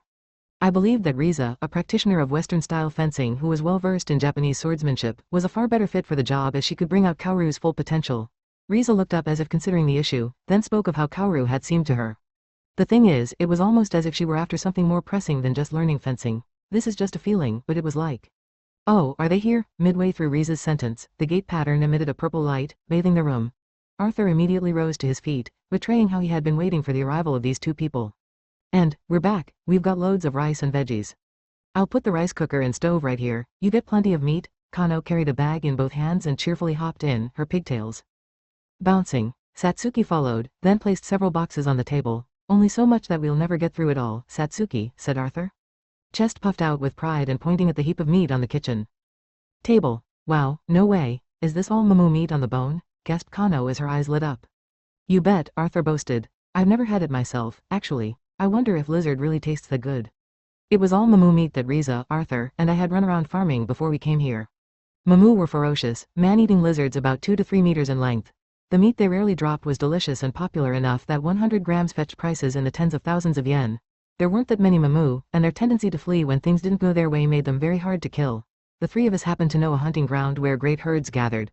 We set a trap, surrounded them, and easily bagged ourselves a massive haul. This was what we were all here for, a yakiniku party. Despite the many issues we had just discussed, we had to get together to recognize the difficult thing we had achieved in stopping Tsukujima's rampage so that we had the confidence and hope to keep going. We didn't see anything wrong in unwinding for a day, so we made these informal plans for a get-together. All right, I'll make the gate, so follow me. I'll escort you, cuties. Mav, you grab all the meat and stuff, Arthur ordered. Right, I said after a pause. This fiend sure had a way with people. The original plan was to throw the party in the gate room, but we abandoned this due to its dinginess, cramped space, and lack of any smoke outlet. The shrine hall above us, while bright and spacious, came with the chance of other adventurers walking in on us and bringing potential trouble. Though there were other places in which Arthur could stay in his humanoid form, such as floor 15, the idea of having a cookout at an execution site wasn't all that appealing, in which case. Okay, gate, Arthur hummed. Man, it's been ages since I've been home. He flipped his wrists up and released some magic, and then a great purple-colored light popped up. As long as we had Arthur and his spell, we could travel anywhere in a flash, no matter how far. This could easily give one a false sense of security, but we would have to remind ourselves that we couldn't reach the destination on our abilities alone. This leads to the 38th floor, right? If there's even one monster there. No monsters, assured Arthur. Oh, but it is kinda chilly, so be careful not to catch a cold, okay? Satsuki was hesitant about suddenly traveling somewhere much deeper than the current Japanese record. The vicinity of Arthur's home was a special area free from monsters spawning, which seemed relatively safe. However, it was also built in a place where snow fell year-round, so the temperature was going to be considerably lower than our present location. That should have been fine since we had warned everyone to bring a coat beforehand. Kano quickly took out a jacket, pulled her arms through it, and hopped from foot to foot as she prepared to leap through the gate. Riza beat her to it, though. Shotgun the first ride. Hop, then I'm second. The fearless Riza was the first through the gate, and a sparkling-eyed Kano followed with rice and vegetables under her arms. Satsuki had obviously accepted her fate, and I was amused with how she went in 1 foot at a time. Eagerly anticipating the delicacy we would receive, I jumped into the purple light with high spirits. Chapter 19. A castle for a fiend. A vast expanse of pure white met me on the other side of the gate. Snow was pouring down from a leaden sky, and no vegetation was growing as far as the eye could see. From the way the air bit at my nose, I could tell the temperature was a little south of 0 degrees Celsius. It's freezing, and this thick magic. So, this is the 38th floor, huh? Said Kano. A total snowscape, so places like this really do exist, Satsuki exclaimed. They huddled to battle the cold and eagerly surveyed the scene. Unlike the sweltering savanna maps of the 21st to 30th floors, floors 31 through 40 were all frozen tundras. Arthur's home was also in this territory, built on the peak of a freezing cold mountain where it snowed all year. Okie dokie, so, that's your house, Arthur? Asked Kano, looking up and exhaling a white mist. It's way bigger than I thought it would be. It's not so much my house as it is a place I've been borrowing, Arthur said. House wasn't really the word for the building Kano had spotted. Towers jutted out with no discernible pattern, eerie lights shone from the countless windows, and the gigantic Gothic castle must have been dozens of meters tall. Commonly known as the Devil's Keep, it was the abode of a fiend. The 20th floor of the dungeon was called the Devil's Keep in this world, but that was just a pale imitation of where the fiend really lived. Kano tilted her head at my display of knowledge. So a fiend lives there, but it's called the Devil's Keep. Why not the Fiend's Keep? Well, Kano, that would be because the fiend summons loads of demons, I explained. This place was known as the Devil's Keep and not the Fiend's Keep. Because the fiend called forth hordes of demons with his unique ability, Demon Summon, to repel any adventurers that came his way. Arthur informed us with a frown that it was a real nuisance when that happened because the whole castle would be swarming with them. Demons had special abilities, were intelligent, and were tricky monsters to fight. The lesser demon that served as the 20th floor's special floor boss was still fresh in my memory, but he actually belonged to the lowest class of demons. He was nothing more than a grunt, in other words. The middle orders of demons had tougher physical abilities and could casually reel off high-grade mental attacks and big spells. At our current level, an encounter with just one of these would be sure to see us wiped out. As if that weren't enough, the fiend would summon so many demons that the massive castle was filled with them. For this, the fortress was known to deck players as the Devil's Keep.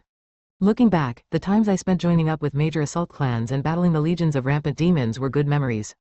I don't suppose you can also use this demon summon spell, can you? Fretted Satsuki. Not right now, but I think I can get there if I keep working at it. HNNGH. Arthur's response to Satsuki's worry was to thrust his hands out and try to summon a demon, but I wished he'd cut it out since it would be a pain in the butt on the off chance he succeeded. Despite Arthur's happy-go-lucky attitude, it was easy to forget he was a fiend. Just as I had found myself in Piggy's body, Arthur had also found himself in a fiend's. Unlike how Piggy's consciousness had fused with mine, Arthur's fiend was separate from him and remained totally dormant. Consequently, Arthur could neither access the fiend's memories nor use any of his abilities. The original owner of this body was a faint-hearted child fiend who rarely appeared in deck, keeping himself hidden in the castle that now towered before us. His very occasional appearance to adventurers made him a super rare character in the game, so it was some bad luck for him that the merry and headstrong Arthur would ultimately take him over. I could offer him nothing but my condolences. Ooh, it's way too cold, and the snow's only getting heavier. Shall we hurry on in? Why, you can say that again, Arthur. Lead the way, please. Riza had been rubbing her thighs together to keep the cold at bay the whole time we talked and evidently could take no more. She had brought a coat but only had a skirt on her lower body, leaving her legs fully exposed. That certainly must have been rough out in this weather. It looked like Kano also felt the cold in her hands as she urged Arthur to take us inside. Physical enhancements came with the benefit of being able to withstand changes in temperature to a certain extent, but cold was cold. This conversation could wait until we were inside, so I decided to join in with the demands to be brought in. We arrived at the front of the keep after a few minutes of trudging through the deep snow, where the enormous castle gates swung upon noisily of their own accord as if to usher in their lord. Beyond them, a bright entrance lay wide open. It's more beautiful and grand than I thought it would be. Hey, are you rich, Arthur? Asked Kano. Well, you won't find any money lying around, he said. The entranceway had an ancient feel with its stone construction, but the overall atmosphere was that of a stylish old European castle. A red carpet was laid out on the stone floor, while the chandeliers and wall-mounted candles welcomed us with a warm glow. Smelling money, Kano had that sparkle in her eyes again. Building a castle like this outside the dungeon would definitely set one back a few billion yen, although there were no construction costs in the dungeon. With someone like Arthur, whose motto was to spend his money as soon as he earned it, it was unlikely he would have any piles of cash saved up. This spot would be just fine for the party, but maybe the throne room would be better since it's bigger and all. Where do you fancy? Throne room? Let's do it in the throne room, said Kano giddily. Somewhere warm would be nice. I'm chilled to the bone here, said Riza. This entrance hall was poorly sealed, letting a cold draft enter. The throne room was spacious and well built, so it was likely a much better place for Riza, who was pulling a troubled face at the nip in the air. We traveled through the huge castle, ascending several extravagantly wide flights of stairs and walking through long corridors that had so many doors it felt like a hotel. We had already come a long way yet still hadn't reached our destination. Following Arthur's lead, I pondered that this place had to be bigger inside until a large pair of double doors finally came into sight. This looked to be the throne room. A showdown with the fiend was supposed to happen here, but the lord of this castle, the original owner of Arthur's body, had a neutral stance toward adventurers. Hence, the room never once became a battlefield. Kano, eager to see inside, impatiently pushed the doors open to reveal a luxurious room that looked like something medieval royalty would use. Its walls and ceiling had simple decorations, and the raised area near the throne had a red, beautifully patterned carpet laid over it. I had this kind of thing in mind, but the only problem was, why is it all like this? Arthur muttered after glancing around the room. What appeared to have once been vases were smashed, paintings were torn, and the throne was tipped over on its side. The carpet that covered the room also had holes here and there, which looked like the aftermath of a burglary. There were even patches that looked like they had been burned as well. Arthur tilted his head in confusion, claiming that the room had been tidy before he left. That meant this had happened after his departure. But what caused this? I had an idea of my own. There's something over there. Kano pointed to a mysterious creature that lay dozing on its back. It had a short and stout figure, with a head about 3 times the size that of a human with a large, fanged mouth. If I had to compare it to an animal, it reminded me of a chubby hippo. I quietly approached to get a better look and found that its body was covered in reddish-brown scales and had small, bat-like wings on its back. This was no hippo. I had no memory of such a strange creature being here. Just what kind of species was it? Who's this? He's kinda cute. I bet he's a good boy. Cute? I'm not so sure. Looking at the mystery creature's sleeping face up close, Kano and Satsuki debated whether the thing was cute. It still showed no sign of waking. Far from it, it was happily blowing enormous snot bubbles. If this was a monster, it needed to have its license stripped right away. Just as I thought this, Arthur did something surprising. Hey, wake up, Gia. Arthur pounded a clenched fist hard into the mystery creature, which had been drooling away in its deep slumber. It reacted by flashing its golden eyes open, fluttering into the air, and taking a guarded posture. Master, Garg. Humans, you would do my master harm, would you, you scoundrels? Idiot, these guys are my friends, so leave off, Arthur said. Gia, friends? After the hippo thing opened its wide jaws to attack, Arthur had given it another blow and sent it sprawling. We all stood blinking, unable to process what was unfolding. It seemed these two knew each other, at least. Please forgive me, I was none the wiser. Oh, I'm totally unprepared. Please, make yourselves at home. It lumbered over to us on all fours with its head bowed as it spoke in a voice resembling a small child. And not a problem. Arthur invited us here today. Nice to meet you. Satsuki offered her own repeated bows, making for quite a surreal sight. There were very few monsters that could communicate with adventurers using human language. Searching my memories of Deck, I could only think of certain high-level monsters with such an ability. I was getting a bad feeling about this.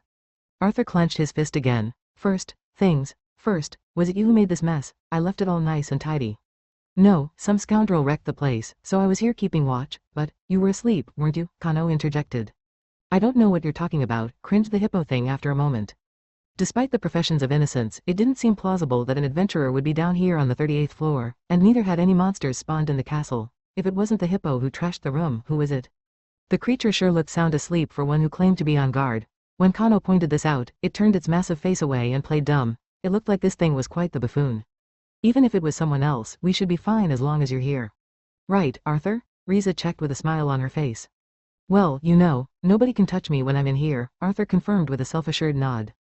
Devil's Keep was fitted with devices that strengthened the fiend, simultaneously giving him several powerful buffs. Supposing someone in here was up to no good, it would be no problem. Regardless, we were only here to eat, not dole out justice to a vandal. I was keen to quickly prepare our meal and chow down before we ran into this person, but this place is a little too trashed, I observed. Since we were in the dungeon, we could leave the vases and paintings alone to fix themselves. They weren't a concern, but dining in a room this messy would spoil our enjoyment of the food. As such, Satsuki suggested that we just sweep all the debris into a corner of the room. She handed each of us the brooms she had brought along, and we started tidying up. While everyone was at work, I unpacked the gear we'd brought and set it up in a spot that had already been cleaned up. I'll put the barbecue on the table here. The meat too, I announced. We should cook the rice first. I'll just borrow this power strip, Satsuki told me. I've been wondering what smells so good, the mystery creature said. What are you going to make? Satsuki quickly cleaned the room before inspecting the magic gem-fueled power strip into which she intended to plug the rice cooker. Behind her, I was arranging the mamu meat on the table when who should approach but the creature, with its nostrils twitching away. What a delicious aroma. It's mamu meat. We've got lots if you want to try some, I said. Of course my master's friends would be so kind, then I most certainly will try some. With all the drooling right in front of me, I was left with little choice but to make that offer. It wasn't as if we could get through all this anyway. There was no harm in sharing some food. But the more I look at this thing, the stranger it gets. Was it a hippo or a lizard? Since I could freely communicate with it, I assumed its brain would work the same way as a human's did. But there was also the possibility that the creature might operate on a completely different mental framework, much like a fiend. What did this creature think, and what would it do now? This boggled my mind. Riza, who had just put her broom away, also seemed deeply intrigued by the mysterious beast. She surrounded it, watching it curiously as it stared in captivation at the meat. Arthur, was this little guy always in the castle? I found this ginormous egg in the storehouse back there, said Arthur, drawing a huge circle in the air. I heaved it into a pan and started boiling it, then he hatched. The hot water didn't even bother him. Master incubated me, for which I am most grateful, added the creature. So he's only a few months old? Riza queried after a pause. I had been tempted to ask Arthur what he thought he was doing by trying to eat something like the egg when he didn't even know what it was, but I decided there were a few other things to consider first. The first was that, as Riza had pointed out, this hippo thing would only be a few months old if Arthur had made the egg hatch. Despite its young age, it had a decent mastery of human language and could even hold a conversation, even if there were a few oddities in its speech. Was it possible to attain such a grasp of language in this short time? If it was possible, where did it learn? Arthur had been almost entirely absent from the keep, so there was no conceivable way it could have learned from him. Then there was the fact it came from an egg. Usually, monsters emerged from a black mist, though some hatched from eggs. But I had no recollection of a monster that laid huge eggs around the 38th floor.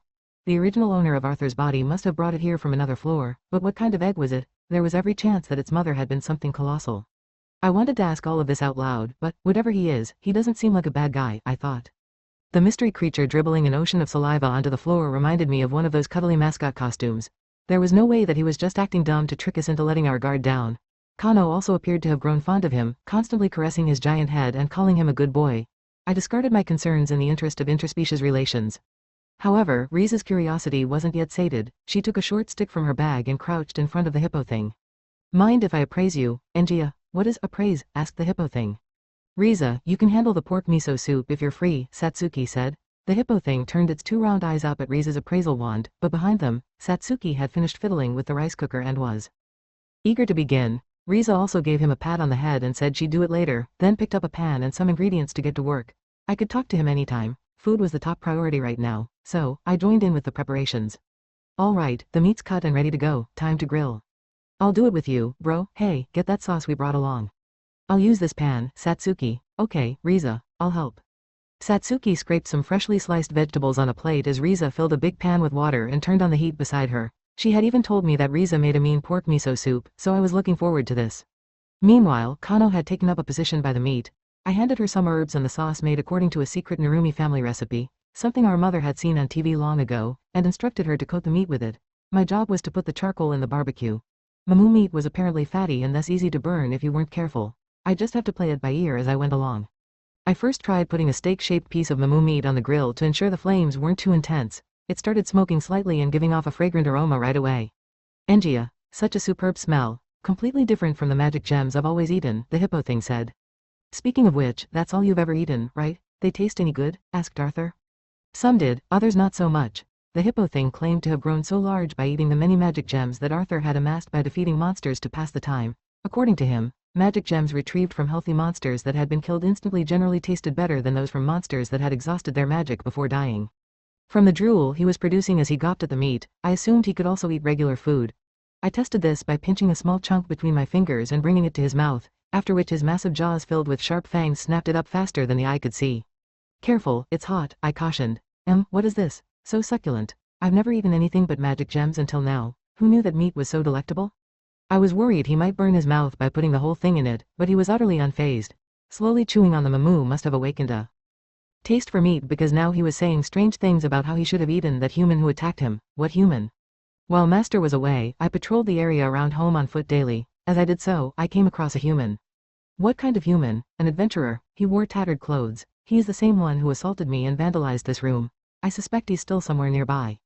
I pressed the hippo thing for more details about this human, or whatever he was. He told me he had been taking a nap after a meal of magic gems when he was suddenly attacked. He tried speaking to the human, but the interloper ran away. The human attacked him again other times and trashed the room, which was why the hippo creature had been waiting in the middle of the throne room, so he was ready to fight back. The hippo thing seemed to be sleeping rather comfortably for someone supposedly waiting to launch a counterattack, though, this creature must be more free-spirited than I'd imagined.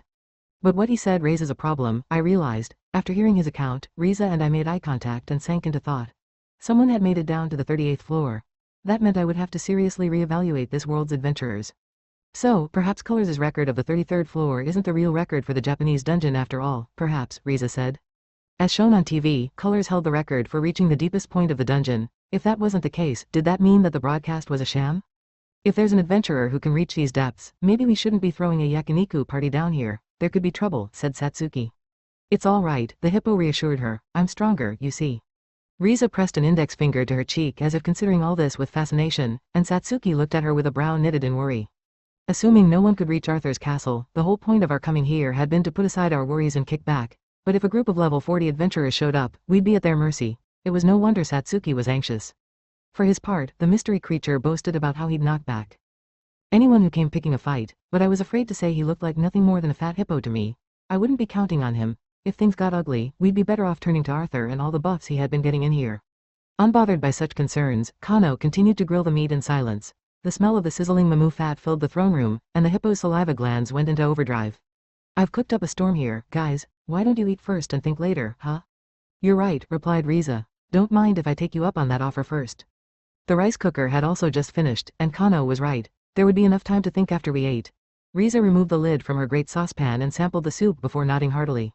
You know, I've not eaten anything decent in ages. I can't tell you how much I've been looking forward to this day. All right, but just don't be fussy and eat plenty of greens, Arthur. Here you are. Bro, this is Big Sis Riza's pork miso soup. I didn't hesitate to take a sip from the bowl Kano handed me. The burdock and onion were deliciously crunchy.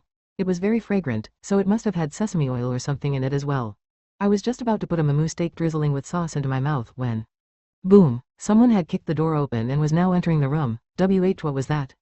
Satsuki widened her eyes and crouched, then turned to look in the direction of the noise. The noise clearly surprised Kano as she loudly spat out the hunk of meat she had been biting into.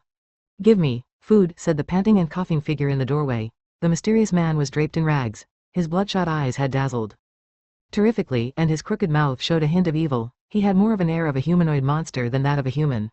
And what now? He sniffed around, looked straight in our direction, and headed our way. Part of me was peeved that the delicious meat I'd waited 12 agonizing minutes to eat had been delayed again, but I also realized that it was likely the same vandal that the hippo thing had mentioned. In that case, this guy was like a moth to a flame.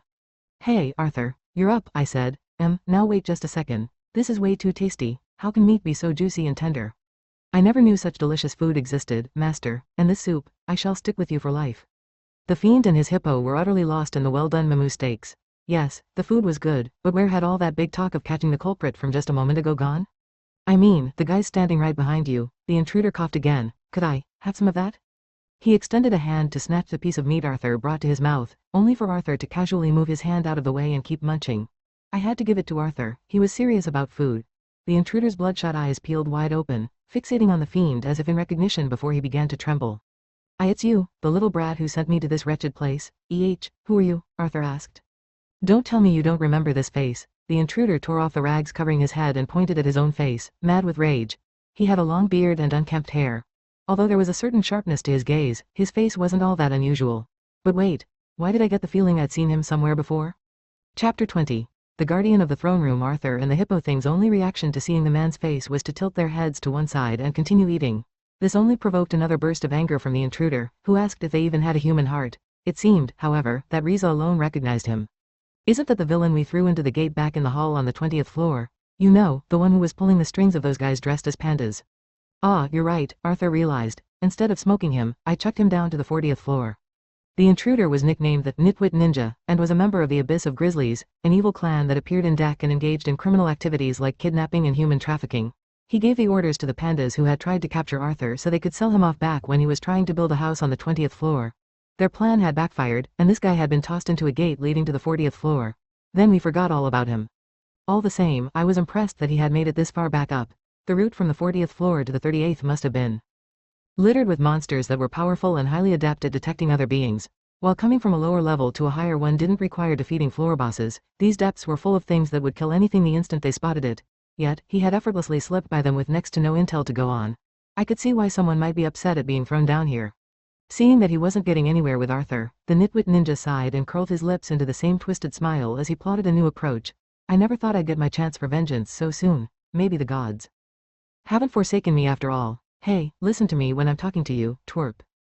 Yummy. This one's mine too. It's not fair, master, put some more on my plate. Okay, Lil Hippo. Man, what a feast, Arthur said in a sing-song voice. The hippo and his master were so engrossed in their mamu steaks that they overlooked the guy as he thanked the heavens for this shot at revenge and turned on them with a warped grin. Even Kano stroked the hippo's head and piled up the cooked steaks. Veins bulging, the nitwit ninja swallowed his fury at having been so thoroughly ignored, then turned the palms of his hands upward with a strange kind of confidence. It looked like he was about to try something. Coming down to this hell allowed me to obtain a power that can rule the world. I'll give you a taste of it so you can learn some manners. Failing to read the room, the nitwit ninja began to emit a dense aura. Before I knew it, the concentration of magic in the room had swollen. No way, his level's gone up. He had been around level 25 when he was thrown into the gate, but the way this magic stung my skin made me think he was now over level 30. Surely, he couldn't have beaten any of the monsters around here. His level would have shot up if he had defeated one monster. Naturally, the monsters down here yielded so many experience points because of how ferocious they were. Regular attacks wouldn't work on them, not that he would even be able to land one in the first place. So, how did he manage to beat one? I saw that hippo leveling up by eating magic gems, and I got an idea, he said after a chuckle. Maybe I'd level up if I ate them too. You ate magic gems? Arthur said in disbelief. Hats off to you. The magic gems the monsters around here drop are huge. Even Arthur was shocked to learn that the nitwit ninja had eaten magic gems to increase his level. But the size of the magic gems aside, I thought that any other being's magic was supposed to be poisonous, let alone monsters. Ingesting their crystallized magic sounded nothing but suicidal to me. But the fact remained that there was no other explanation for his leveling up. Regardless, there was still no way that a mere mortal could eat a monster's magic gem without any consequences. The guy's eyes were already bloodshot, veins popped all over his body, and he was emotionally unstable. He didn't exude the vibe of someone who'd leveled up and more that of a vessel too small for all the magic he had absorbed. Our hippo, who had been savoring the meat, was huffing and puffing haughtily as he stomped loudly on all fours. That's the human, he declared. The one who ate my magic gems and made such a mess in all those different places, and one more thing, I'm no hippo. Huh, you're not? The magic gems that Arthur had provided were the hippo's precious baby food, kept in a special room. This creature was so infuriated that not only had so many of those been eaten, but his master's home, which he had been tasked with watching, had also been desecrated. And what did he mean he wasn't a hippo? Apparently, magic gems weren't the only thing kept in that storeroom. The nitwit ninja produced something resembling a magic item and held it in his hand. It was made of crystal and imbued with red flames. Hey, that's the gods have granted me a new power. This sacred treasure shall permit me to become a god in my own right, remarked the nitwit ninja. Before the nitwit ninja charged the crystalline object with magic to activate it, I didn't have time to point out that he hadn't received the item but had just swiped it. Its effects were immediately apparent. I'll savor that food once I've erased the lot of you from existence. O all-consuming flames of judgment, O flesh and blood of the gods, come into my person, roar. A dazzling light radiated from him, followed by eruptions of scorching fire from his shoulders, feet, and mouth. Eventually, orange flames enveloped his entire body, making him look like some kind of fire demon. Let's see, he coughed, if you still ignore me now. Wow, a fire monster, awesome. Stay back, Kano, I ordered. Damn, this guy's trouble. Blistering heat and blinding light filled the room. Satsuki shielded her face from it with both arms while Kano was leaning forward with excitement written all over her face. Beside her, Riza looked at me as if to ask what our move would be, but I could do nothing at the time. The crystal the nitwit ninja had just used was a magic item that temporarily transformed its user into a fire elemental. In Dek, street performers used it as a gag item, but its ability to turn one's body into plasma rendered physical attacks ineffective. A lot of preparation was required to defeat someone using it, and since we were only here to eat, we weren't ready for this. The moment I get out of this hell, I shall wield this power of the gods to its full extent and rule over the world as a god. You lot are a sacrifice to be made on my way to supremacy. With his hand extended, he sparked a fireball, then crushed it in his fingers as if to make a point to us. Sure, there might not be any other adventurers out there who could stand up to this kind of might. But that's not what the future's got in store for you, buddy. Arthur wasn't shaken up by the nitwit ninja turning into a fire spirit made of plasma. Granted, someone like me had no hope against him now that he'd leveled up by eating magic gems and enhanced himself with a magic item. But this was child's play next to a fiend getting buffed at Devil's Keep. Arthur took one look at the nitwit ninja, gave a derisive laugh, and went right back to devouring the mamu with the hippo. HMPH, still ignoring me, then you may die without a fight, hellfire charge? The ninja's body grew noticeably brighter still, and orange flames lashed out angrily. He stooped down, then rushed toward Arthur at a terrifying speed akin to a fiery bullet. As I watched from a distance, I thought that Arthur couldn't ignore him this time when the hippo thing stepped in front of the ninja's path and opened his massive jaws wide. Non, escaped the hippo thing's gaping mouth, then came some munching, followed by a gulp. Hey, you need to be more careful what you eat, Arthur scolded. The hippo had just opened his mouth 2 meters wide and gobbled the nitwit ninja up whole. Even as the nitwit ninja flailed around for a few seconds and sputtered fire, the hippo soon swallowed and carried him to its stomach. Not a peep was heard from him after that. Kano opened her eyes wide and went rushing over to the beast. Are you okay? He looked pretty hot, but you don't seem to be burned. Say, ah. He's fine, Arthur said. He's got a freakish tolerance for heat. What a horrid taste, though, said the hippo, burping as if nothing had happened. Oh, and I've leveled up. With that, the hippo thing returned to asking Kano for more mamu steaks. This was some serious commitment to eating, not to mention some nerve. Upon contemplation, that was definitely no ordinary ability he had shown. Even at my distance, I had felt the ridiculous heat and tremendous impact. The hippo had swallowed the ninja without sustaining any harm, and his robust stomach had digested him instantly. Just what was this thing? Hey, what kind of creature are you? I've never seen anything like you before, asked Riza. Engia, why, I am a proud and noble dragon. Dragon?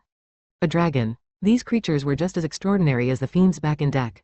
Dragons had enormous bodies 20 meters in length, unique skin that could almost negate physical and magical attacks, fiery breath so devastating it could lay waste to an entire floor, the ability to fly at supersonic speeds, and even intelligence superior to that of humans.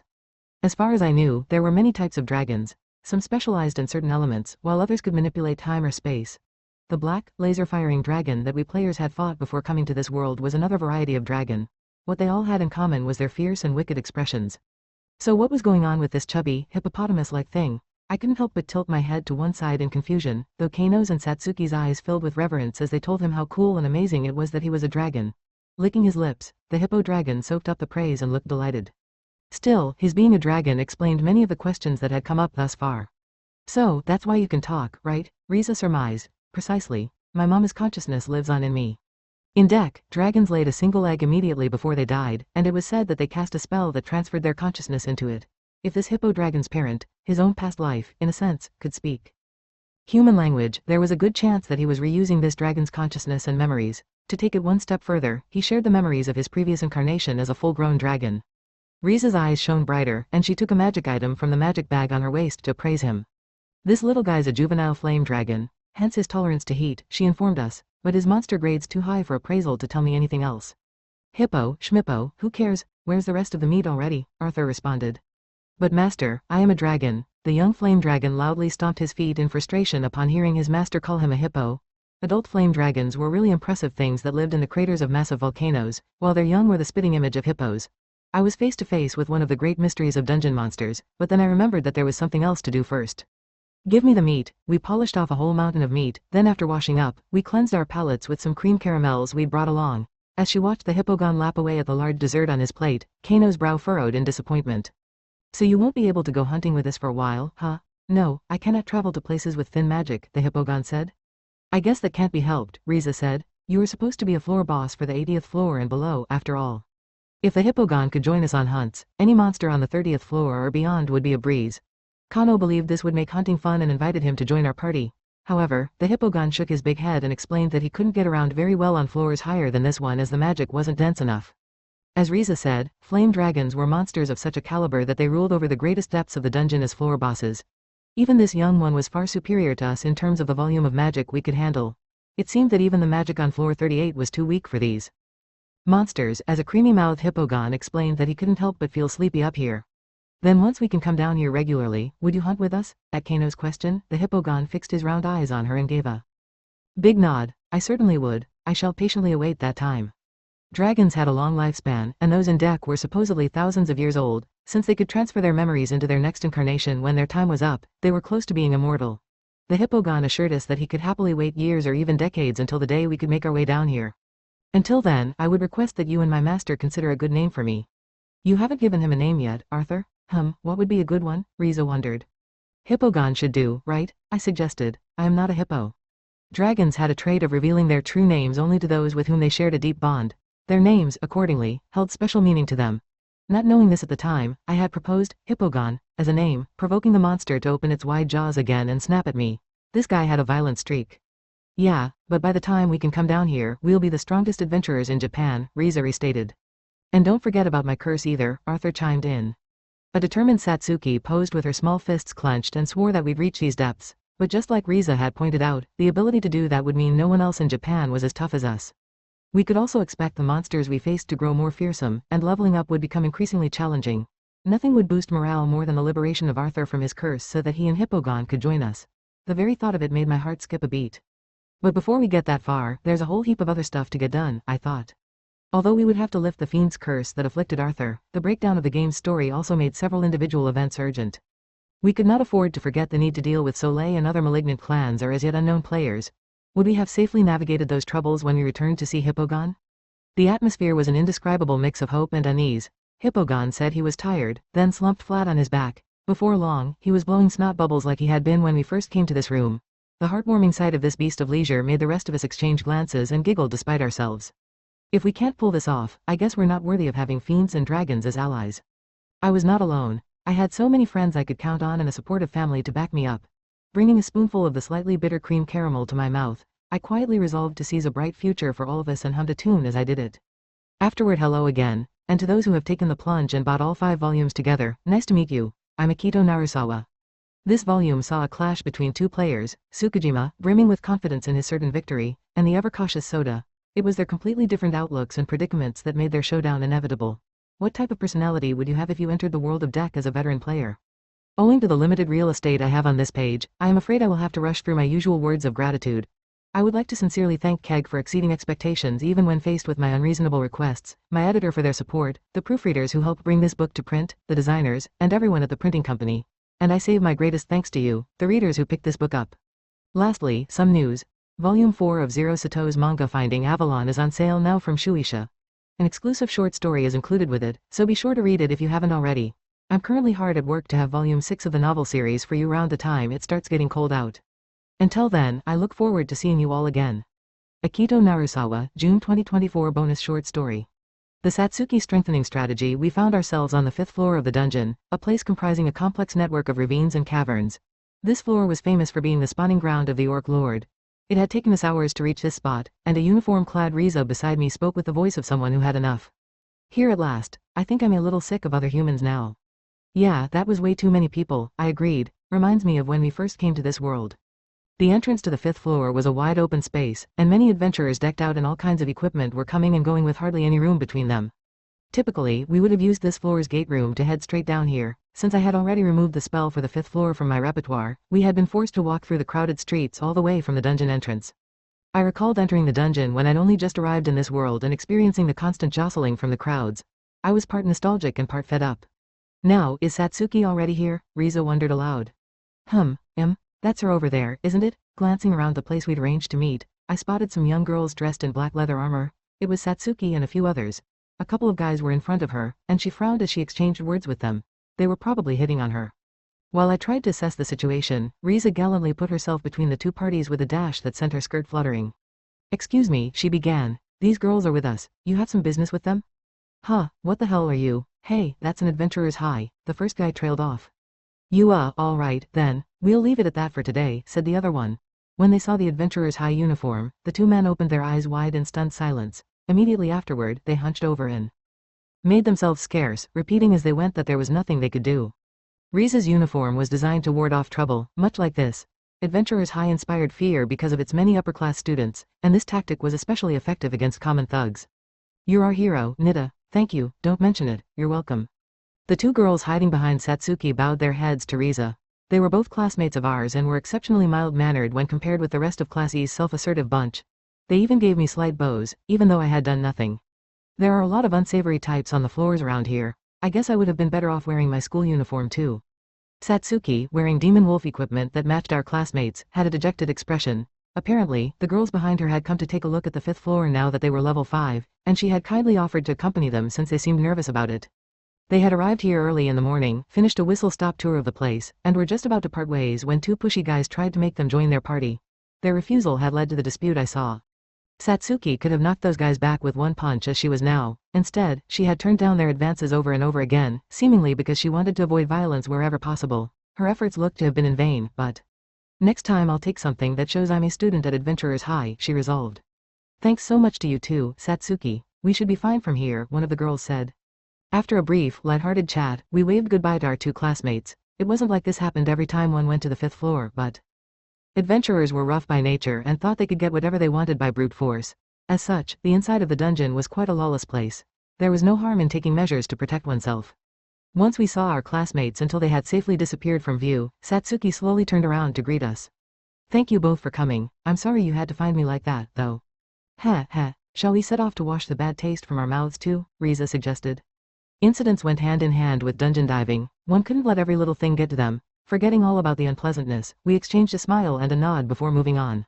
Any other adventurers had all but disappeared when we were a few hundred meters away from the entrance hall, and there was now enough space to run.